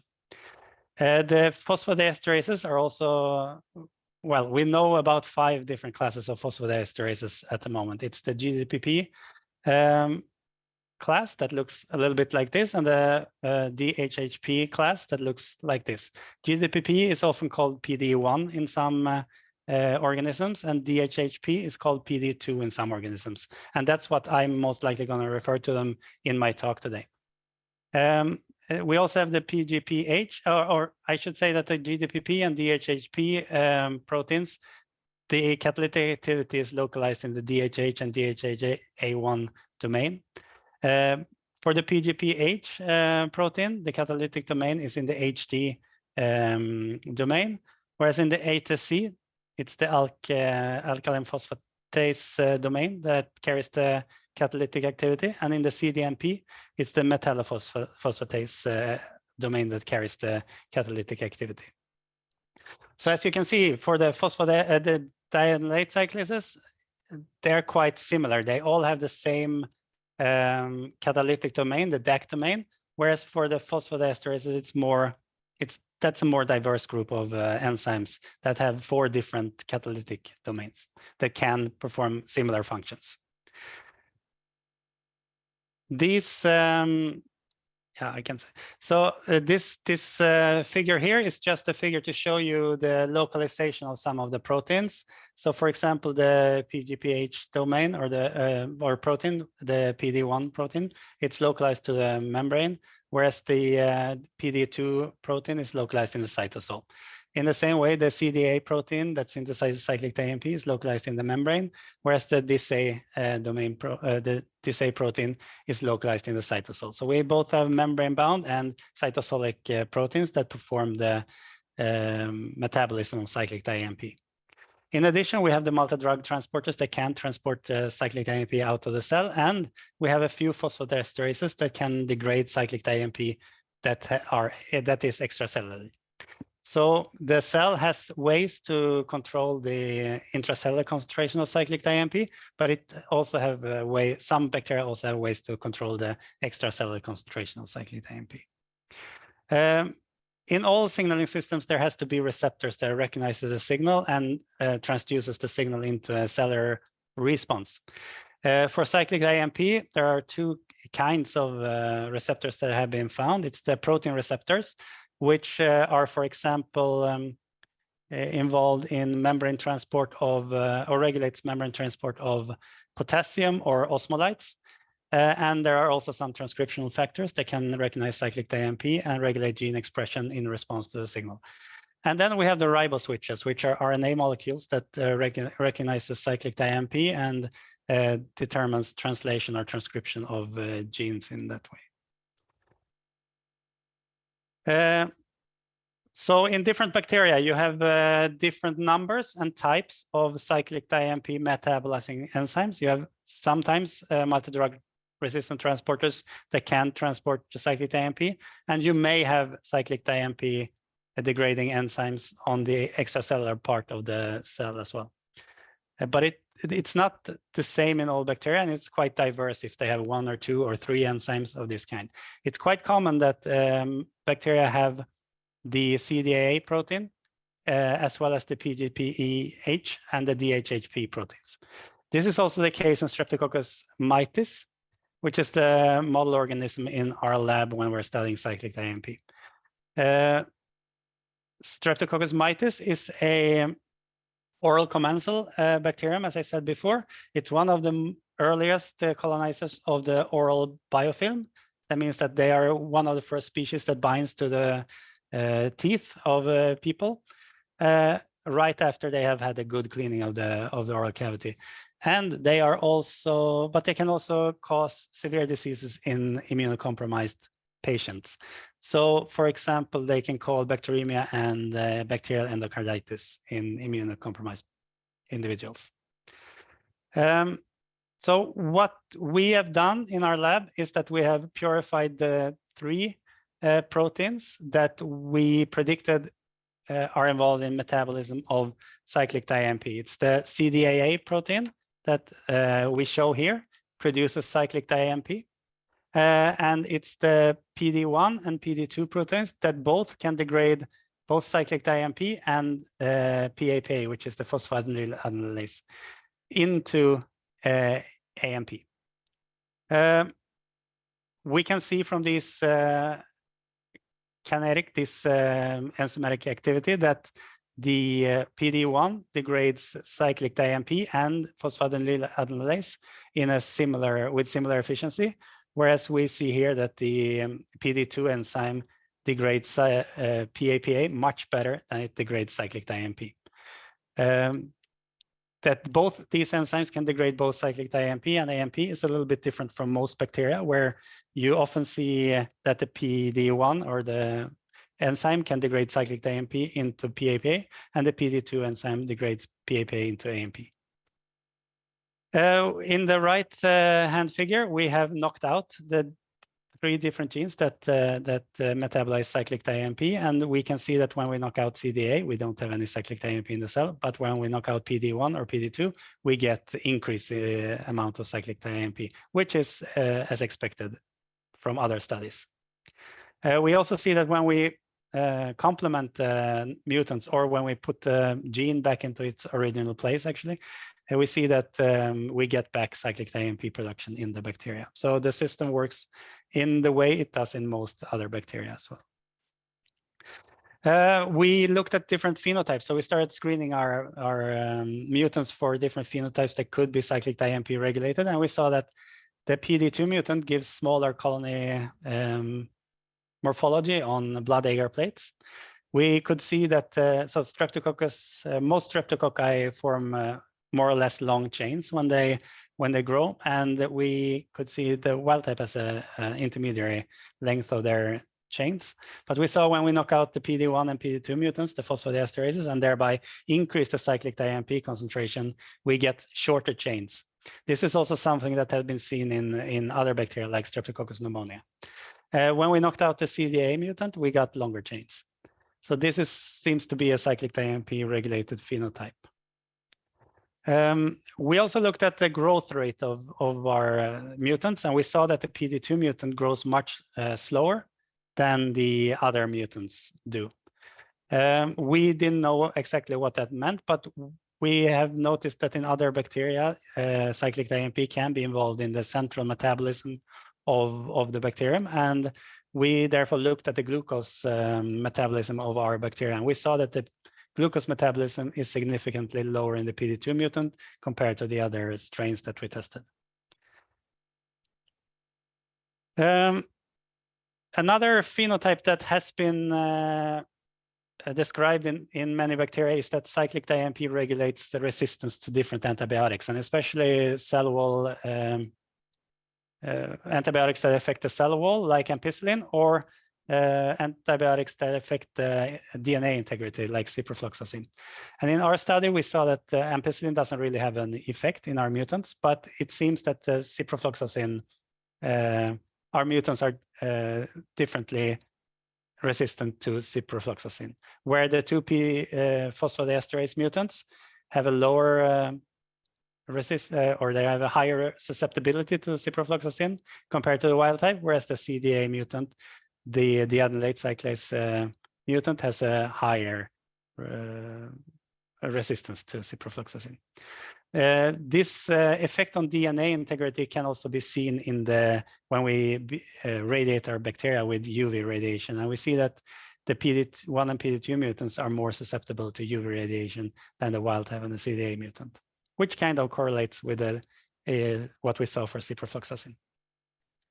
We also saw that the Triton X100, which is a detergent and affects the membrane integrity, has an effect on the PD1 mutant. The low pH and the high temperature, which has been shown in other bacteria to have an effect, or to be, well, cyclic AMP have been shown to affect stress tolerance to low pH and high temperature in other bacteria, but we didn't see any effect in not a statistically significant effect in our bacteria at least. We moved on and we looked at the biofilm formation, and we noticed that the CDA mutant, which has less cyclic AMP, forms less biofilm in well plates or on plastic surfaces. What we also noticed is that the CDA mutant gives a kind of, I don't know, cloudy appearance in the well, so the growth is a little bit different from the wild type and the other mutants. And we believe that this is due to autoaggregation of the bacteria. So even though the CDA mutant gives lower amount of biofilm mass sticking to the plastic, it seems that the bacteria becomes more sticky and aggregate together more. We don't understand this phenotype at the moment, and in most bacteria, people have seen a similar effect on biofilm formation, but the role of cyclic AMP differs in the different bacteria. So in some bacteria, if you get a high cyclic AMP concentration, you get less biofilm, and in some bacteria, when you get it's the opposite. But it is not exactly known how this cyclic AMP signal is transferred into an effect on bioinformation. We also moved on to look at the turgor pressure, the ability of the bacteria to withstand the turgor pressure or increased concentrations of salt in the environment, which of course increases the osmotic stress on the bacteria. And we saw that the PD2 mutant has a reduced ability to withstand the osmotic stress. This is something that has been seen in many other bacteria as well. And one of the main functions of cyclic AMP is actually to regulate potassium transport, both the import of potassium into bacteria, but also export of potassium out of bacteria. And this is often regulated by a protein called TRKA. This is a protein that binds cyclic AMP and then interacts with a potassium transporter. And when there is high cyclic AMP levels, it actually inhibits potassium import into the cell. We purified the TRK protein in Streptococcus mitis, and we saw that it binds cyclic AMP with high affinity, and it's very specific. So it's at least 1,000-fold more. It binds cyclic AMP with 1,000-fold higher affinity than it does other nucleotides that could be targets. The interesting thing here is that TRK doesn't seem to be involved in osmotic stress in Streptococcus mitis. And this is unexpected to us because in Streptococcus pneumonia, which is a very close relative to Streptococcus mitis, it has an important function in stress survival against osmotic stress. We also performed animal experiments in mice to look at the virulence of Streptococcus mitis and the different mutants. So to actually look at this role of cyclic AMP in virulence of these bacteria. So we made the mice immunocompromised, and then we infected them with Streptococcus mitis, the wild type, and the 3 mutants intraperitoneally. And we saw that the PD2 mutant has a significantly lower virulence compared to the other strains in this experiment. When we put the genes back into the original place, we see that we get back basically the wild type phenotype. So this seems to be an effect of the mutations that we had in these mutants. We also counted the colony-forming units, or the number of bacteria that reside in different organs after infection. And we saw that the PD2 mutant is not possible to detect, not in the spleen or the heart of these mice, whereas the other bacteria can be detected in the mice. One thing that is interesting here, and that has been seen in very many different bacteria, is in similar experiments, is that the virulence of the bacteria is affected in both the mutants with low cyclic AMP as well as the mutants with high cyclic AMP levels. So it is often seen that all the mutants that have a cyclic AMP signaling system that is not working properly have lower virulence in pathogenicity experiments. And the reason for this is not really understood. It is probably a very complex situation where the CDA mutant, for example, which is normally very susceptible to osmotic stress and also sometimes to hydrogen peroxide or a low pH, could be affected in that way, whereas the PD1 and PD2 mutants, which have a high cyclic AMP level, could maybe stimulate the immune response in a certain way. And we'll see a way that can be done in the next slide. But to us, it was very surprising to see that we can't find any bacteria in the spleen or heart for the PD2 mutant. So cyclic AMP has been shown to stimulate the host immune system. So in eukaryotic cells, there are at least 4 receptors that can bind cyclic AMP and has been shown to bind cyclic AMP. We have the STING receptor, which can, when it binds cyclic AMP, stimulates phosphorylation of IRF3, which leads to interferon beta or type 1 interferon release and then kind of immunomodulatory effect. Via the STING receptor, we can also have an activation of the NF-kappa B and an increase in pro-inflammatory cytokine production. This can also be done by binding of cyclic AMP to the recon receptor and to the IRAD-P receptor, which both lead to activation of NF-kappa B and pro-inflammatory cytokine production. Cyclic AMP can also bind DDX41, which will interact with with the STING receptor and give the same effect as binding to the STING receptor. These are normally, the STING receptor is normally a receptor that recognizes DNA or bacterial DNA or viral DNA in the cytoplasm of eukaryotic cells. And in that way, when it does, well, it's not really the STING receptor that recognizes DNA.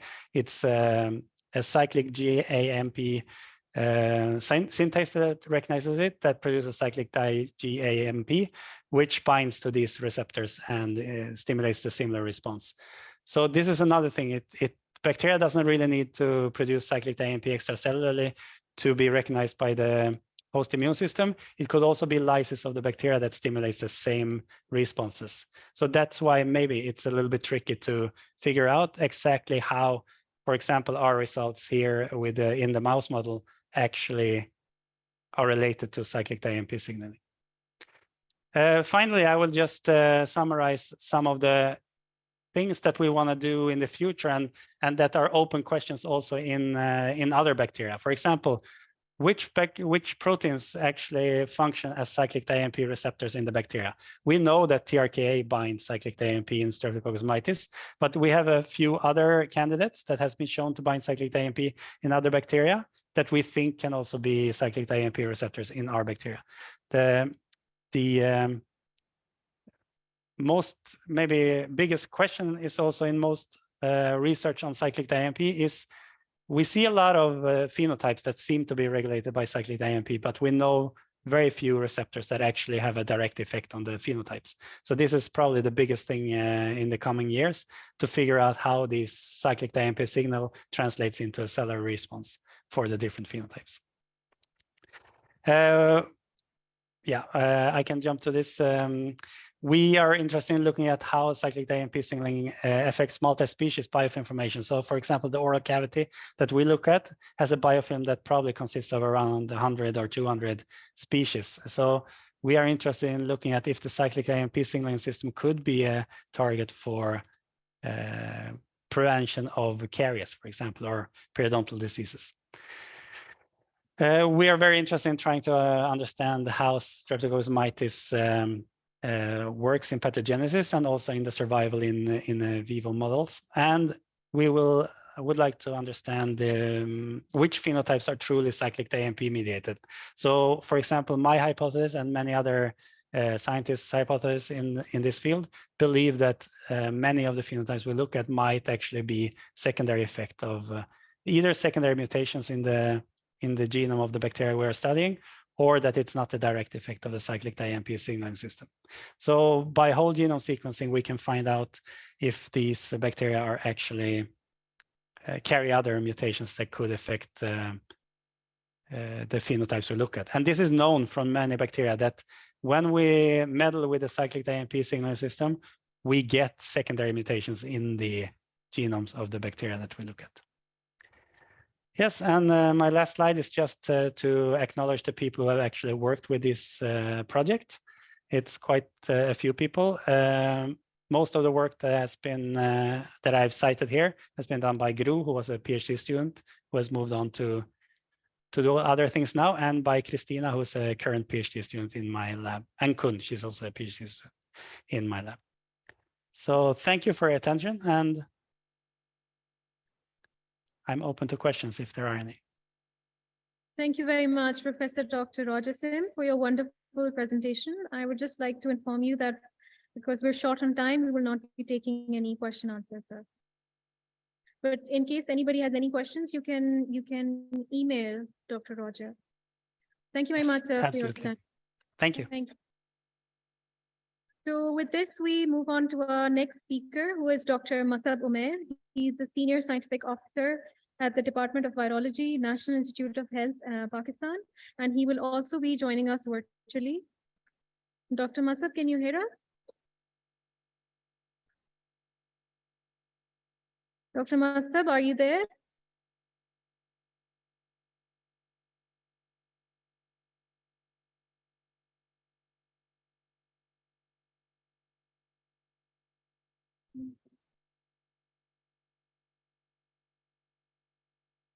Assalamu alaikum, Dr. Masab. जी अस्सलाम वालेकुम।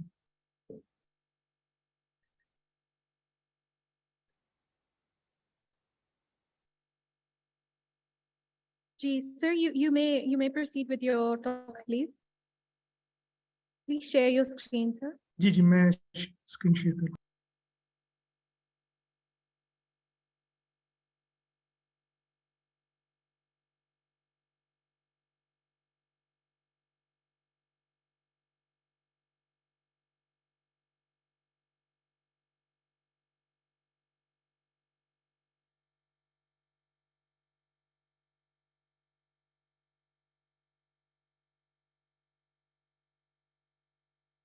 जी can you share my can you see my screen? Hello. Yes, sir, we can see it. Okay. Bismillahirrahmanirrahim. Assalamu alaikum everyone and good afternoon. So I'm Mr. Umair. I'm working as Senior Scientific Officer and in charge of Virology Department at NIH. So a lot of the speakers, they have basically talked on bacteria. So I will, just for the change, I will talk very briefly on a viral disease that is being in the highlight since the last year. So Mpox, as we know that the first case of Mpox was basically identified in 1958 in macaque monkey when research was carried out in a lab in Denmark. The first case in human was reported in 1970 in a 9-month-old boy.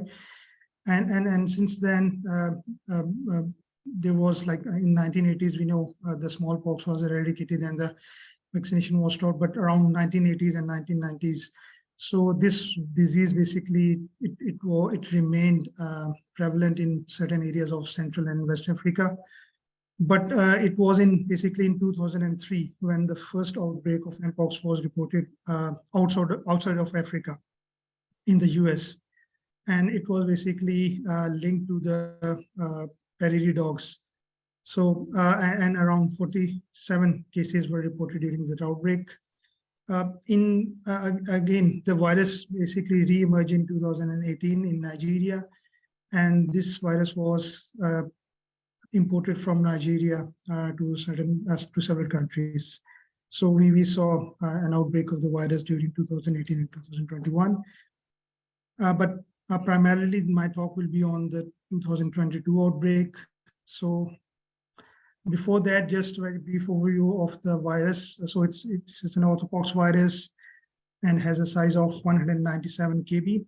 And the genome, it basically consists of 2 variable regions and a central conserved region, which basically codes genes for transcription, replication, and virion assembly. And the variable regions, they are involved in host range and pathogenicity of the orthopox. So how does the virus spreads? So basically from animal to humans, because it's a zoonotic disease, so it can transmit from animals to humans. So it can be transmitted either by bites or scratches or slaughtering animals. Whereas the human-to-human transmission, it usually takes through broken skin or respiratory tract or mucous membranes. But the main route of, or you can say main route of transmission is basically direct physical contact. That is the skin-to-skin contact. So the 2022 outbreak of Mpox started back in May, when the first case was detected in UK, in London, on 6th of May, and that was a traveler that returned from another African country into UK. And after 6th May, there were 4 other cases reported on 16th of May in UK. But all those 4 cases, they did not have any travel history. So since that, the virus started spreading to other parts of the country, especially in the European region. So if you look like as of 28th of May, more than 87,000 cases of Mpox have been reported globally, and 143 deaths, and these are reported from 111 countries. So majority of the cases, like more than 97% of the cases, they have been reported from Americas and the European region. So in America, more than 30,000 cases have been reported during this outbreak, and similarly in Brazil, more than 10,000 cases. So the peak of this outbreak, it ranged from July to October. And then since November 2022, we have seen a decline in cases. Although Mpox cases, they have declined since the start of this year, 2023, but if you look at in the details, the virus is still circulating and it is being reported from several countries. So the global overview, as I mentioned, that majority of cases have been reported from the region of Americas. But in the last 3 weeks, there is a 5% decline in cases. Similarly, in Europe and Africa, the cases have also declined in the last 3 weeks drastically. In Southeast Asia, we see a rise, but the cases are very low. And in Eastern Mediterranean region, where Pakistan comes in, so 2 cases have been reported in the last 3 weeks. So there's no increase. So overall, globally, there has been a 8% decline of Mpox cases in the last 3 weeks. And WHO basically has categorized the risk of Mpox as moderate. And the red colors, and this is basically showing the risk. So in US, we know that as the summers are coming in, the possible chance of spread of this virus is quite high. So WHO classified this as a public health emergency of international concern back in July, 23rd of July 2022.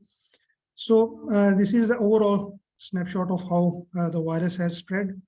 So in blue are basically the 7 countries in the Central and the West Africa where the virus has been reported, is endemic and has been reported in the history. However, the orange dots are the countries where the virus was not previously reported and has now been reported due to the 2022 outbreak. So, so epidemiological data shows that more than 96% of these cases, they were in men, and the median age was 34 years of age.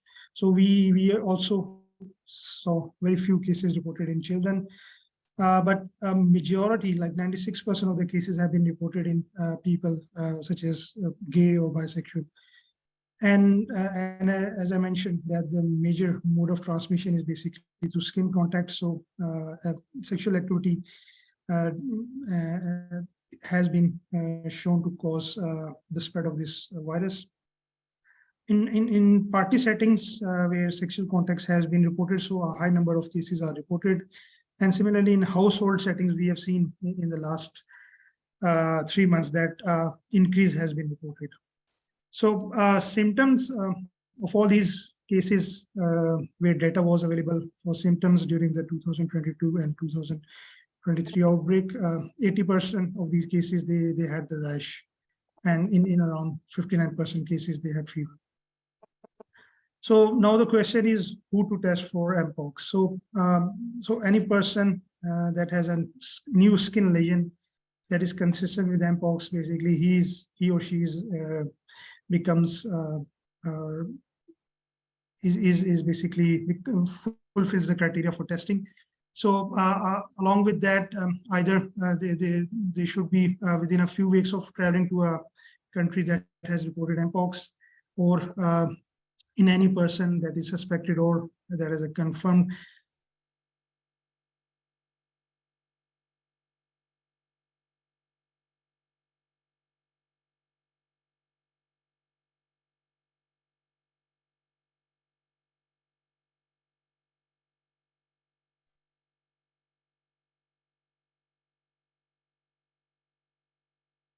can you see my screen?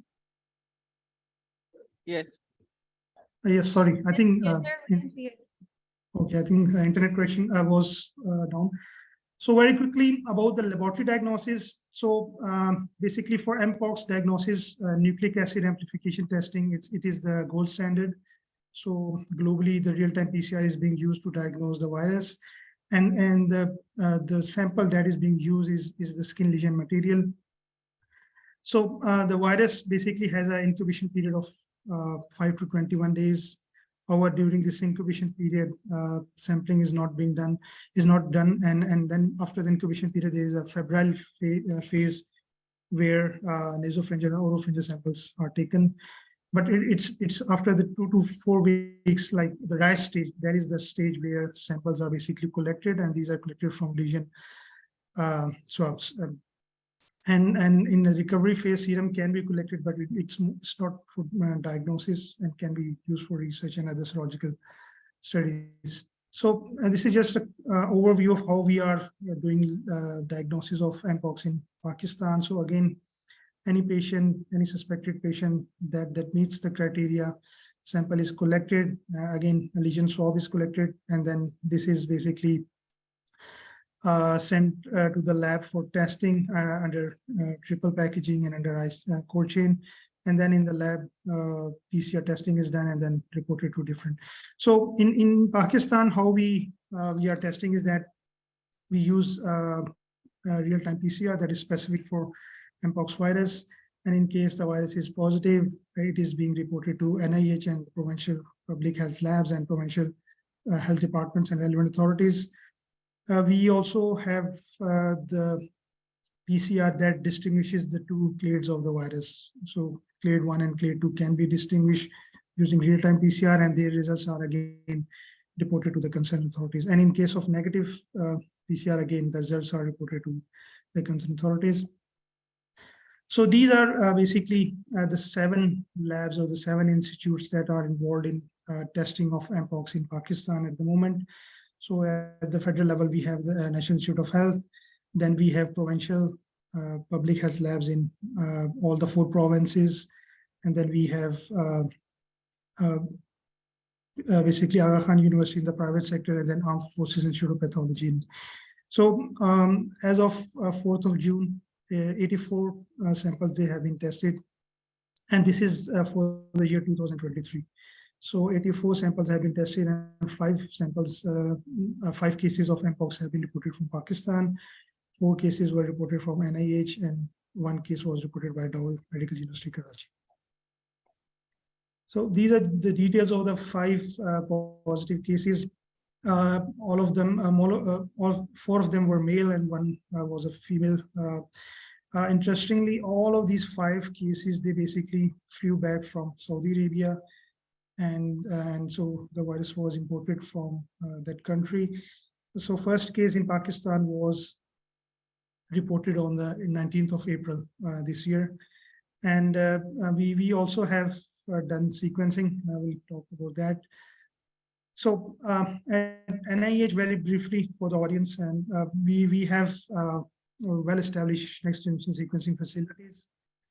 We established these with this facility at the start of the COVID-19 pandemic. So we have 3 different platforms. We have Illumina platforms, we have Thermo Fisher, and then we have the 3rd generation Oxford Nanopore.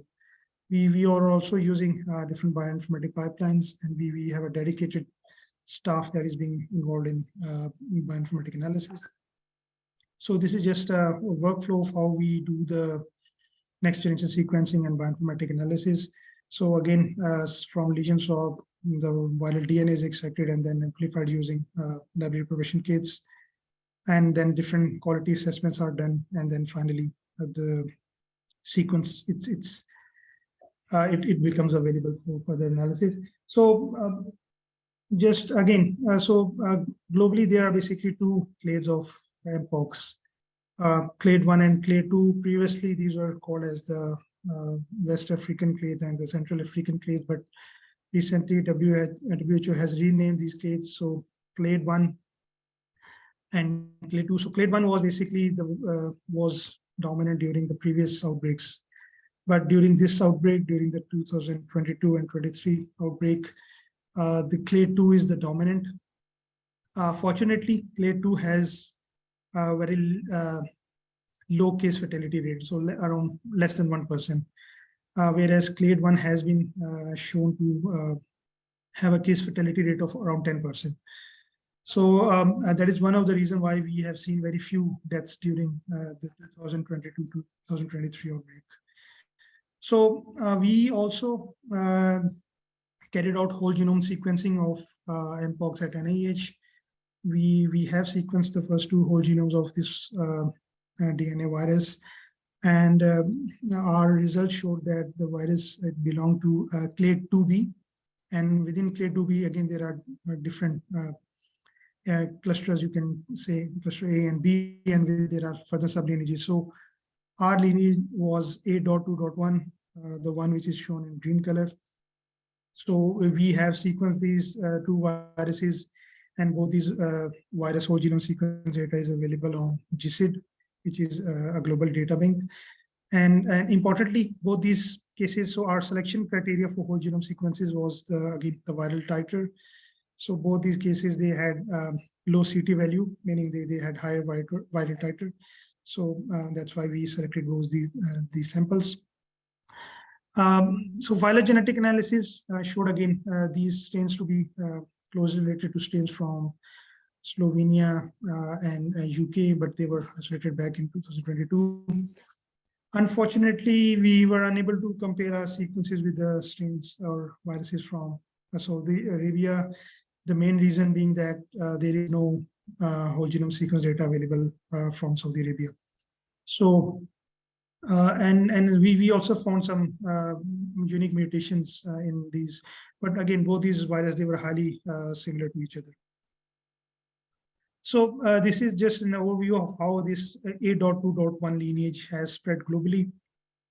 Just for the information of the audience, so at the moment, more than 7,000 whole genomes of Mpox, they have been reported globally, and around like 45 or 46 whole genomes are available for A.2.1 lineage. But the main predominant lineage that we have seen during this outbreak is the B.1. So about the A.2.1, we have seen that initially it was isolated in different European countries. But India, we have seen that majority of these viruses were reported from India back in July. So our sequencing data shows that probably this lineage is prevalent or circulating in Saudi Arabia, and the travel or these importations, they then becomes very important. So they serve as a main source of spread of this lineage to other parts of the country. They may spread, they may basically cause spread of this virus. So again, it's important to do molecular surveillance of this virus. So at NIH, we basically develop and issue complete detailed guidelines of Mpox. So it includes guidelines on the surveillance of the virus, on its laboratory diagnosis, and how to control and prevent. So it's a comprehensive document which is available at NIH website. If anyone is interested, they can visit it. So in conclusion, I will just highlight here what we are NIH and what the stakeholders they are doing to control this virus. Especially, we know that a lot of people, a lot of pilgrims will be going to perform Hajj in this month, and they will be returning back. So it's important that our surveillance system and our health system is prepared. So we are basically doing surveillance at the airports, at all the points of entries. We are also strengthening our laboratory network, and we are also doing some awareness sessions, and we are also making sure that that necessary steps are taken to control this virus. Moreover, we are in talks of procuring the vaccine for the virus. So this is all from my side. Thank you so much. If there are any questions, I will be happy to answer.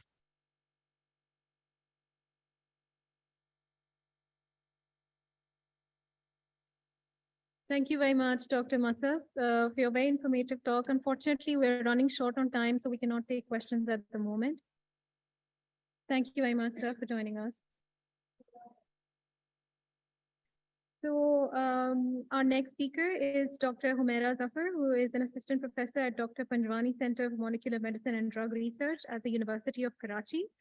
And I would also like to let the respected speakers know that since we're running short on time, kindly keep your presentations brief. Please welcome.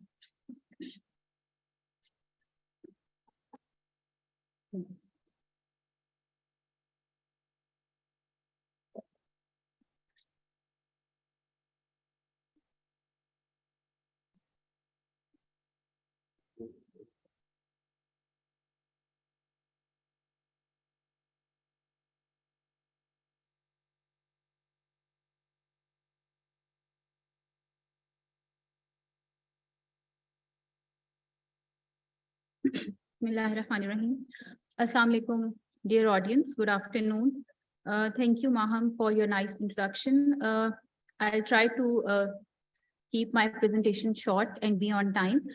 So the topic of my presentation is identification of tyrosine reductase 1 inhibitors, which is an approach to treat leishmaniasis.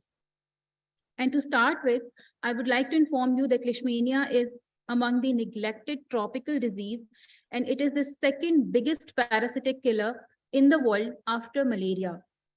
So what leishmaniasis is, it is a vector-borne disease that is transmitted by sandflies and is caused by obligate intracellular protozoa of the genus Leishmania, which is a protozoa. This human infection is caused by more than 20 different species. And if we talk about the life cycle of this leishmaniasis, it starts when the sandfly is infected by a blood meal from an infected host. And after that, the mastigot form differentiates into promastigotes and proliferates in the gut of the sandfly. The promastigot form infect the host with the bite of a sandfly, and they reside in the parasitophotous vacuole of the macrophage.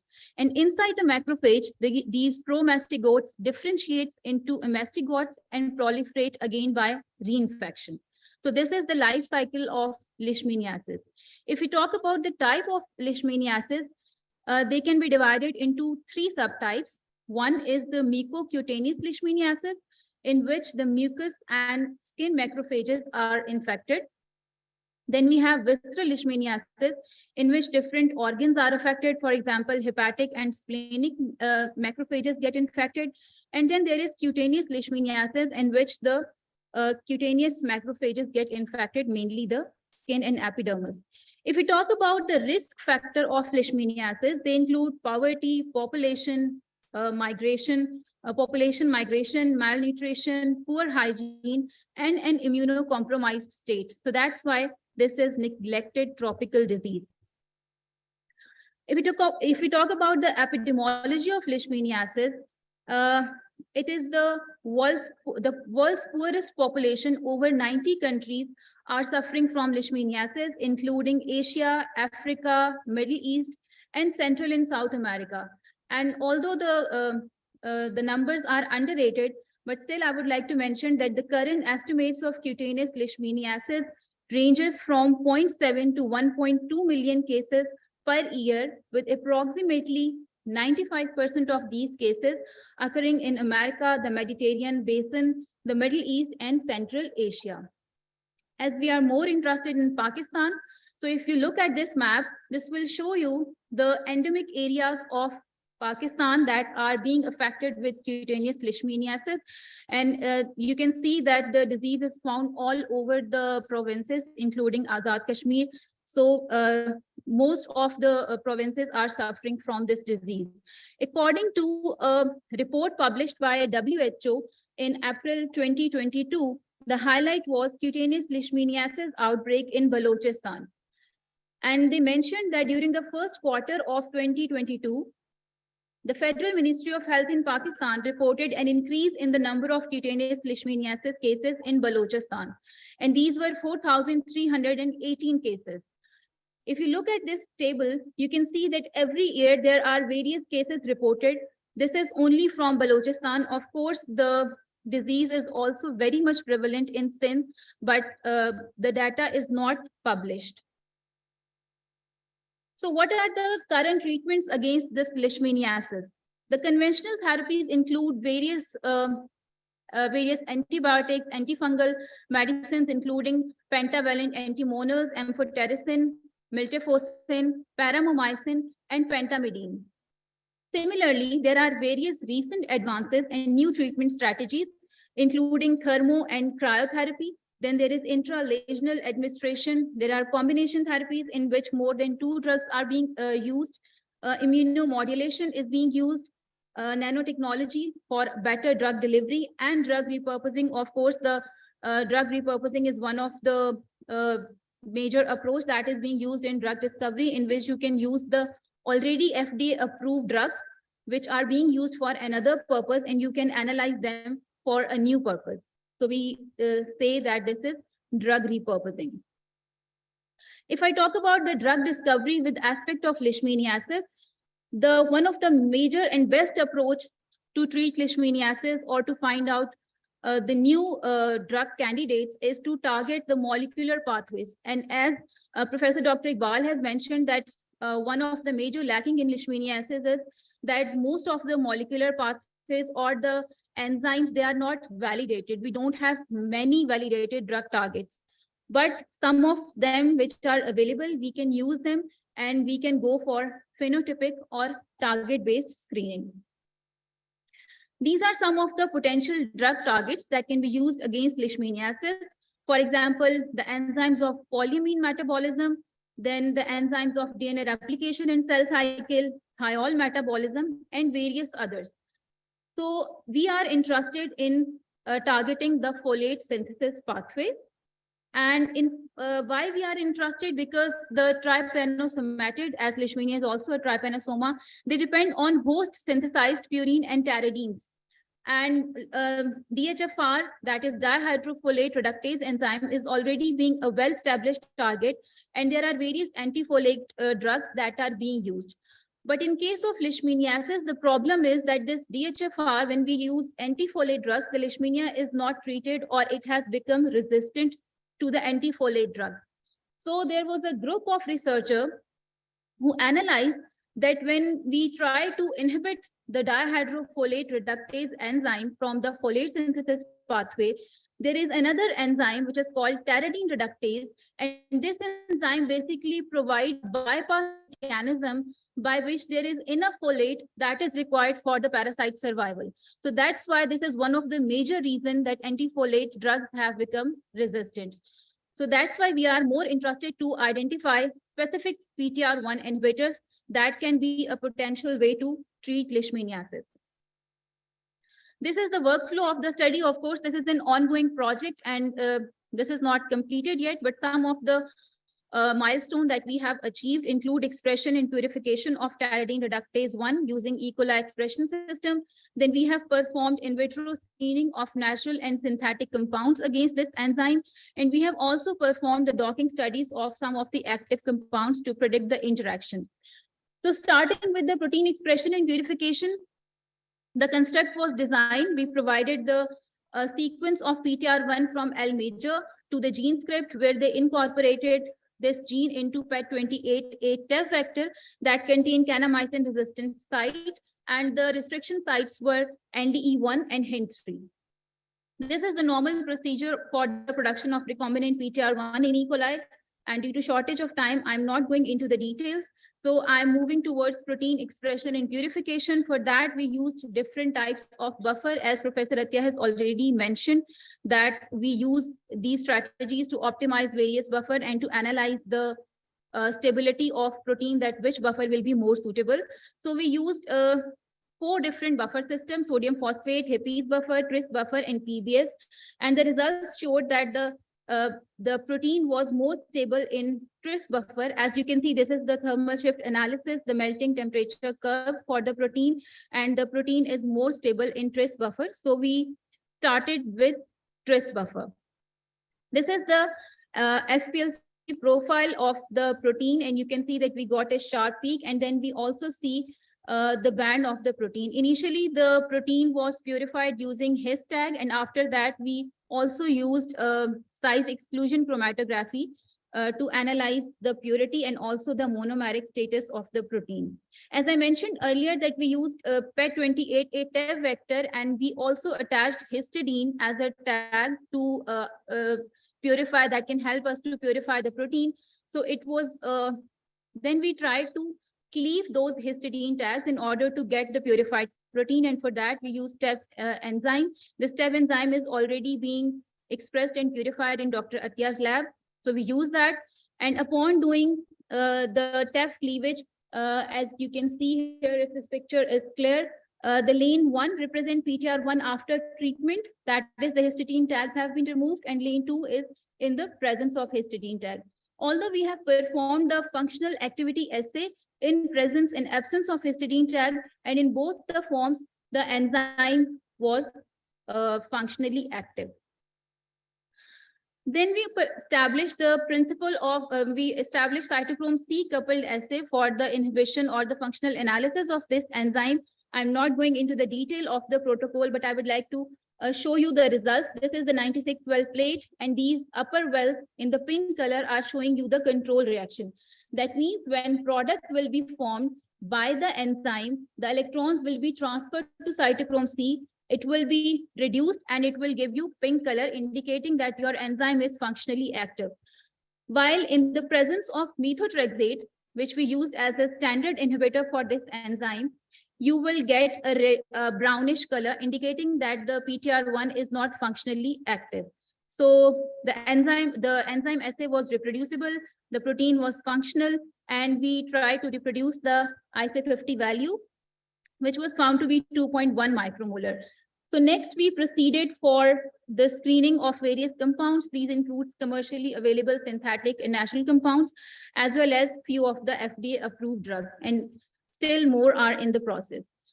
So if I would like to show you the most potent compound, that is 1-amino-2-naphthol 4-sulfonic acid, that showed an IC50 value of 0.6 micromolar, which is several fold better than the methotrexate. And I would like to mention that methotrexate is not the direct specific inhibitor of DHFR, because this is the drug for DHFR, as there is no clinically available drug, so you can use methotrexate as a lab standard for PTR1 enzyme. This is another compound that showed an IC50 value of 10.1 micromolar. Then we have a few other compounds. I'm not going into the detail. This is another compound, a very small molecule with IC50 value of 10 micromolar. We have also, as I mentioned, that drug repurposing is a very better approach to in the field of drug discovery. So we have also screened various FDA approved drugs, because we have our own drug bank in the Panjwani Center for Molecular Medicine. So we use those drugs and we screen them. Unfortunately, up till now, we haven't got any significant drug, but to show a few of them, this is epinephrine bitartrate that showed an IC50 value of 50 micromolar, and rest of them were very weak inhibitors. We next proceeded for the in silico analysis of these inhibitors to study the interaction of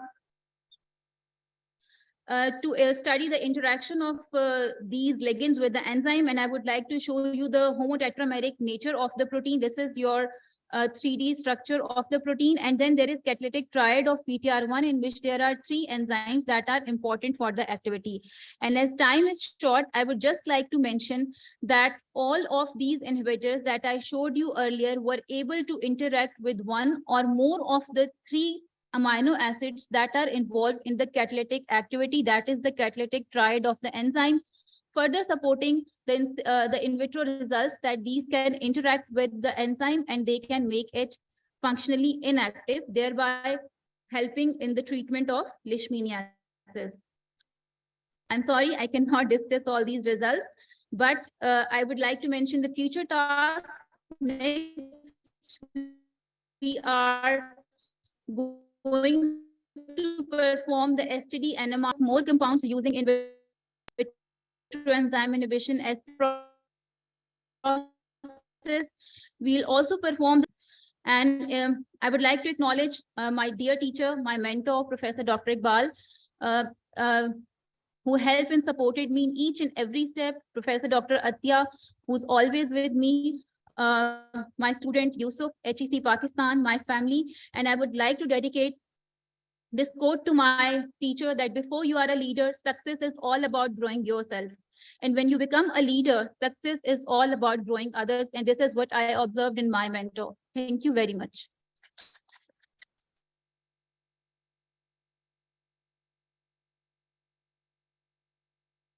Thank you very much, Dr. Humera, for your very interesting presentation. So we have the last speaker for today, Dr. Sabah Farooq from the National Institute of Virology, International Center for Chemical and Biological Sciences, University of Karachi.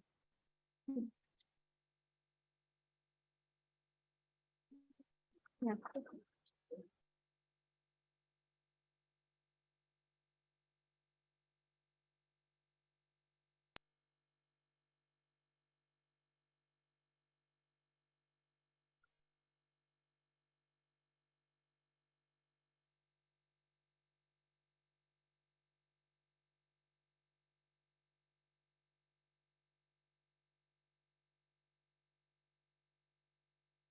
Thank you very much, Maham.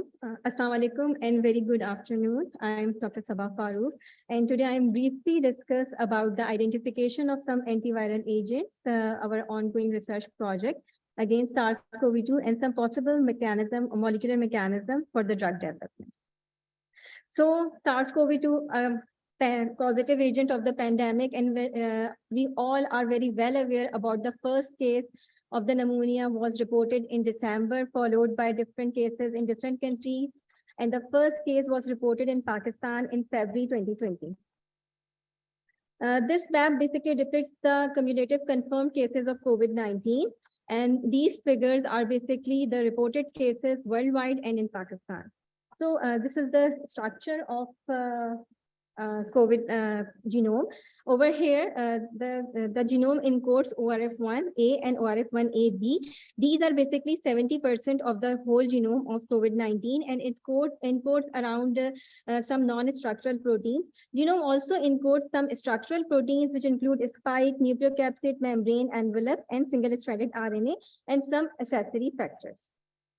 So if we want to identify any inhibitor against SARS-CoV-2, we need to focus on different stages of the life cycle of the SARS-CoV-2, from the attachment to the ACE receptor till the formation of the new virion. As the COVID-19 pandemic made us realize that the development of new and effective and non-cytotoxic agents are in urgent need. So far, the drugs used for anti-SARS-CoV-2 activity are remdesivir, favipiravir, hydrochloroquine, etc. But despite the presence of these drugs, we need to make some effort, because these currently available drugs are not successful against the broad spectrum antivirals. So we need to find out any inhibitor which have the possible action against multiple SARS-CoV-2, SARS organism. So for the potential therapeutic strategy, there are many strategies. We need to screen existing antiviral spectrums, or like drug repurposing, also by using some bioinformatics tools, or for the using in silico studies, we can use the available data, available molecules to find out the therapeutic effects against SARS-CoV-2. By using all these strategies, we can find out or develop some specific drug, which is based on the genomic information as well as the pathological characteristics of SARS-CoV-2. So any inhibitor that we have to find out, any inhibitor might have the possible effect or target on the host cell, or also on the viral target. If the inhibitor have the target on host, the inhibitor must enhance the immune responses. The inhibitor have the potential to bind or to block the pathway that are required for the viral replication, or also it target the viral and surface receptor protein. If any inhibitor target the viral or SARS-CoV-2, the inhibitor might have the ability to prevent the RNA viral synthesis in order to proceed further genetic material formation, or also inhibit the viral replication, as for example of the RDRP, and also block the virus binding to the cell surface receptor like ACE receptors or the spike protein, or also inhibit the assembly of the viral target to form the new virion. So what we did, We basically isolate and propagate the SARS-CoV-2 in zero cell line. And after observing the cytopathic effect in the zero cell line, we confirm the propagation by using the QRT-PCR. So after confirming the cytopathic effect and from the QRT-PCR, we move towards the cytotoxic profiling of number of libraries of natural and synthetic compounds, followed by plaque infectivity and reduction assays in order to find out the viral titer or also the potential of the compound to reduce the cytopathic effect or to reduce the dead zone production by the SARS-CoV-2. We have also observed the treatment point analysis. Either the compound is effective at prophylactic or the therapeutic points as well, followed by the gene expression analysis and the protein expression by using the immunofluoroscopy methods. So these are the results of the SARS-CoV-2 propagation after 24, 48, 40, and 72 hours and 96 hours. Over here, we can observe the destruction of the cells and cellular shiny cells, which indicate the infection. After observing this cytopathic effect, we confirm the presence of SARS-CoV-2 by using the QRT-PCR, and we have observed that the low CTU value, which indicates the high viral titer. Over here, FAM is basically indicate the ORF1AB, which is encoding 60 to 70% of the genome. Sci-fi indicate the N gene, and Texas Red indicate the E gene. So moving toward, after confirming the propagation and QRT-PCR, we move towards to identify the potential anti-SARS-CoV-2 molecules and their mechanism of action. So far, we have screened huge libraries of medicinal and herbal plants. Fluospecimenthine and Mentha piperata, we have already published the US patent. Trigonella and Trapanatus, we have already published in CTM. We have also screened large libraries of repurposed drugs. As far as natural and synthetic compounds are concerned, we have so far screened terpenes, alkaloids, commercially available natural products, thiourea, ribavirin, and nucleoside derivatives. We have screened libraries of sulfone hydrazide derivative, and among them, we find out this compound with a very excellent activity in all antiviral assays. We have confirmed these with cytotoxicity and inhibitory potential. Over here, we can observe the cytotoxicity on the vero cell line, and we have observed this that the cytotoxicity profile of this compound is far better than the chloroquine phosphate. As far as inhibitory potential is concerned, the inhibitory potential of this compound is more or less similar with the chloroquine phosphate. So we have confirmed this, the potential of this compound or the safety or effectiveness of this compound by isolating the selectivity index. And the selectivity index is far better than both the standard drugs. We have confirmed these potential the potential of this compound by using the gold standard assay, which is the PRA assay, and we have observed the reduction in the death zone by 86%, which is similar to the compound, which is similar to the both standards. We have confirmed the PRA assays by the QRT-PCR, and over here we can see that this pink line indicates the virus treated with the compound, and this indicates the moving towards the high CQ value, which indicates the low viral load, as compared to this red line, which indicates the virus alone, and this purple line indicates the remdesivir. We have checked the inhibitory potential. After this inhibitory potential, we have checked the treatment points over at which point this compound affect by either it affect at the prophylactic or therapeutic. And over here, we have observed the significant effect of this compound at the entry point, followed by prophylactic and therapeutic. The significant effect is more better than chloroquine phosphate and remdesivir. So this compound affects on the entry of the viral protein. So then we move towards the targeted viral protein. We have basically observed spike, nucleocapsid, ORF1AB, and ACE receptor. In the gene expression analysis, we have observed the compound have less effect as compared to the chloroquine phosphate and remdesivir. However, it produces the significant effect in the spike protein, indicating that the compound have the ability to inhibit the viral entry and to attachment of the cells of the virus to the cells by using the spike protein. The compound has also a significant effect on the ORF1AB, and also over here, This indicates the expression on the ACE2 that confirm the compound has the effect on the entry treatment point. We have confirmed, as far as protein expression is concerned, these results are of the housekeeping gene GAPDH, and over here we can observe the reduced spike protein effect by using this compound and by using the nucleocapsid antibody. So its study outcome is that the compound, which is non-cytotoxic, produces good effect or good inhibitory potential. And after the good inhibitory potential, it also confirmed by the nucleocapsid and spike protein analysis, and then the gene expression analysis. So this compound, which affects initially on the antiviral entry point and then expression of the spike protein, and also confirmed by the immunoflow cytometry analysis by the its section on the spike protein, and this might be the inhibitor. So in conclusion, we conclude that blocking the entry of the virus is more advantageous than inhibiting the subsequent stages of the SARS-CoV-2. And in future, this compound might be useful for the against other respiratory viruses. I would like to thank my mentor, Professor Dr. Ataur Rahman, Dr. Iqbal Chaudhry, and Dr. Atiyatul Wahab for helping me and for always guiding me and supporting me throughout my life and throughout this study. Thank you very much.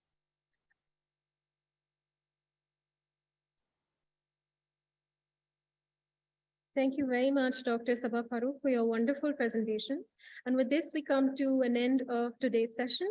I would like to invite His Excellency, Professor Dr. Muhammad Iqbal Chaudhry, Coordinator General Comtech, for his closing remarks, please.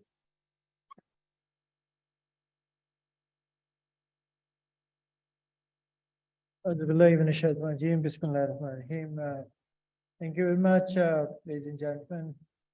Let me first, let me focus on you and to appreciate your tremendous contribution towards vaccine. You see, as you have shown that you have been associated with our institution since last 10 years or so, and you have made huge difference in the quality of research.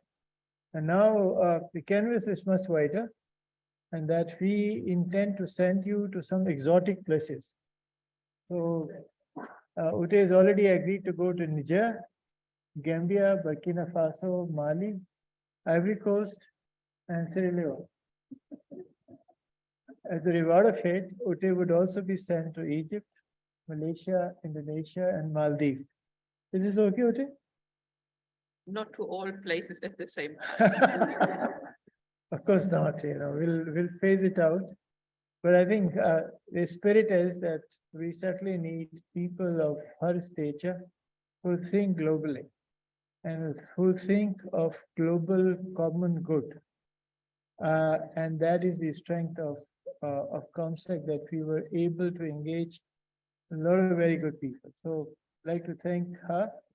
I'd like to thank Dr. Shfaq, our own, for somehow he has decided to leave the shore and settle in Sweden.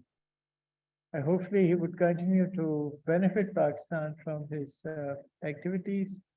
I'd like to thank Dr. Shazia, the Dean Faculty of Science, our star graduate from the ICCBS. Thank you for coming. And thank you all distinguished participants. Also all of those who traveled 1,600 kilometers by road.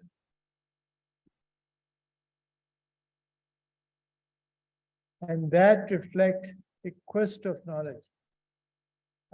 I hope that when you'll go back, the journey would also be safe and comfortable. Thank you very much. Thank you.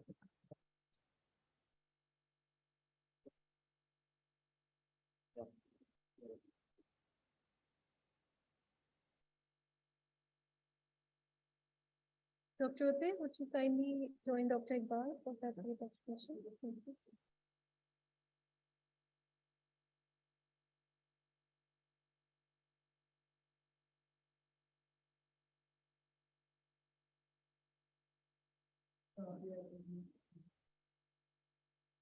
First is for program and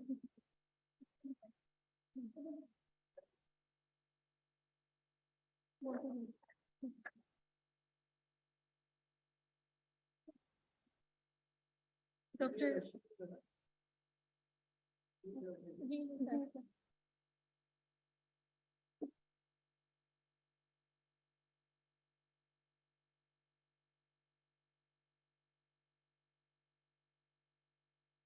First is for Dr. Shazia Anjum.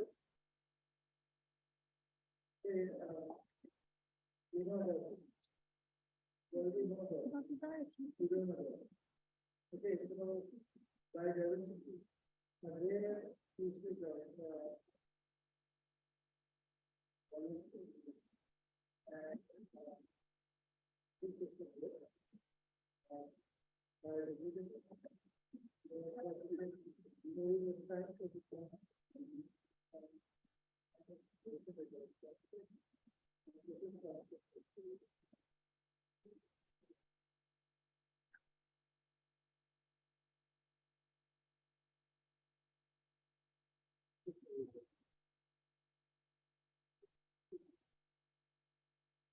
Next, Dr. Irfan Ahmed, please join us.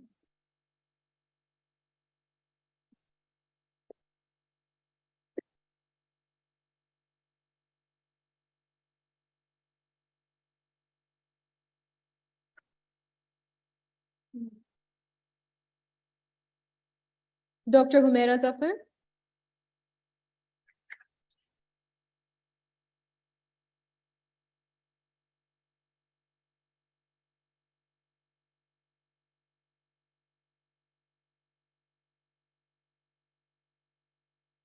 Dr. Atia.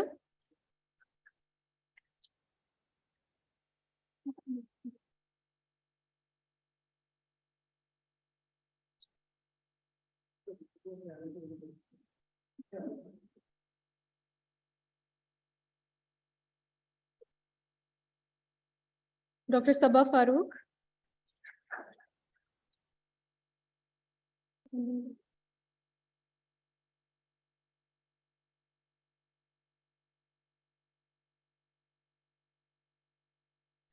Dr. Anila Javed.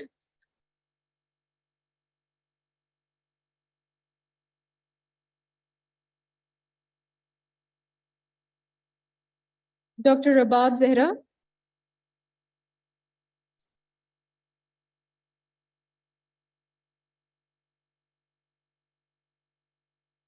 Dr. Rani Faryal.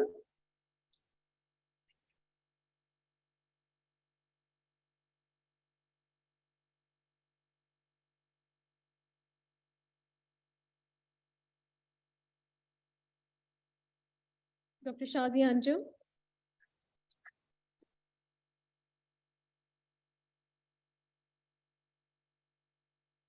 Dr. Humaira.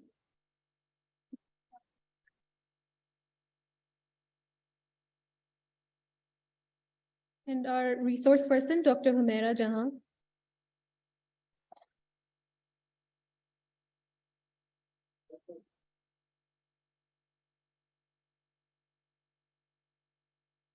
Next is for our international participants, Dr. Akim Mutala.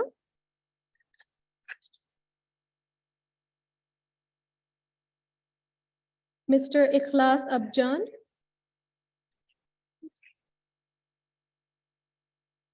Miss Daniela.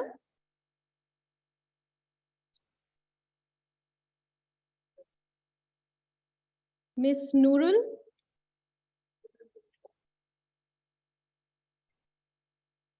Mr. Malka.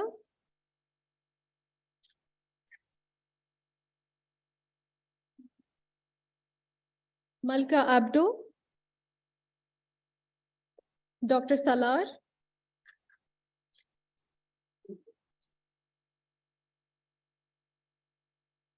Dr. Ahmed Al Sheikh.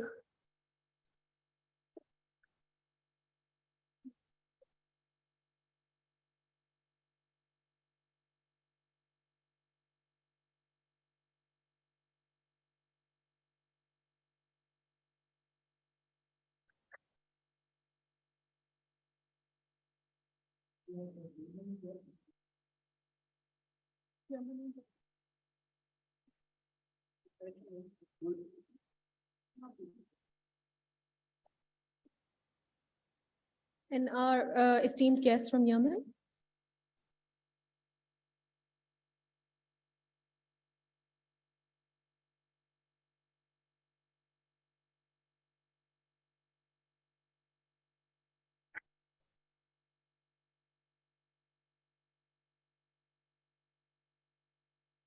Thank you very much. With this, we come to an end of today's session. Thank you very much, everyone, for joining us today.